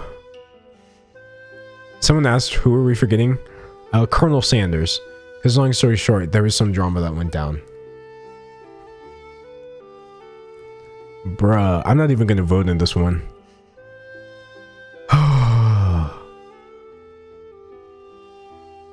Okay. We are forgetting Colonel Sanders forever. Don't forget, this man is a manipulator. Don't forget, he's rude to his teacher. He lied to us. Okay. Don't forget, he's extremely self-serving. All right. We are casting the forbidden spell. What? You begin to recite the spell, but you stumble on the words, and the only effect it seems to have is make you forget what you were doing. Did we just hold a poll for nothing? Did we just get to... Wait a minute. Wait a darn minute. Oh, okay. I was about to say, what is going on right now? Okay, after looking at the page again, it comes rushing back to you. Alright, well, we already know what to do. We're gonna cast it. Bro, it's not a choice. It's not a choice. You cannot choose to do the thing that we just collectively chose to do. It's a loop. Bro. Trash. That is trash. They literally pulled out a full theme song. Alright. You take your friend's advice and put the book away. It's almost time for class. Bruh, I thought we were gonna get out of this game. Sprinkles is already in the room waiting for students to arrive.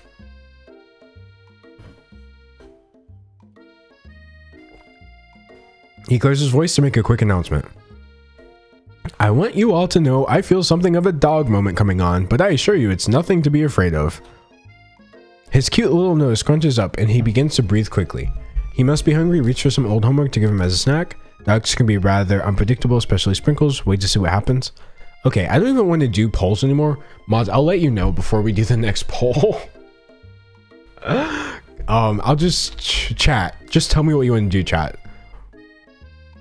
Because this is not worth a poll if they're not even going to let us. Someone said, oh, Corgi King. Yes, Sprinkles is so cute. I would say pretty much every character in this game, unironically, is cute. Sprinkles is cute. Colonel Sanders is cute. Van Van is cute. Ashley's cute. Miriam's cute. Clank is cute. Pop is... I don't know. Pop is just kind of Pop. He's cute in like a little kid way. To where it's like, oh, okay. That's nice, but please stay over there. And I'm assuming MC is very cute. Anyway, most of you guys are saying 2, so let's just do that. Oh, my mod chat now has more mods in it. Yes, my power grows daily. You will all be banned. Anyway, Sprinkles stops in his tracks. He focuses in on the window. The room is deadly silent. When you follow his gaze, you see a tiny orange squirrel perched on the cherry tree outside.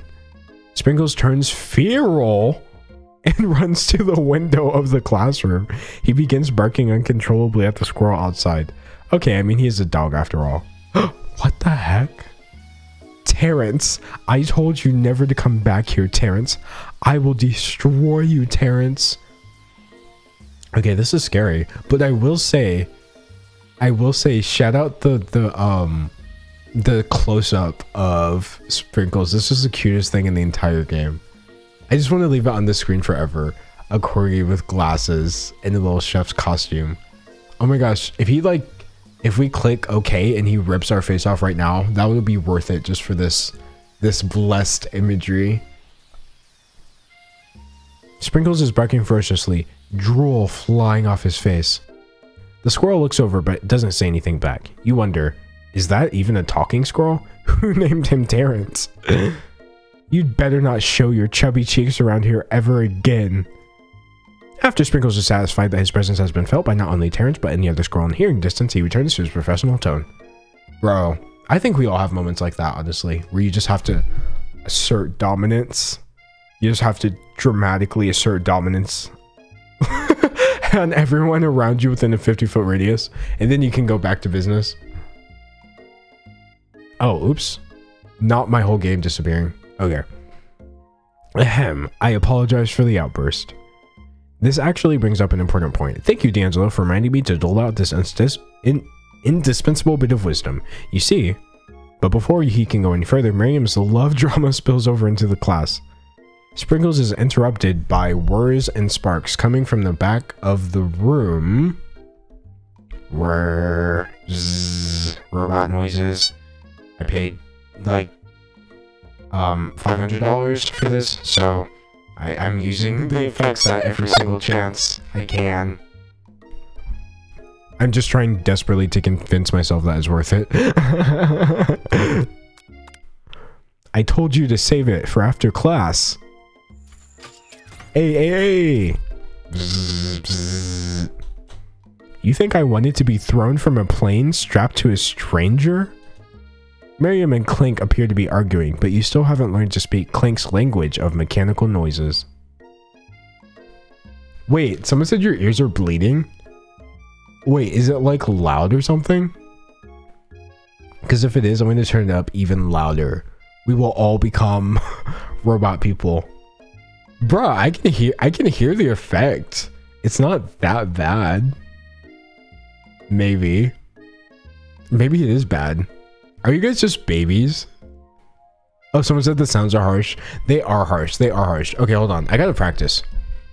Testing. Okay.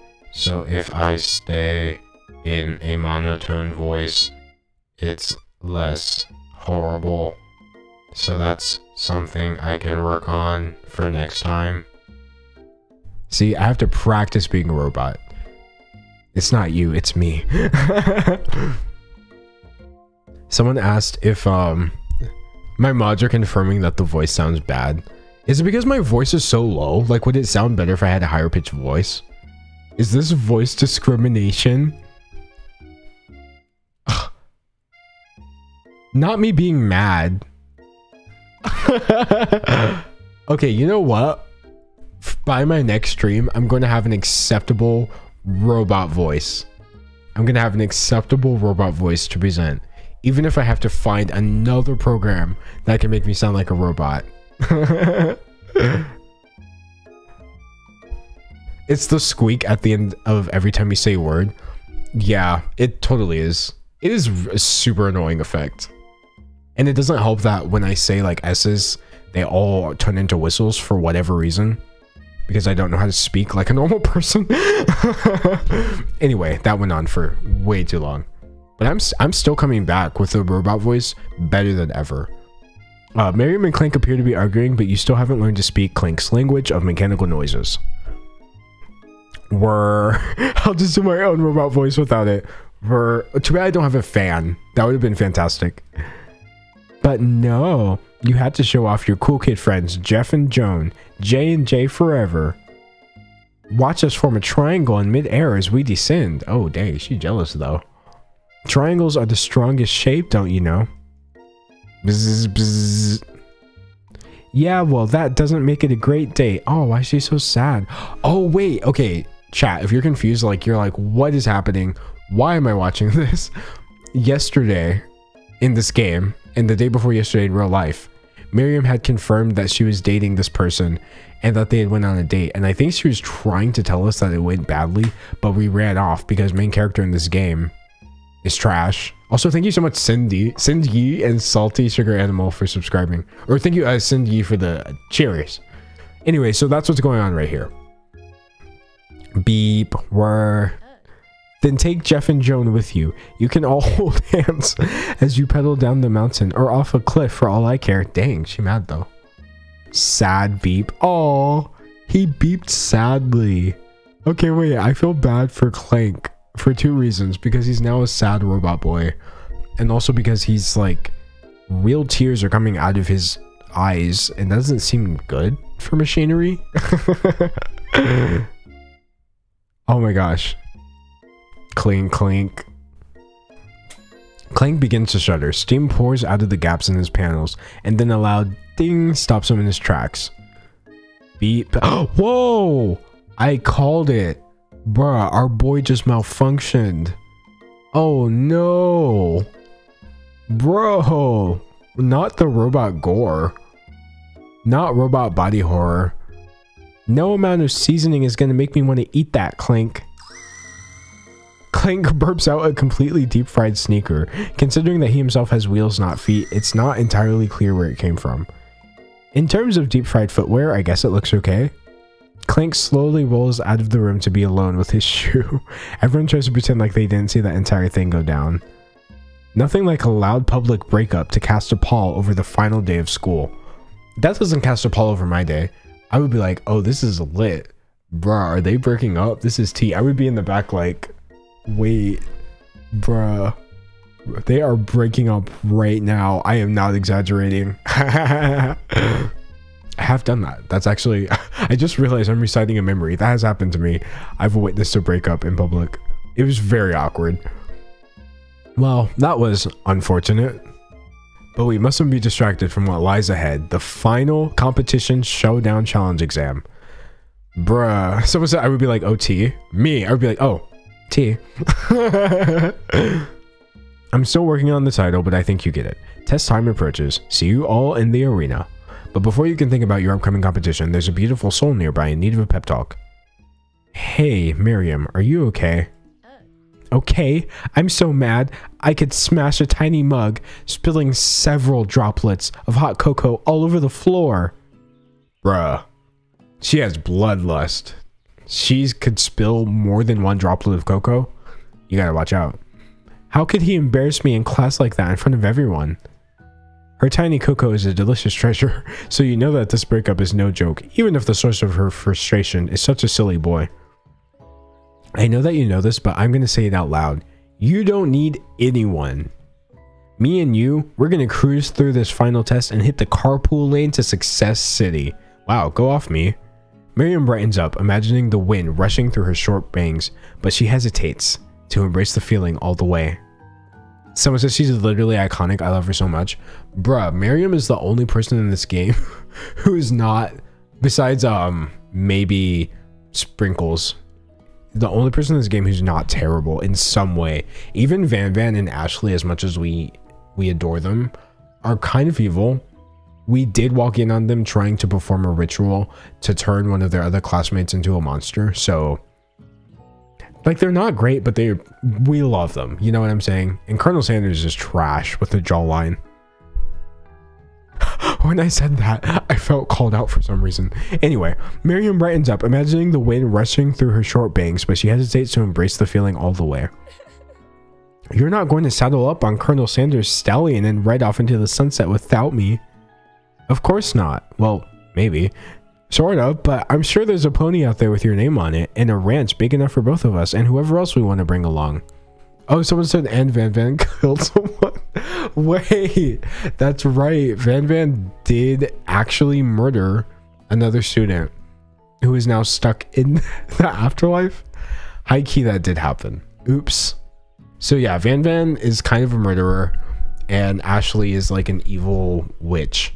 But they're still the best characters in the game. Someone said, what is this game? I know y'all feel like you were being debated, but these are things that did happen. These are things that happened. Someone said there's arson in this. Not yet. It might burn down at this point. Men are trash, Ashley's supremacy. Yes. Ashley, the only character in this game. If it's not Pop or Clink or anyone else you meet today, or tomorrow, or this whole year, so what? You're a special person who shouldn't settle for the first someone to show a little interest anyhow. Miriam gives you a big hug and wipes the tears from her cheeks. I should really review my menu for today. I'm going to make a very special soup. And I bet that Professor Dog is going to love it up. While you were pep talking Miriam, you completely missed lunch, but that's okay because you had a better idea of how to spend time before your exam. You've decided to head to the arena early to practice a dish. Please let this be the final part of the game. This is it, the location of your final challenge, a test of will, a test of courage, a test of talent. And the chance to beat the pants off of Van Van, the supposed man-man, and his eviler counterpart, Ashley. I like how Ashley is the eviler one, but Van Van actually killed someone. I like that implication. Someone said he's been playing this game for 3 days. I have actually. We're long past the point of it being ironic at this point. Someone said, what is this, Soma Food Wars? Yes. Van Van committed murder. He did, unironically. She's going after Sanders. That's what makes her more evil. True. This game has like 3+ hours of content. I do not understand how I've gotten so much content out of this game. Again, I understand that I've stopped and read chat for like a lot of it, but this game has gone on for so long. After practicing for months, making this dish comes when he can't read. After practicing for months, making this dish comes second nature to you, and you're able to quickly get a fresh pot pie in the oven. But as soon as you do, your cram session is interrupted by Colonel Sanders.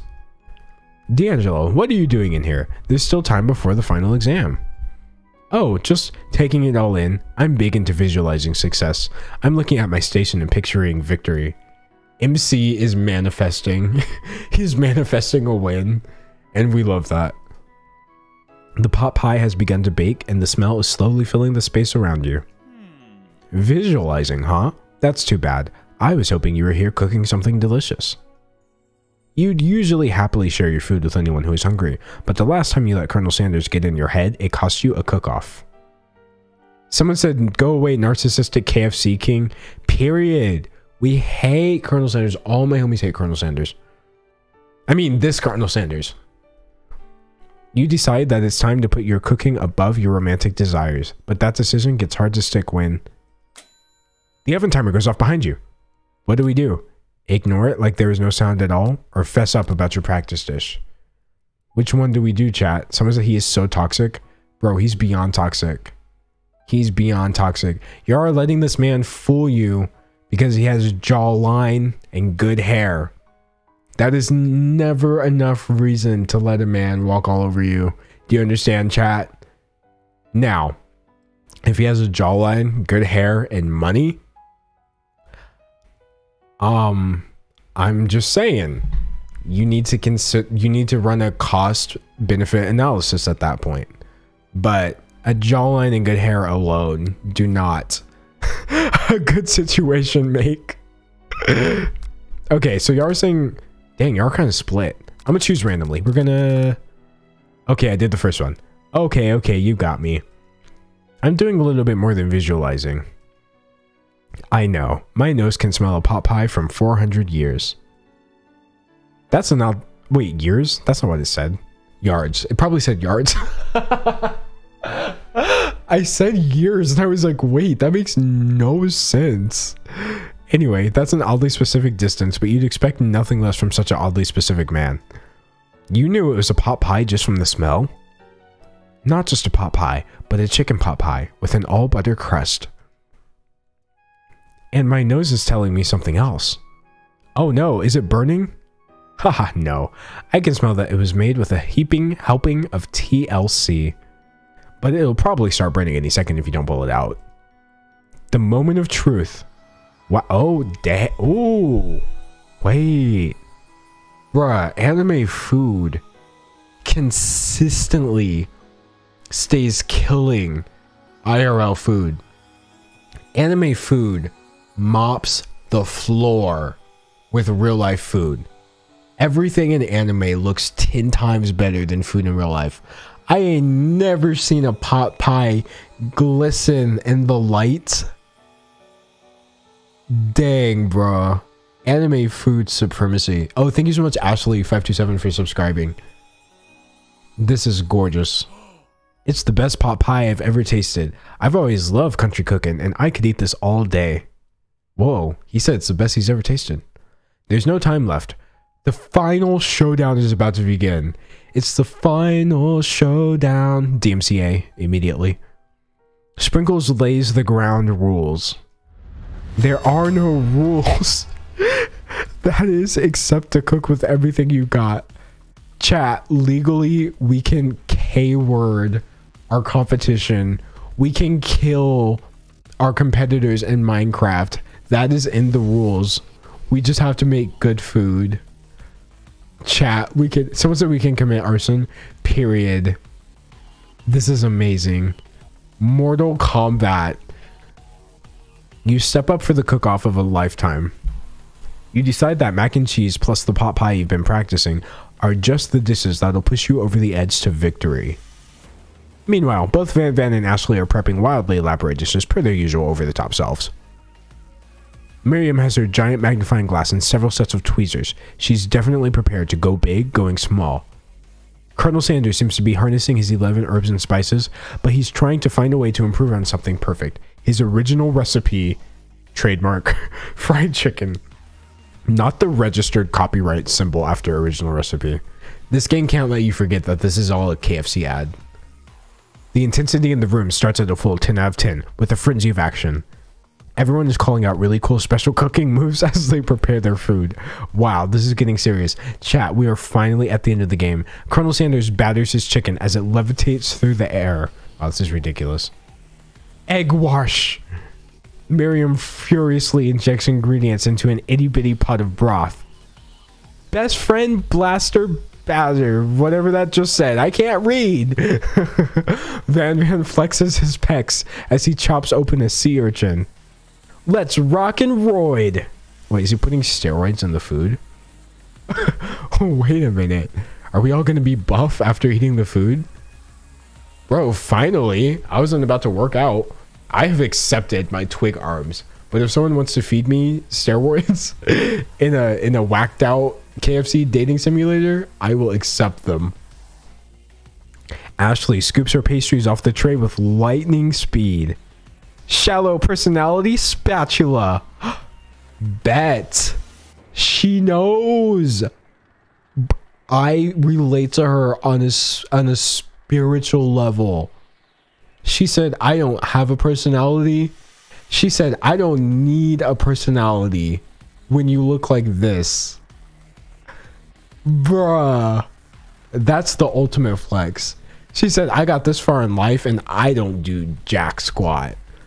That is the life I'm trying to live. Even Clank gets in on it. 5-dial pressure point chicken cooking technique. Wait, when did Clank learn to speak English? It's the singularity, as was foretold. We mustn't let it happen, or the appliance uprising will take us all. What? Van Van quickly unplugs Clank and rolls him out. What just happened? Rolls him out the back door of the arena. Okay, so Clank almost died, and took us all out because he became self-aware by learning English. That's a thing that just happened. As you frantically prepare your dish, you notice Ashley has her spell book out. Is she going to use some dark magic to turn the tide? You've got a book of your own, and you're desperate not to see her win another battle. Should you take this opportunity to fight magic with magic, even if it's almost certainly evil magic? Chat, what do we do? No poll, just yes or no. Yes or no. Do we take her out with magic or no? A lot of people are saying yes. A lot of people are saying no. JJ. Dang. Oh, I'm sorry. That's a lot of guesses, y'all. A lot of y'all are saying no, but that's a lot of guesses. You take out your own spell book and you let your instincts guide you to a page you've never seen before. It's a summoning spell that will conjure up a spork monster. Now seems like a good time to add some chaos to the mix. You've summoned me. Ah, the broom cooking arena. So many fond memories of battling in this place. In my old life. Oh yeah, the spork monster used to be a chihuahua, unironically. In your old life? I wasn't always the monster you see before me, no. Once I was but a student like yourself who attended the school. Spork monster notices the book you're holding. I see what's going on here. Things aren't going your way, huh? Been there, my friend. I tried to cast a spell on myself to imbue my bodies with the power of my favorite foods. As you can imagine, things did not go as planned. When spells say only cast in case of emergency, they mean it. I'm kind of in a pinch here. Got any better ideas? The spork monster's smile curls up mischievously.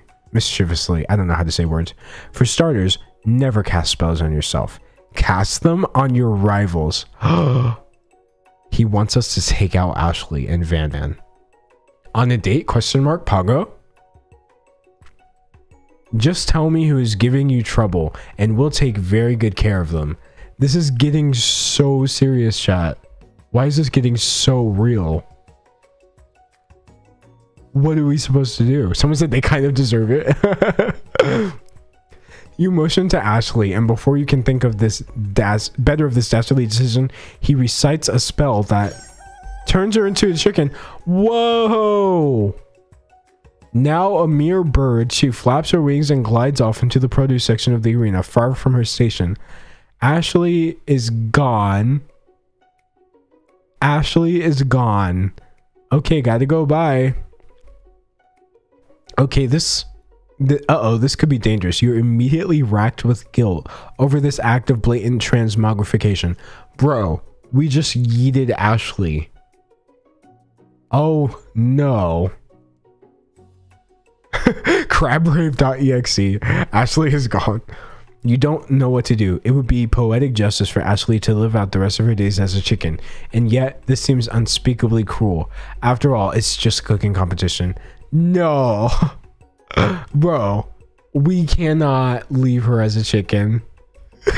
Why are you saying cook her? Sprinkle said no rules. Okay, mods, now we can do a poll. This has to be a poll. Mods, if you're out there, please do a poll, because I do not know whether we should turn her into a chicken or save her. Chat, I need everyone who's typing right now to participate in this poll that the mods are getting together. Everybody.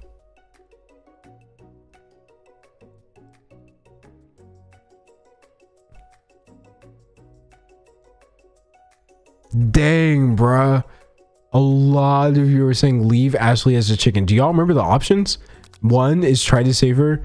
2 is she becomes a chicken forever. Oh my gosh, this is close. This is the closest poll we've ever had, if I'm not mistaken. Oh,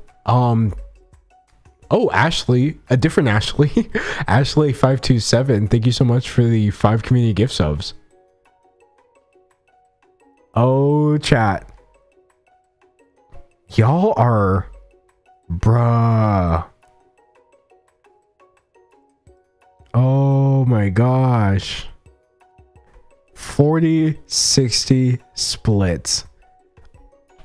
Y'all want to leave her as a chicken. Oh no. I let chat decide. I didn't even influence it this time. Chicken Ashley pecks around at the base of some cabinetry, searching for some loose vegetables to eat. D'Angelo, how could you? Cheating on the final exam? I've never been more disappointed. And here I was considering you for a place, not only in my future chain of highly successful chicken restaurants, but also my heart. Without hesitation, he casts a counterspell from memory that saves her. Okay, Warlock Colonel Sanders. Okay, waist to shoulder ratio. There's such a thing as competing with honor, and this does not qualify. Bro, look at his face. Colonel Sanders is disgusted. Oh no. Somebody said it's not cheating if there's no rules. Thank you. Thank you. I was informed by Professor Dog himself that there were no rules, and therefore we cannot be cheating legally. Someone said this is the only good thing he's ever done. I agree. I agree. I'm glad that he fixed her back. But oh my gosh, he hates us now. I no longer want anything to do with you. Wow. That dang chat. Y'all were just too mean for the game. It rejected us. It rejected us. Okay, so we're going to do it the hard way. Who needs magic when you've got passion? I'm going to do it the hard way. Colonel Sanders sees that you've chosen to win on your own terms, and he gives you a subtle wink from across the room. Ew. I believe in you, D'Angelo. Oh, not the love bombing. Not that. Miriam notices too. And I've always believed in you, D'Angelo, since we were little kids, because I'm your best friend forever. Miriam is too wholesome for this game. Miriam is way too wholesome. You turn to notice that Miriam is at your station cheering for you. Miriam, what about your dish? If you're here cheering, who is cooking? Tiny food, short cook time. I'm actually already done, so I thought I'd help you. Bruh. From day one, I told you that Miriam was our ride or die. From day one, I told you that Miriam was it. And here she is. Oh, that's sweet, but Miriam tosses a handful of spices directly into your boiling noodles. It's the secret ingredient. Oh. Oh no. She put the fake secret ingredient. Remember, because at the beginning of the game, she asked what the secret ingredient was and we made one up? She just put that in our soup. And she was trying to be nice. Oh no, the boiling pot explodes, sending Miriam flying backwards. The watery noodles begin to swirl in the air, bubbling up into a dark cloud that thickens and congeals before your very eyes. It is I, Steve the Spork Monster. Steve? Wait, what happened to Gorko? You're not here to battle me, are you? We Spork Monsters are many. I think Gorko had the day off, but you have conjured Steve and I hate to battle, so I'd say you're doing pretty alright. Oh hey, you're in the middle of a cooking competition. I love this stuff, it's better than TV. You crazy kids and your culinary skills really impress me. Mind if I hang out? I'm sorry, Steve, but I'm kind of in the middle of something. Do you mind? Steve the Spork Monster notices that you've got the Grimoire stashed beneath your cooking station. I see what you're up to. Crisscross some magical items and accidentally summoned me, huh? Ha, yeah, you guessed it, sorta. If you're here, would you mind tossing some fresh noodles in a pot of salted water? I'd love to. I've always wanted to be a top chef, actually. You know, when I was just a little spork pup back in the old country. You can feel Spork Monster winding up to tell a very long and involved story. You don't know exactly where they came from, but it seems like it was probably lonely there. Actually, you know what? Maybe you should watch from the stands. I really need to focus on the competition. I understand. It's kind of like that time in Monster School. Oh my gosh, he talks so much. That I fallen asleep during character tactics class, and when I woke up, you tossed a serious stare at Steve, and he takes the hint. Never mind. I'll tell you later. Good luck. Alright, what's going on now? Having suffered this huge setback, you don't know how you could ever win. Do we summon extra power from deep down within ourselves, or do we give up and drop out of culinary school? Obviously, we got to keep going, chat. We got to finish this. I can do this. I have what it takes. I came here to win. Your hair turns mac and cheese orange as culinary energy flows through your body. Chat, we just became Super Saiyans. My heart is pure. My hands are steady. My taste buds have been preparing their entire lives for... Yes, D'Angelo. Oh no, it's the ghost of the student whose name we never remembered throughout the entire game. You are the chosen one. You will avenge me. The power you have been summoning immediately fades back out. You interrupted my inspiring monologue. Sorry.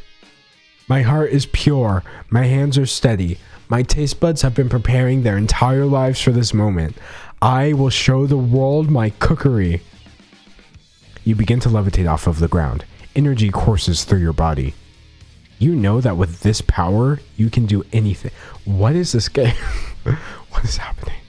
Except turn back time, which would be super useful because while you were powering up, your chicken pot pie overcooked in the oven and it can't be served.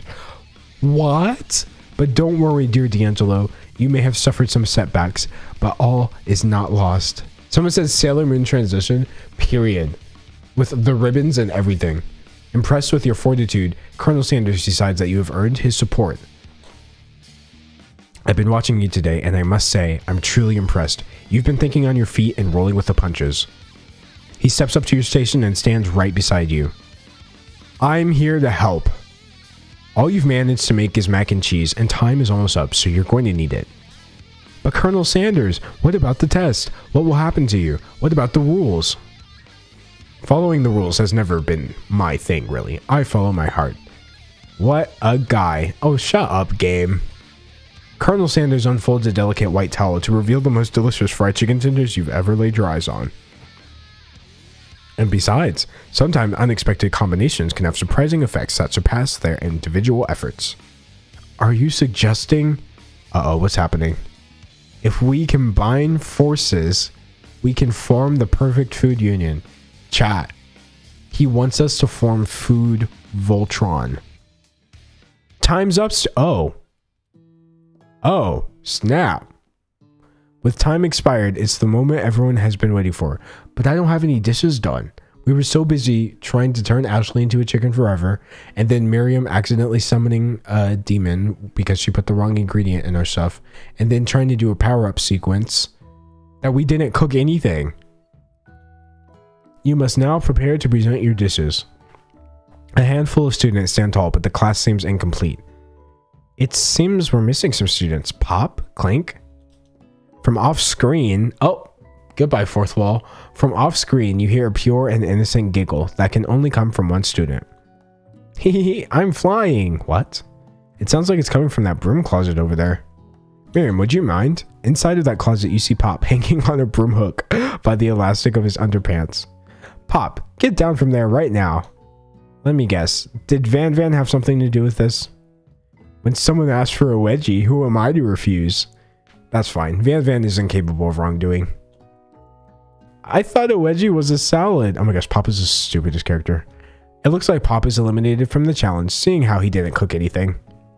I can't feel my legs. May I be excused? Sure. You kids and your pranks. Wow, see, it's not against the rules. It was not against the rules to lock Pop in a closet. So why was it against the rules to turn Ashley into a chicken? Why did we have to start the game over? Anyway, I don't know why I actually have emotions over this. You kids and your pranks. I must say, it's not the worst prank in UCSAL history, but it's not exactly yearbook material. Wait a second. Pranks. Clank. Where did that pressure cooker roll off to? You wait to hear a signature whir, beep, or some other onomatopoeia, but there's none. Somehow he must have gotten unplugged. We'll have to figure that out later. That leaves only 4 remaining students. Please collect your final projects. Yes, it has been a long semester. Wow, 3 whole days long. But after days of hard work, the time has come for me to eat. Miriam, please step forward. Now describe your dish. I've made... That's cute. Come on, bruh. That's cute. She made cute food. What do we think of Miriam's? Come on. Small. Someone said they let her win. Period. In a heartbeat. 10 out of 10. My word, it's so delicate. Is that a teeny tiny Narutomaki I spy afloat in this itsy bitsy bowl? Yes, chef. Please call me Sprinkles. Chef is my father's name. Yes, Sprinkles. And some green tea made from baby tea leaves that I picked myself. Bruh. Sprinkles carefully sniffs around the dish before opening his mouth and letting just the tip of his pink dog tongue dip into the bowl. Sublime. Would anyone else like a taste? Oh, come on. I'm not one of those dogs who doesn't floss. I even have a really cute electric toothbrush for dogs. Fine. I'll enjoy it all by myself. And in a flash, the entire meal has been devoured. Not that it took much. It was less than a thimble's worth of soup. A+.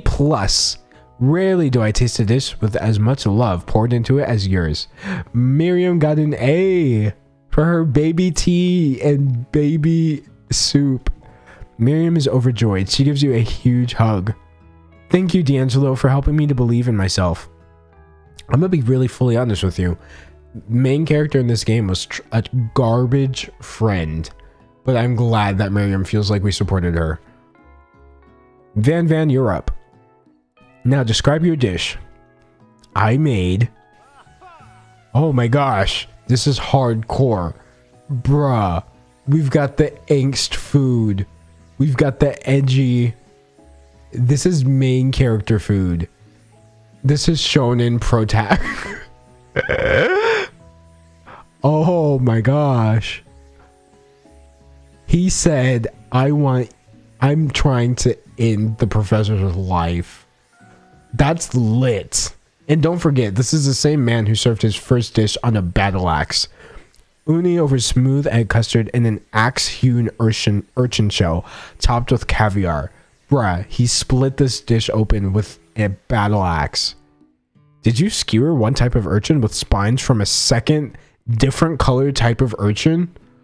Oh, urchin layering. Thank you, Keysmech, for subscribing with Prime. We have layered urchins. Yes, Sprinkles. And he's respectful. A bit much, don't you think? That's exactly why I did it. A bit much is my brand. Doesn't it look cool? Sprinkles leans in to sniff the uni, but he can't get his nose close on account of all the spikes. He begins to paw at it erratically, causing the custard to slosh around. Woof woof. Please be gentle with my cuisine. Grrr. Finally, Sprinkles goes all in tongue first, but he can't get past all the needles. He reels back as his tongue is poked and prodded. Ah, my tongue. The professor appears to be having an allergic reaction to this thing. Oh no! The food was too dramatic to eat. It was too iconic to be consumed. I can't eat this. It keeps poking my tongue. Death qualify. Oh, dang. Van was too ambitious. Bruh. A stunning turn of events. Who would have thought that serving food in a bowl made of needles could make it difficult to eat? Okay, wow. Dejected, Van does not go gentle into the night. Disqualified for glamour? Don't discount simplicity. This isn't the last you've heard of me. Before forcing us to endure his swollen tongue for another moment, Sprinkles graciously laps up a bowl of milk. Why did I say graciously instead of graciously? I know. Yeah, I'm a dog and I drink milk. Get over it. Sometimes it helps calm my agitated tongue. Next student. Dang. Van got kicked out. That's the last of... Oh, my camera's frozen. No! Come back! Oh, no! Why, camera? Why then do you hate me? Why then do you despise me so? What have I done? When your quality is too high, when your camera quality is too good, SMH, no cap, my camera quality is too good to survive. Ooh, it's almost time for an ad. Next student, Ashley, it's time to step up. Now, describe your dish. I made orange blossom Turkish delight in a light rosewater syrup topped with French meringue and connected by sugar glass. Bruh, how did she make that so quickly? Oh, thank you, Garbage Ove, I think, for subscribing. Bruh, this is fantastic. It's connected by sugar glass? What even is that? Okay, I'm impressed. She is good at her job. That actually doesn't sound too bad. Someone said 769. We did it. We hit. Hold up. Okay, for context, a couple hours ago, I had set my goal at 590, and I was like, we passed it so far that I was like, well, dang. someone in chat was like, are we gonna hit 769 next? And I said, hey, bruh, I'm not raising the limit, but if you want to hit 769 next, go for it. We have hit 690 and 769 in the same stream. We have achieved the meme. We have ascended. I'm gonna have to make my next goal like 900 or something crazy like that. We are literally gonna be a 1K Andy next week. Mark my words. Thank you everyone for subscribing, by the way, for my memes, for the benefit of the channel, and for me to finally finish my 1K Andy speedrun. This is exciting. 969. Okay, chat. That's it. That's it. The next goal would be 969. Next stream, we are coming for 969. It's going to be a hard push because that's kind of a lot. It's like 200 more subs. We are going to get 969 during the next stream. That's going to be iconic, chat. All right, anyway. Indeed, it's quite delightful. However, wait, why am I on the wrong side of the screen? What the heck? Oh. Okay, bet. First try. You never saw that. Anyway, indeed, it's quite delightful. However, I'd ask that you please refrain from eating it or attempting to taste it in any way. It's very fragile and meant to be a display piece. Dang, Ashley just said her food is too pretty to eat. So, wait, do you see how this is going? Van's food was too epic to eat. Excuse me. Ashley's food was too pretty to eat. Don't eat the food at a cooking school. Go toast in your ears or something, D'Angelo. I told you it's a display piece. Oh, no, she said got toast in your ears, which makes more sense. Ashley, I must say, it is beautiful. However, this is a cooking competition at a cooking school. Yeah, which is why I cooked it and did an extremely good job cooking it too. I didn't realize that we were having an eating exam. If I wanted to be judged on eating, I'd go to the College of Eating School for the Hungry. I suppose you could smell it if you absolutely insisted, but don't breathe too hard. You might disrupt the sugar spiral. Oh, ad time. Wait a minute. Wait, why did my... Wow, dang. Okay, my ad reminder got yeeted, but whoever in chat said that. It is time for the final ad of the stream. Hold on a second. Yes, the ominous music, the wry smile. You know what that means. It is now time for the rapture-tisement, the ad rapture. We are going to ascend. Oh gosh, I thought my stream disconnected. We are going to ascend. Now, for those of you who don't know, that beautiful 769 that we worked so hard to hit up there, those are subscribers. So 700 of us will ascend, adscend. We don't have to watch the ad, because if you are a subscriber to this channel, which you can do for free using Twitch Prime, you get not only an ad-free experience, but also the emotes. I see some of you in chat are already showing the emotes, but all of you need to be showing the emotes. And as you can see, I'm very nice to all of my subscribers. So I designed all of these emotes myself, and you get them for free. Scroll down, click subscribe, and then scroll down where it says subscribe for free. Or of course you can pay $5 a month. But of course you don't have to become a subscriber. You can just watch the 60-second ad while we adscend. Okay, bet. At this point, I have so many subscribers, like, compared to viewers, that most people probably don't even get an ad anymore.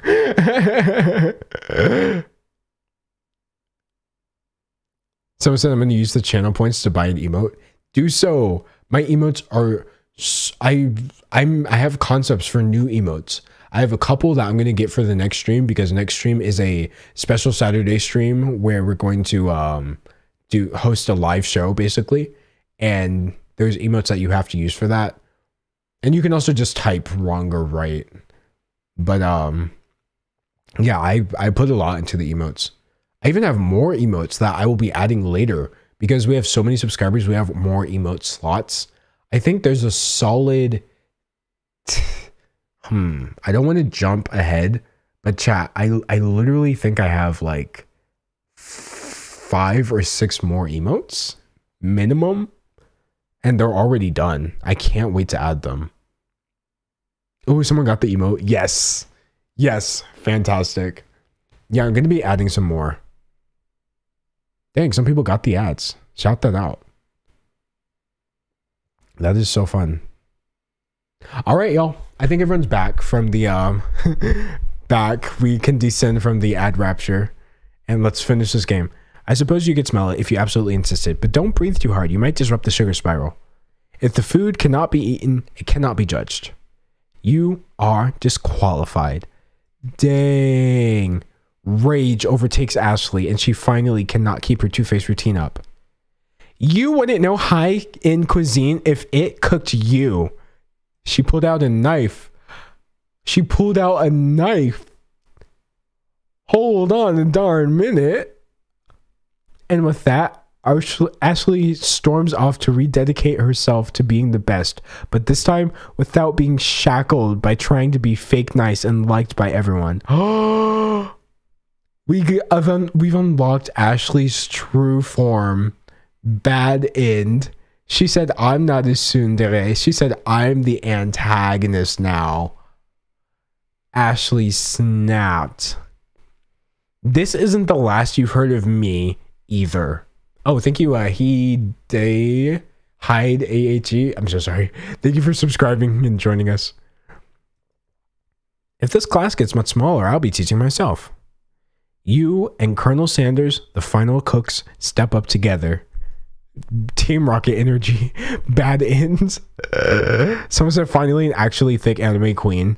I know, right? When they do the thick trope, but instead of just giving her like a giant chest area, she actually has a physical body. Shout that out. Oh, thank you, Nyla B-Star, for subscribing.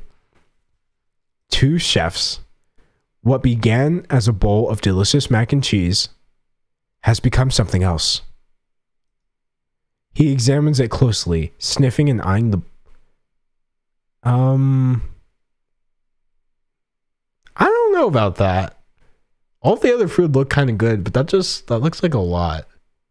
Someone said they want it. Someone said no. Someone said ew.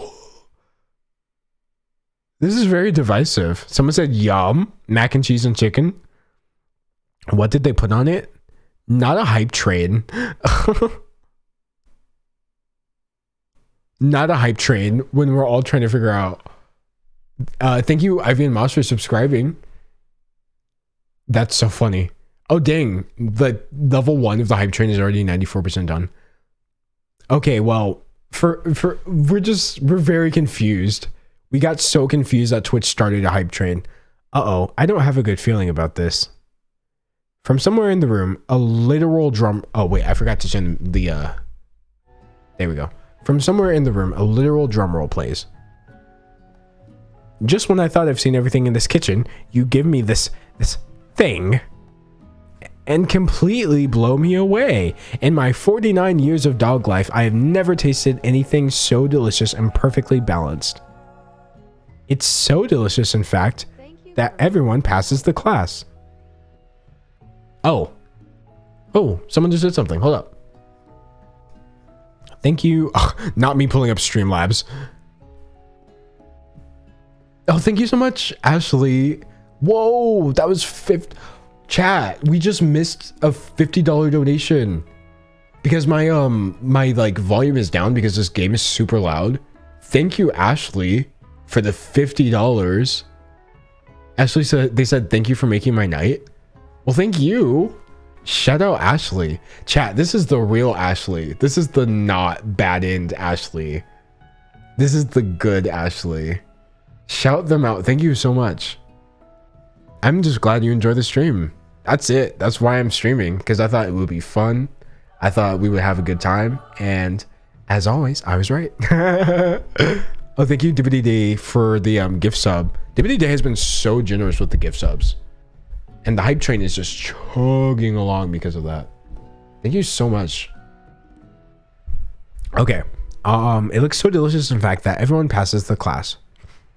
You pass, and you pass, and you get a pass. Everyone gathers around and partakes of the mac and cheese bowl. They all seem to transcend this reality into another dimension. You win.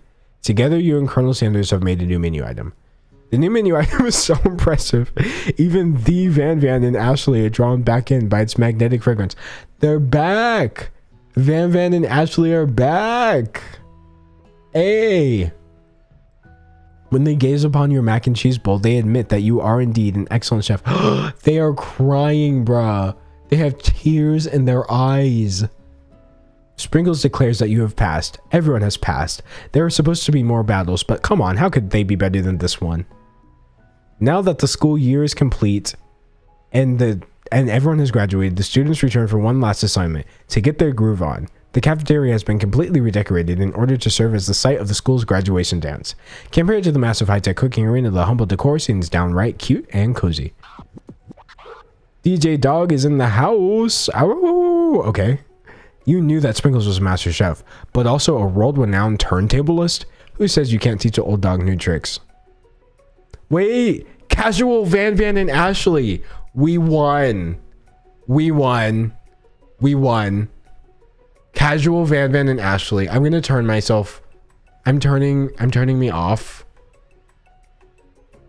I'm turning you off. I'm turning that off. We have succeeded. This is it. We have completed.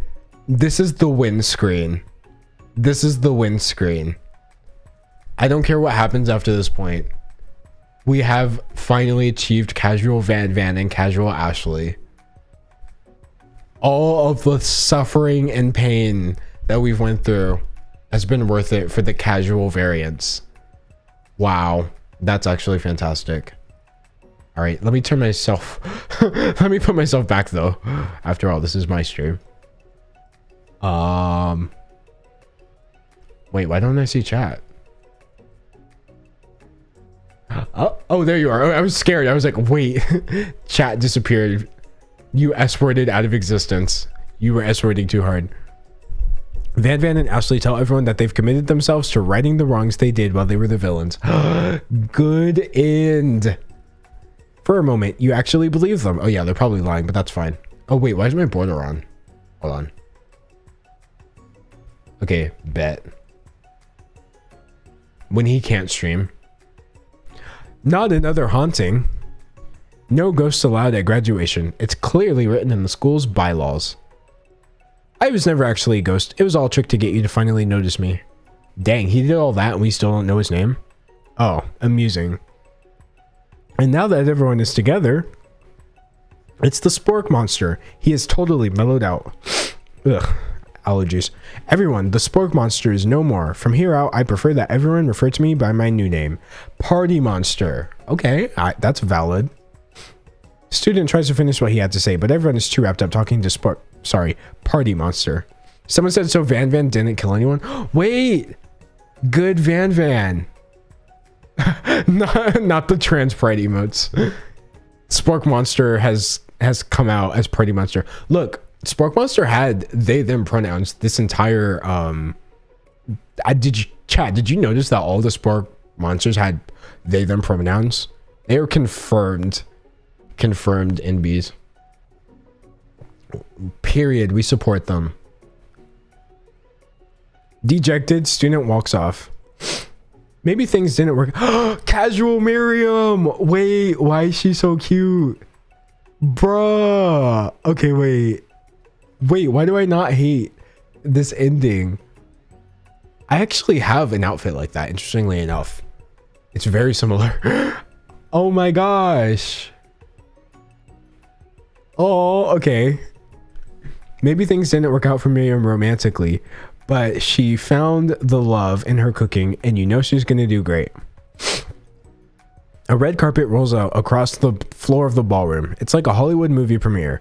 Who could command such an entrance? Wait, what's about to happen? Oh, it's Pop. Okay, he arrived late to the dance, but apparently for good reason. Walking the carpet, you see perched atop his dirty chef's hat a crown. Welcome back, Pop.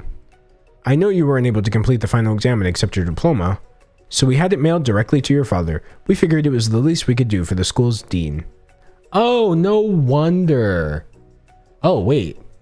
Dang, bro. The hype train finished at level 4 and I didn't even see it. We got 300 bits and 4 subs. Thank you. That was a great hype train. I did not even see it. Oh, no. It completed at level 1. Oh, my gosh. I can't read. I saw 4 and I was like level 4. Thank you. I think we had like 4 different hype trains this stream for whatever reason. And we get a new wing on the school, not to mention the honor of educating the son of Chancellor such and such, or the Chancellor of such and such. The music at the dance is interrupted by the sound of sparking and electrical hissing.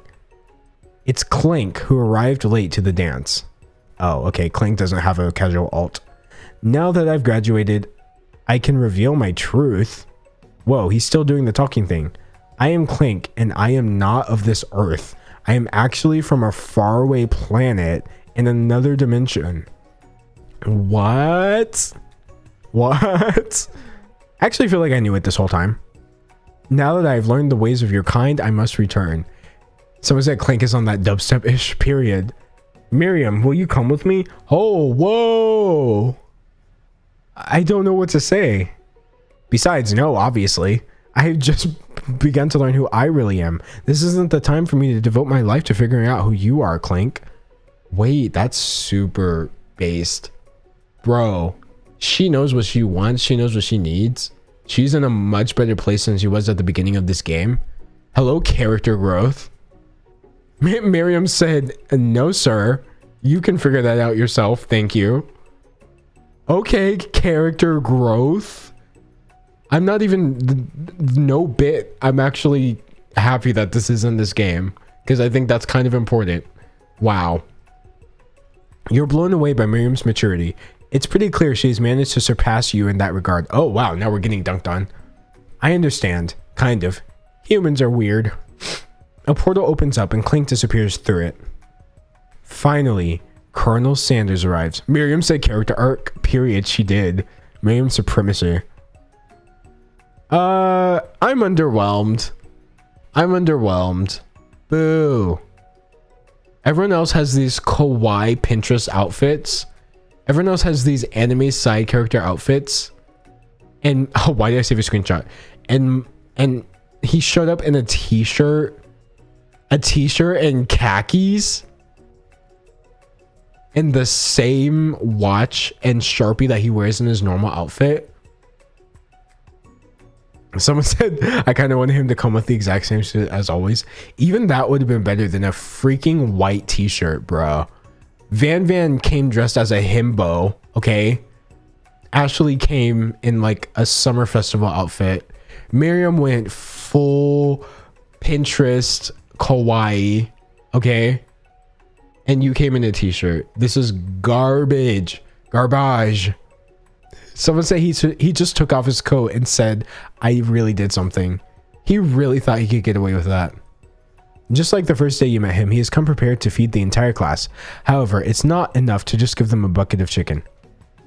This time it's a full meal. Boo! It's just KFC. I didn't get to be the most famous chicken man in the history of Chicken and Man by not reminding people to go out and buy my chicken. The end? Question mark? Pago?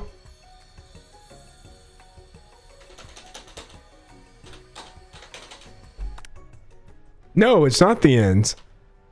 As everyone feasts on their delicious chicken dinner, Colonel Sanders finds you sitting at the edge of the dance floor. D'Angelo, what are you doing sitting all alone? Being single? That's how that works in this game? Oh, you know, just waiting for the right person to ask me to dance. Ew! I wonder, might you tell me, what are the qualities that you would expect to find in such a lucky person? Off the top of my head, oh, I don't know, a spicy musk, a tidy goatee, and a degree from the University of School Academy for Learning, just to name a few. Bro! He just named 3 material things. 3 things that do not matter. He just said physically attractive, and has a degree. The top 3 things that do not affect somebody's personality or qualifications in any way. Main character has learned nothing. Nothing. We have played this game for 3 hours to learn nothing at all. It truly is my lucky day. Would you dance with me? Yes, I would love to. As you glide across the dance floor, hand in hand with Colonel Sanders, the future stretches out in front of you. And once my 100th franchise is up and running, I'd be ready to take a day off, and I'll be so glad to spend it together with you, D'Angelo. How sweet. We'll work together and play together. He just said I'm never going to pay attention to you.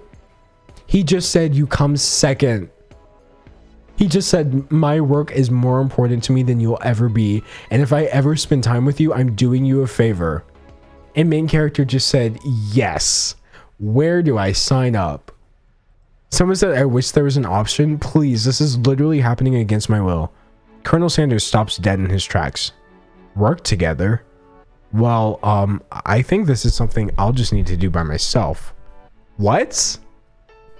What is this face he's making? What is going on? But who will help you run your restaurants?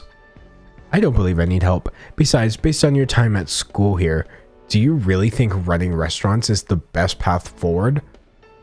Excuse me? Chloe Laura said, I hate you, Colonel Sanders. Could it be you found a love connection but failed to earn Colonel Sanders' respect as a chef? Can you live with only half of him? Will you be able to endure sharing him with his other love, the life of an entrepreneur? I suppose I could enroll at pastry school.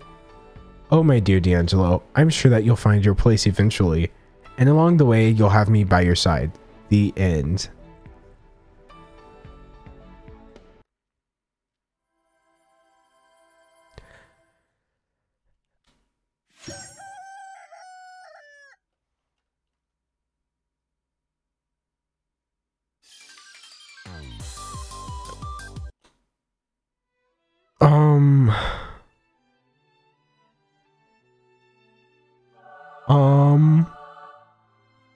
Oh, thank you, Strawberry Amethyst, for the gift sub.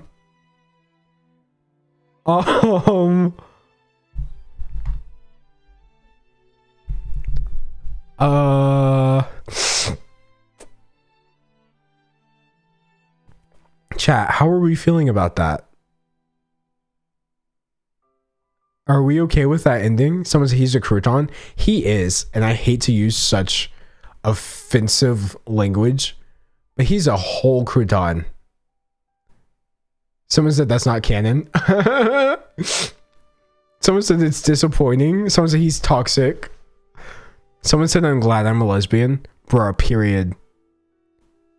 Someone said they get Billy now. Yes. Yes, we support Billy. He was right to attack Colonel Sanders. Oh, someone said we should have left before we started.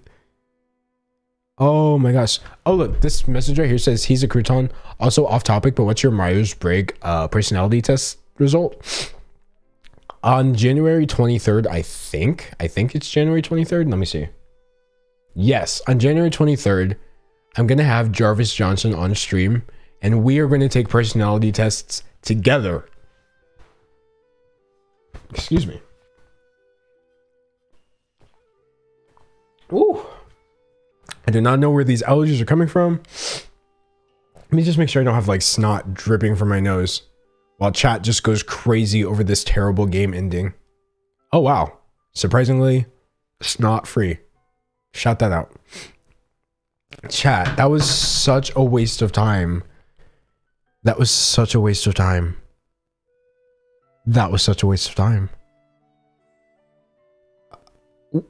I thought watching the movie was bad.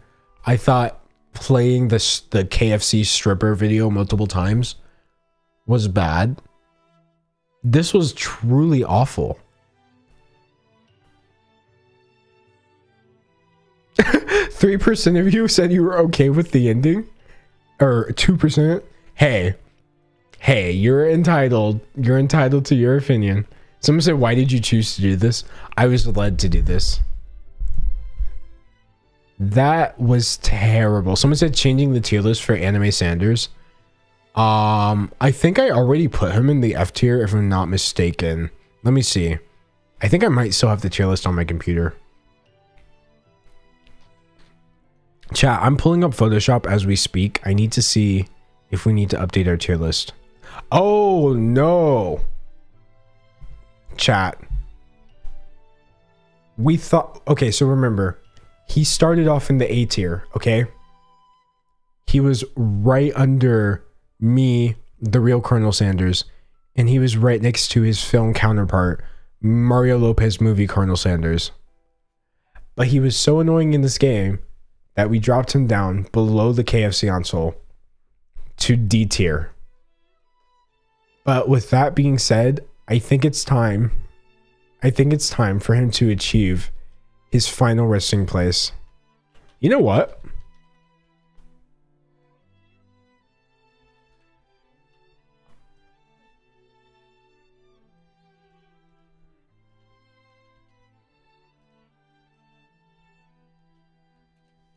D is not enough. It's not enough. There has to be a below the floor option to describe how I feel about that game. Okay?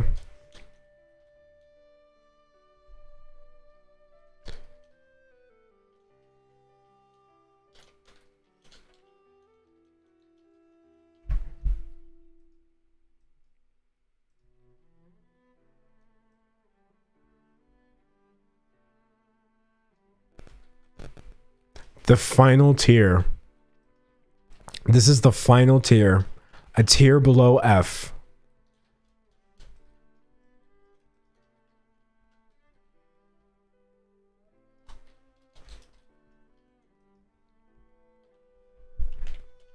His final resting place. This is crouton tier. This is crouton tier. Oops. This is the updated Colonel Sanders tier list, okay? So me and the real Colonel Sanders are S tier. Movie Colonel Sanders was A tier. The KFC console is not out yet, so it's a neutral C tier. Influencer Colonel Sanders and Needlessly Sexual Colonel Sanders are F tier. And Game Colonel Sanders is crouton tier. That's it. We're done with him. A literal crouton. All right, well, I'm absolving myself of KFC sins forever. Yes, of course, I want to save changes to that. It's a very important document. I'm going to change the title because we have one final game. Game & Shade, Sonic Riders Zero Gravity Edition. And the category is Sonic Race. In chat, we have 34 minutes left on the stream. So I'm just going to play this game and chill for the last 30 minutes. And I'll just read chat. You guys can tell me stuff if you want me to see it. Wow. That was certainly an experience. That was an experience.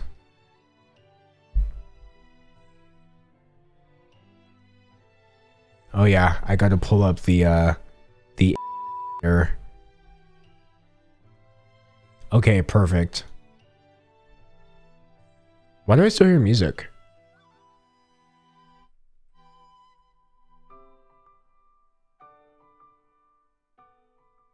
Where is music coming from? Oh my gosh, it's still open.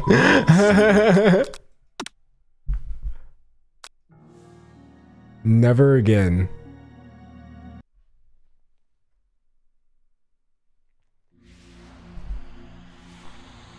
Someone said, let's play Minecraft story mode. Ooh, we will be doing Minecraft streams for sure. Oh, hold on. I gotta, where's my controller though? Oh, here it is.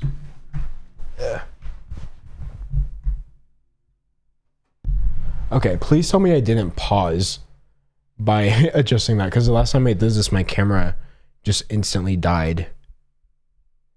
Hey, my camera survived this time. Perfect. Okay. We're gonna live out our last 30 minutes of the stream in peace, chat.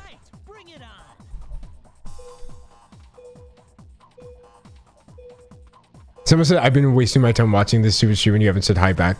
I made you sit through that entire Colonel Sanders segment and I didn't even say hi once. I'll say hi now though. Rate the Colonel game out of a 10, Chloe Laura. I'm gonna have to give it a solid 1 because of Van, Ashley, and Miriam. And of course, Professor Dog. Have you played Sonic Unleashed? Like a super long time ago. How does it feel to finish the game? I feel, Crouton Lord, I feel empty inside now. I feel empty now. Throw the Wii remote to the TV. That's how I feel now. Oh wait, I'm not using the right profile. Wait, how do I go back to... Hold on one second, chat. I need to get back to my actual...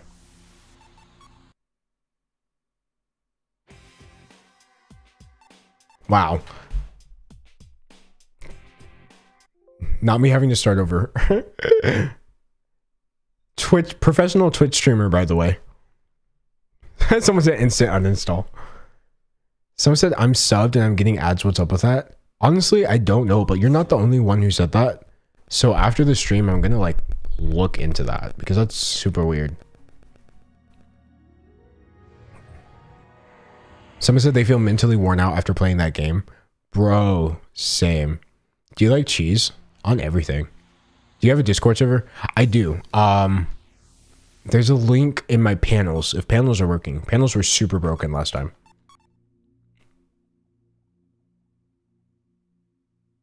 Someone said, what are we playing? Sonic Riders Zero Gravity. The greatest racing game to ever racing game. Now, the funny part is last time I forgot to save. Oh, wait, why am I doing missions? I went to story. Oh, no, I did save. Hey! Wait, did it? I'm so confused. I think it did, right? Because I had done these while I was talking to you guys. Yeah. Someone said, how did I even find this game? From the recesses of my memory. Wait, why am I... I'm like not even... Okay, there we go. Now I'm actually on camera.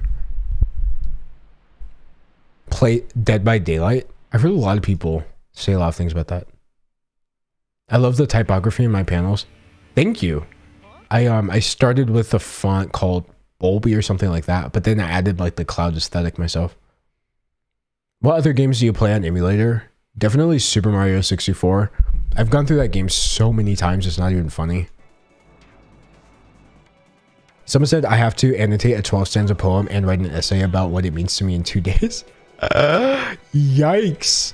Well, look, good thing for you. My stream's only going to be on for like 30 more minutes, so I'm not going to distract you that hard. I said the E word. Wait, what's the E word? What did I say? Can you play Danganronpa? I should. There's been so many requests at this point. Wait, what did I say? Oh, snap. Oh, snap. Oh, snap. I said, oh, no. Of course, I don't even know what means.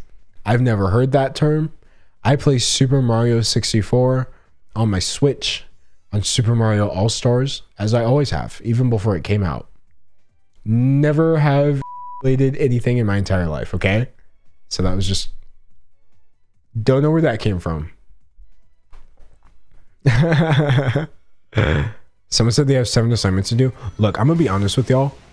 Oh, snap. Y'all make me so glad I graduated from school. Because I remember being in the same boat. I had so much content to make. But I had so many other things that I wanted to do besides schoolwork. Oh! Okay. Someone says, is this an inside joke I'm not in on? Oh, what? The E word? Y'all, we do not use the E word in this chat because we play our games legally, okay? Twitch loves me because I do everything legally. I never violate the rules. And I never, ever... I don't even know what the E word is to use it in the first place. Someone said, I will get you banned. My wife's boyfriend is the founder of Twitch. What? Alinity's husband in chat confirmed.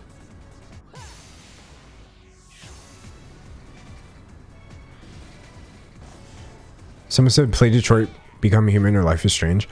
Oh, I played Life is Strange like a long time ago. I have so many mixed feelings about that game, but it's very pretty. I never actually played Detroit Become Human, believe it or not. But of course I've heard... Oh, snap! Wipeout. Of course I've heard good things about it. What's my favorite SZA song? I would have to think about that, but let me tell you this. My favorite SZA video right now is the acoustic version of the mashup she does of Hit Different and Good Days, where like she's basically lying in bed filming the video for her acoustic version. It is so good. Her voice is so good. Someone said the E word is extraordinary. Yes, we are all extraordinary. Good Days is so good. Yes, period. It's fantastic. Do I know Jack's films? Nah. I mean, if it counts for anything, he hearted one of my comments once ever. But I would like to. I should reach out to him and see if he wants to come on the stream and like talk to us. Bruh, imagine if Jack came to talk to us. Imagine someone looking up what is the E word. I know right now, if you don't know the lore or the context, you would be so confused. What's my favorite color? Definitely in like a black and white phase right now. What are your opinions on KSI and the Sidemen? My understanding is that they're super cool.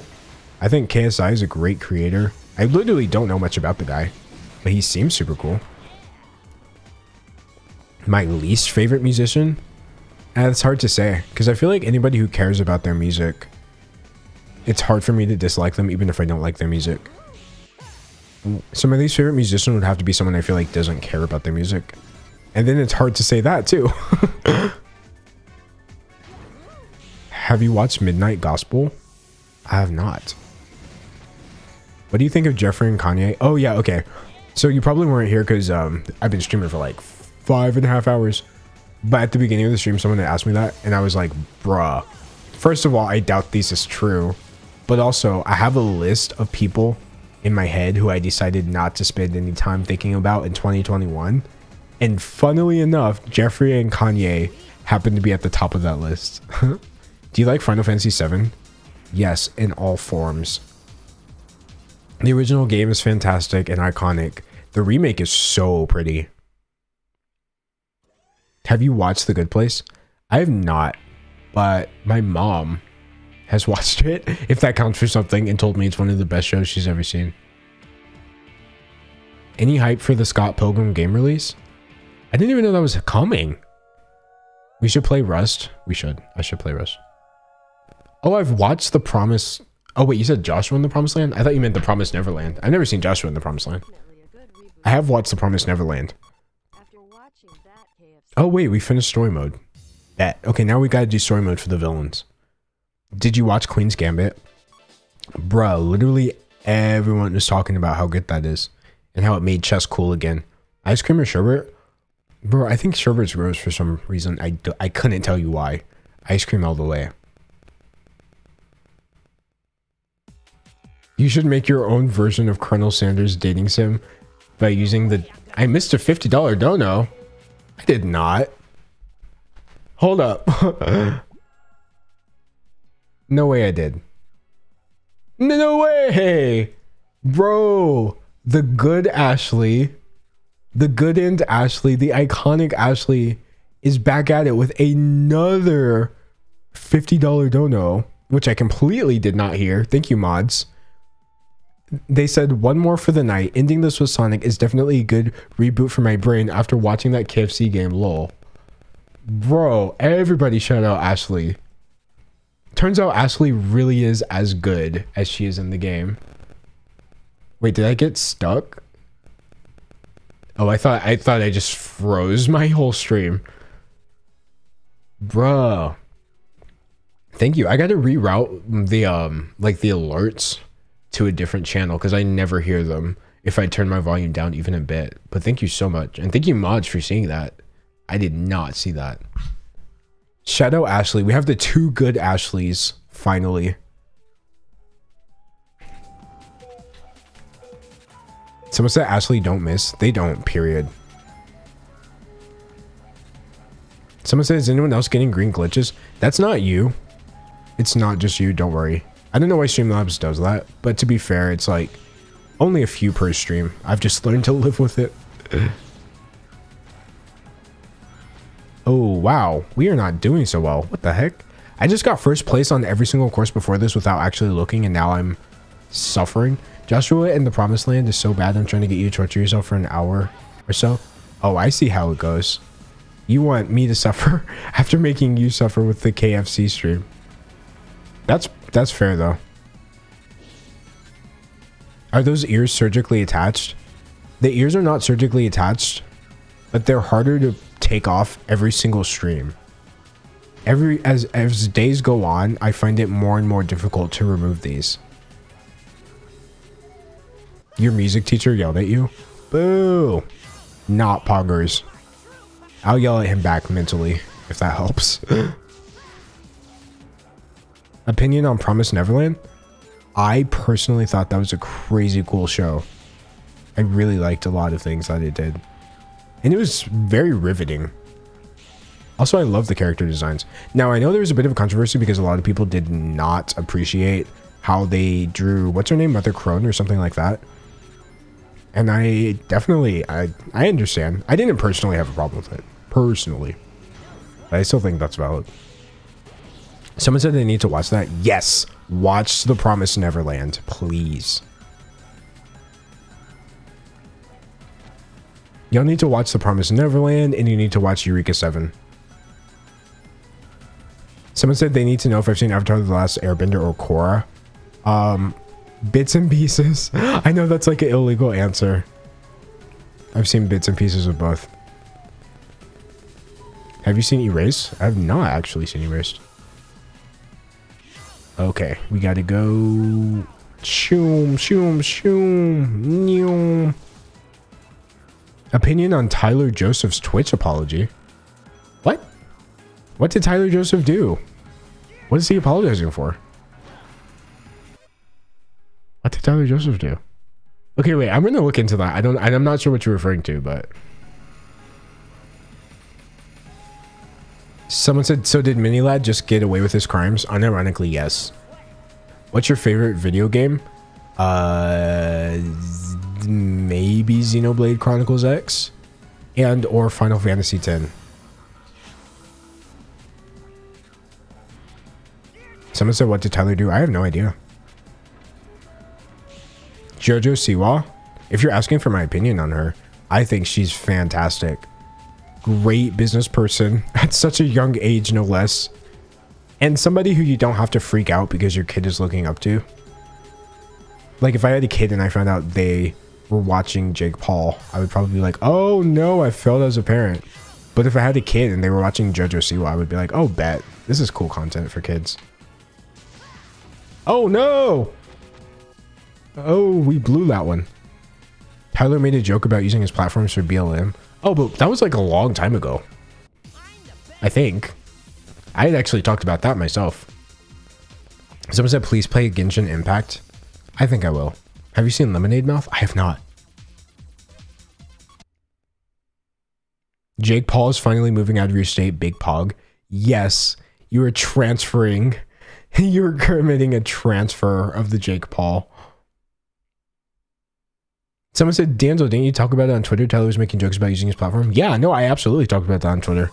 Twitter actually added my tweet talking about it to a moment. Thank you, Rubobo05 for the for subscribing. Oh snap, bad beginning.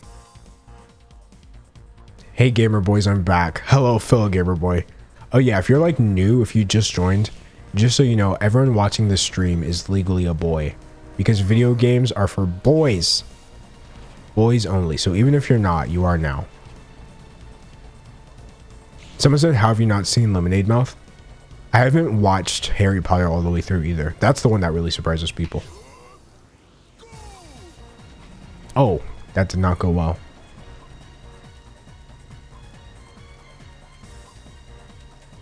Someone said they're magically a boy. Yes. Someone said, thank you for doing this stream. It's been great drawing and doing chores during this. Well, thank you, Dibbity Day, for all the, for watching and for all the generosity. Wow, how am I so bad at this course? I just experienced so much gender euphoria. Okay, look. Incidentally, if you are in the chat and you have not transitioned unironically, I would like to affirm you. You are who you are. Forget, you know, what you were born as or whether you've come out or not. Just remember, you are not crazy. Ah! And then I immediately die in the game. Favorite content creators? I really like watching Sykkuno and his whole squad. They're so funny. Offline TV are fantastic. Obviously, I talk a lot about Danny Gonzalez because he pretty much inspired me to start this whole thing. Corpse Husband never really posts anything, which he doesn't have to, by the way. I'm glad he takes care of himself. But the few times he happens to post or go live, I do find it fun to watch. Oh, snap. My favorite type of music? Well, according to Spotify, and I am offended at this, by the way, Spotify just says my favorite type of music is pop. And that's not true. Spotify just doesn't know how to categorize music. I'm not a pop stan. I refuse to accept Spotify's classification. What's my favorite song at the moment? Courtside by Division, featuring Jesse Reyes. Have you watched JoJo's Bizarre Adventure? Bits and pieces.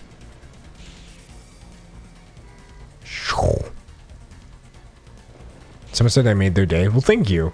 This honestly makes my day. Like, I've mentioned this a couple times before, but, you know, sitting in a dark room editing is like, you know, it's a job. But sitting in a bright room and streaming is very progress, actually. Even if I am high-key dying. Bruh, I literally got first place on every single other course. What about Dorian Electra? Dude, they are, without a doubt, a musical genius. Not just self-described. Oh, dang, I failed. Dorian Electra's latest album, Dorian Electra's Everything, is fantastic. I've actually been following them since, I want to say before Flamboyant came out.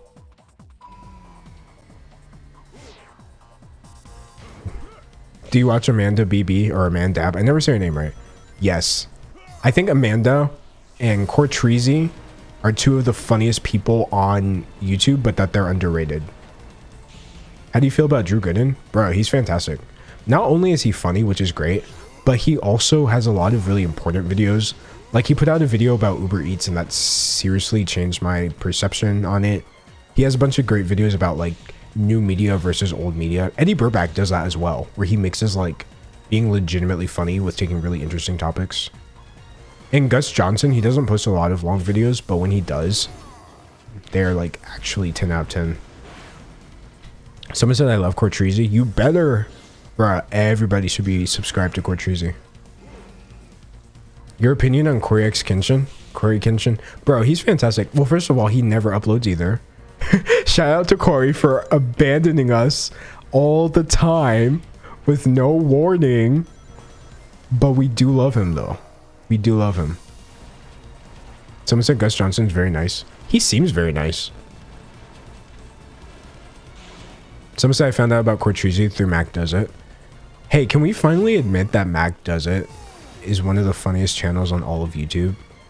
Can we admit that Mac has the personality that, like, most YouTubers think they have? That man is funny. Opinion on Curtis Connor? Super. Well, first of all, he's the mayor of Curtistown, so I'm nice to him for clout because I love being friends with the mayor. But also, he's just a super cool dude. He seems super genuine. Mac Does It is so underrated. He really is. What people don't realize is that he's been posting consistently funny content for years, and his editing is like levels above everyone else's. Jarvis Johnson is awesome. Yes, I'm so glad Jarvis Johnson's going to be on our stream on January 23rd. As someone who makes takeout orders as a job, DoorDash and Uber Eats get really frustrating because they take all of our tips. We get no tip after we put all the food together. Oh, I did. See, there's so many problems with that. Someone asked opinions on Dua Lipa. I think her last album was fantastic. And I used to find her music kind of boring in a way. I did. but my opinion has completely changed. I'm one of those fake people. I'm like, oh, I love her now. Opinion on K-pop? First of all, I think people who think it's a personality to hate K-pop are equally annoying to people who think it's a personality trait to listen to K-pop. And that goes underrated because it's like usually teenage girls who are the ones who like the K-pop. So people just criticize them instead of criticizing the fully grown men who think it's a personality trait to hate K-pop. But my opinions on it as actual music, I think it's lit. It's just a genre like any other genre. So there's good music, bad music. Someone said Dua Lipa's current era is Chef's Kiss. Okay, let's be honest. When she dyed her hair, I knew that she had to come out with something to match that. Because it was such a specific dye job. I was like, she's either going to come out with some of the most iconic music of the year, or she just got the best hair for no reason, and she backed it up. Thoughts on Doja Cat? How does that one meme go? Thoughts on Doja Cat? She's trash. I don't want to talk about that girl. And then it cuts to me dancing to Doja Cat. I don't think she's trash, but that's kind of me ignoring her problematic behavior and listening to Say So anyway. Have you listened to Fetch the Bolt Cutters? I did because there was a huge controversy over that album. So I was like, what even is it? And then I just fell into the Fiona Apple rabbit hole. And I was like, I'm never leaving. Thoughts on Positions, the album? Fantastic. Such a glow up for Ariana Grande, who arguably was already very glowy. And I love R&B. I have a soft spot for anything R&B, so the fact that she fully committed to the R&B sound made it a fantastic album for me. 10 out of 10 would listen again and have. Sweetie and Doja Cat just released a new song. When? That's... Sweetie's funny, as a person, and I feel like that's underrated. Have you seen the anime Another? I have not. I remember thinking the name was super weird. Well, okay, I am bad at this course. Thoughts on Ariana Grande in general? I don't have too many thoughts on her. I know she gets accused of blackfishing a lot. Which is interesting.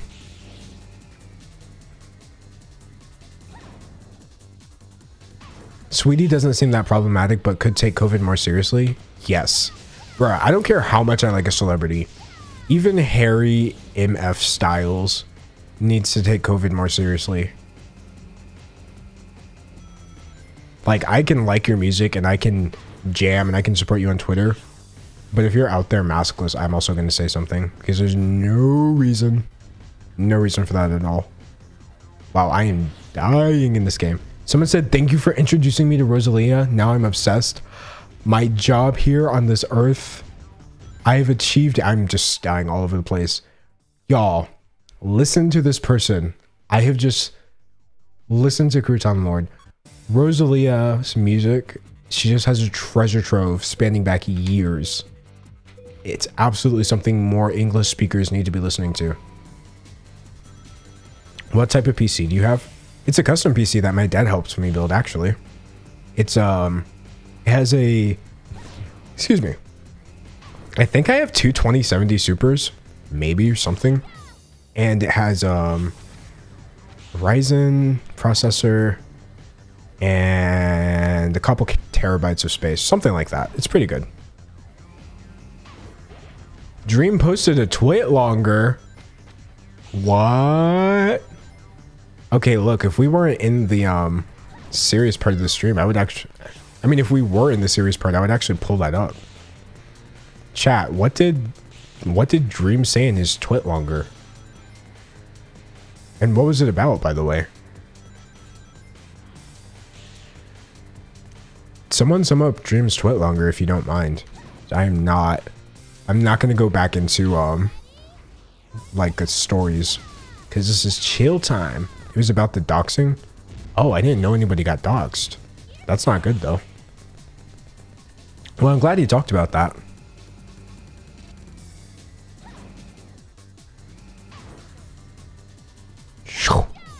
Oh snap.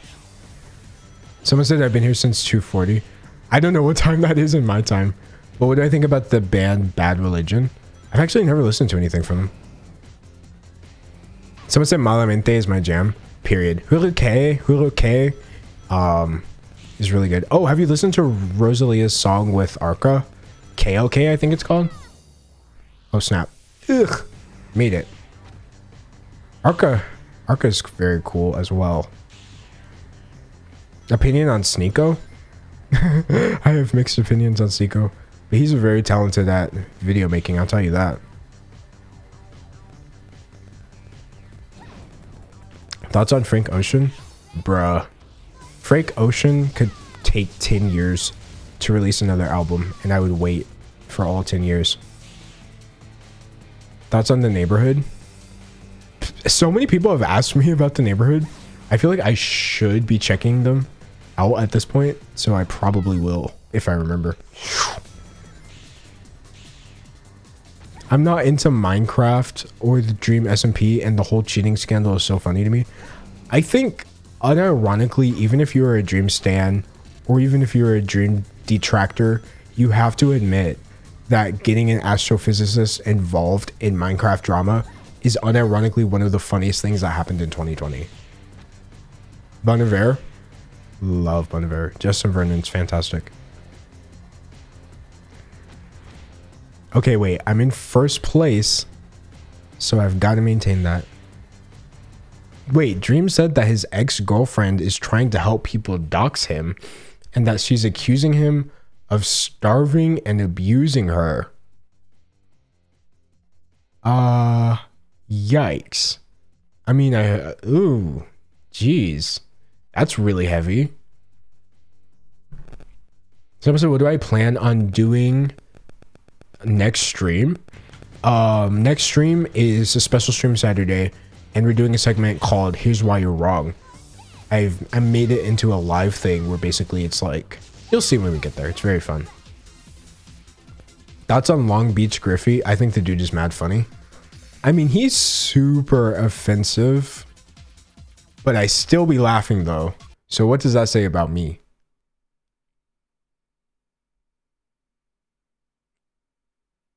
Huh, more than one person is saying my stream is lagging.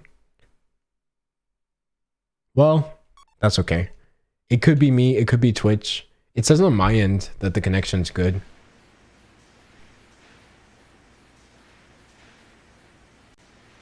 Dang, I do see lagging actually. Is the audio laggy? Mods, are you getting like Streamlab lag? The audio's fine, but the video's laggy. That's okay. I'm okay with like laggy video, unironically. Plus, there's like 5 minutes left on the stream, and you guys got to stick around for the raid.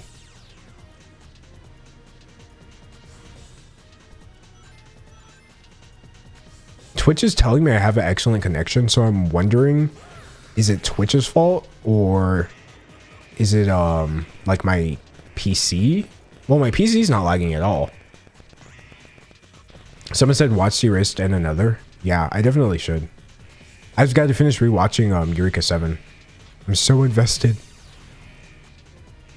Someone said they're trying to write an essay. Yeah, just stick for like the 4 minutes, and then we're gonna go ahead and call it a day anyway.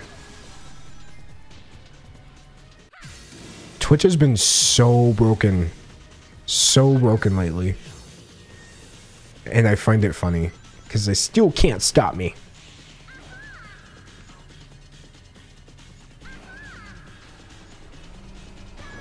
If you like this, you'll like Garfield Kart. I didn't know there was a Garfield Kart. When I was a small child, I'm talking about like 5 years old, I used to try to pattern my personality off of Garfield, and I feel like I messed up because I still have that same personality like now that I'm in my 20s. I think I read one too many Garfield comics as a child. Have you watched any good movies recently? No. Unironically.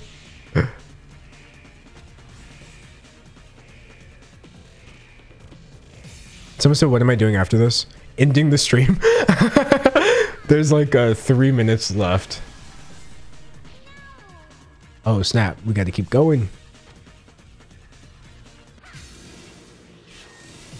Someone said Garfield built my childhood, as he should though. Literally as he should.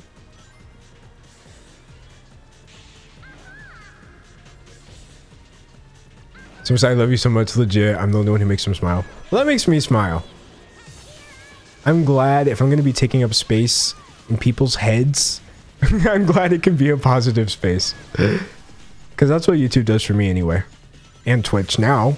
By the way, I will say this. I got my Twitch community together so quickly. I was like, oh, it'll take a few streams. It'll take a few weeks before people really stick with it. And so many people are watching. And on top of that, more importantly, so many people are coming back for each stream. That's what's really getting me. Because I was like, oh, you know what? I guess people will check me out and they'll see like if they want to watch the streams. But after a while, you know, things will die down a bit. But instead, the stream is just popping off. We are literally just marching towards having like 1K subs. And we soared past 25,000 followers. It's legitimately scary. All right, after this race, I'm gonna go ahead and we're gonna raid. Y'all better start looking around on Twitch. Who are we gonna raid? Because last time, chat, we raided Julian and he got like super happy. He was like, thanks D'Angelo for the raid. So the Julian raid was successful. We need a new target, chat. Chat, look around. Nobody leave the stream. You don't leave the stream. I'm going to send you away from my stream. That's how we do it around here. We're going to return to the menu. Hold on. I need the big boy camera. Where is my raid music? Chat, we have a certain way of doing things around here, okay?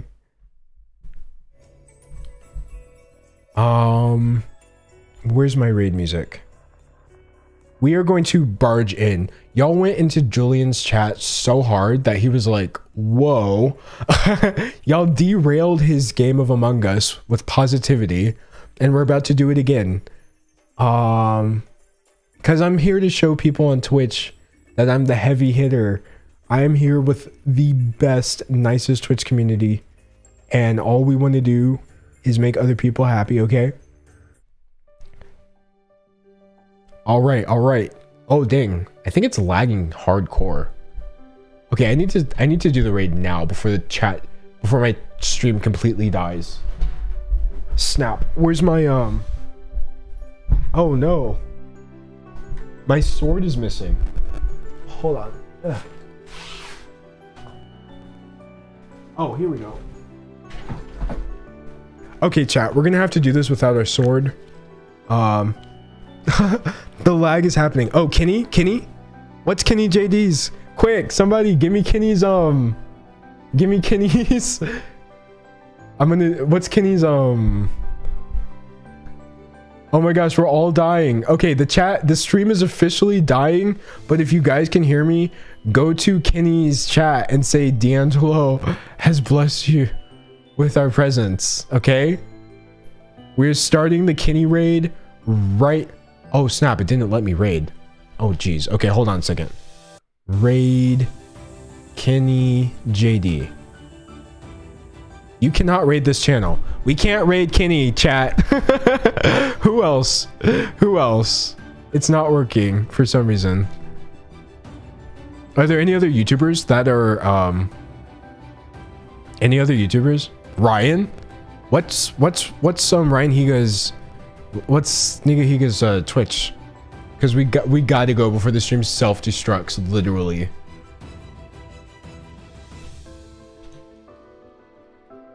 Someone said, who's Kenny? Kenny's an amazing YouTuber. She's so funny. All right, we're gonna see if we can raid Ryan Higa. Please work, please. Oh my gosh. Oh, it's working. Okay. Everyone's joining the raid. Yes, this is fantastic. I don't know if you guys can see or hear me. It's literally dying, but go tell Ryan D'Angelo has blessed you with our presence. Okay, I see you're all ready. Let's go. Perfect. Oh my gosh.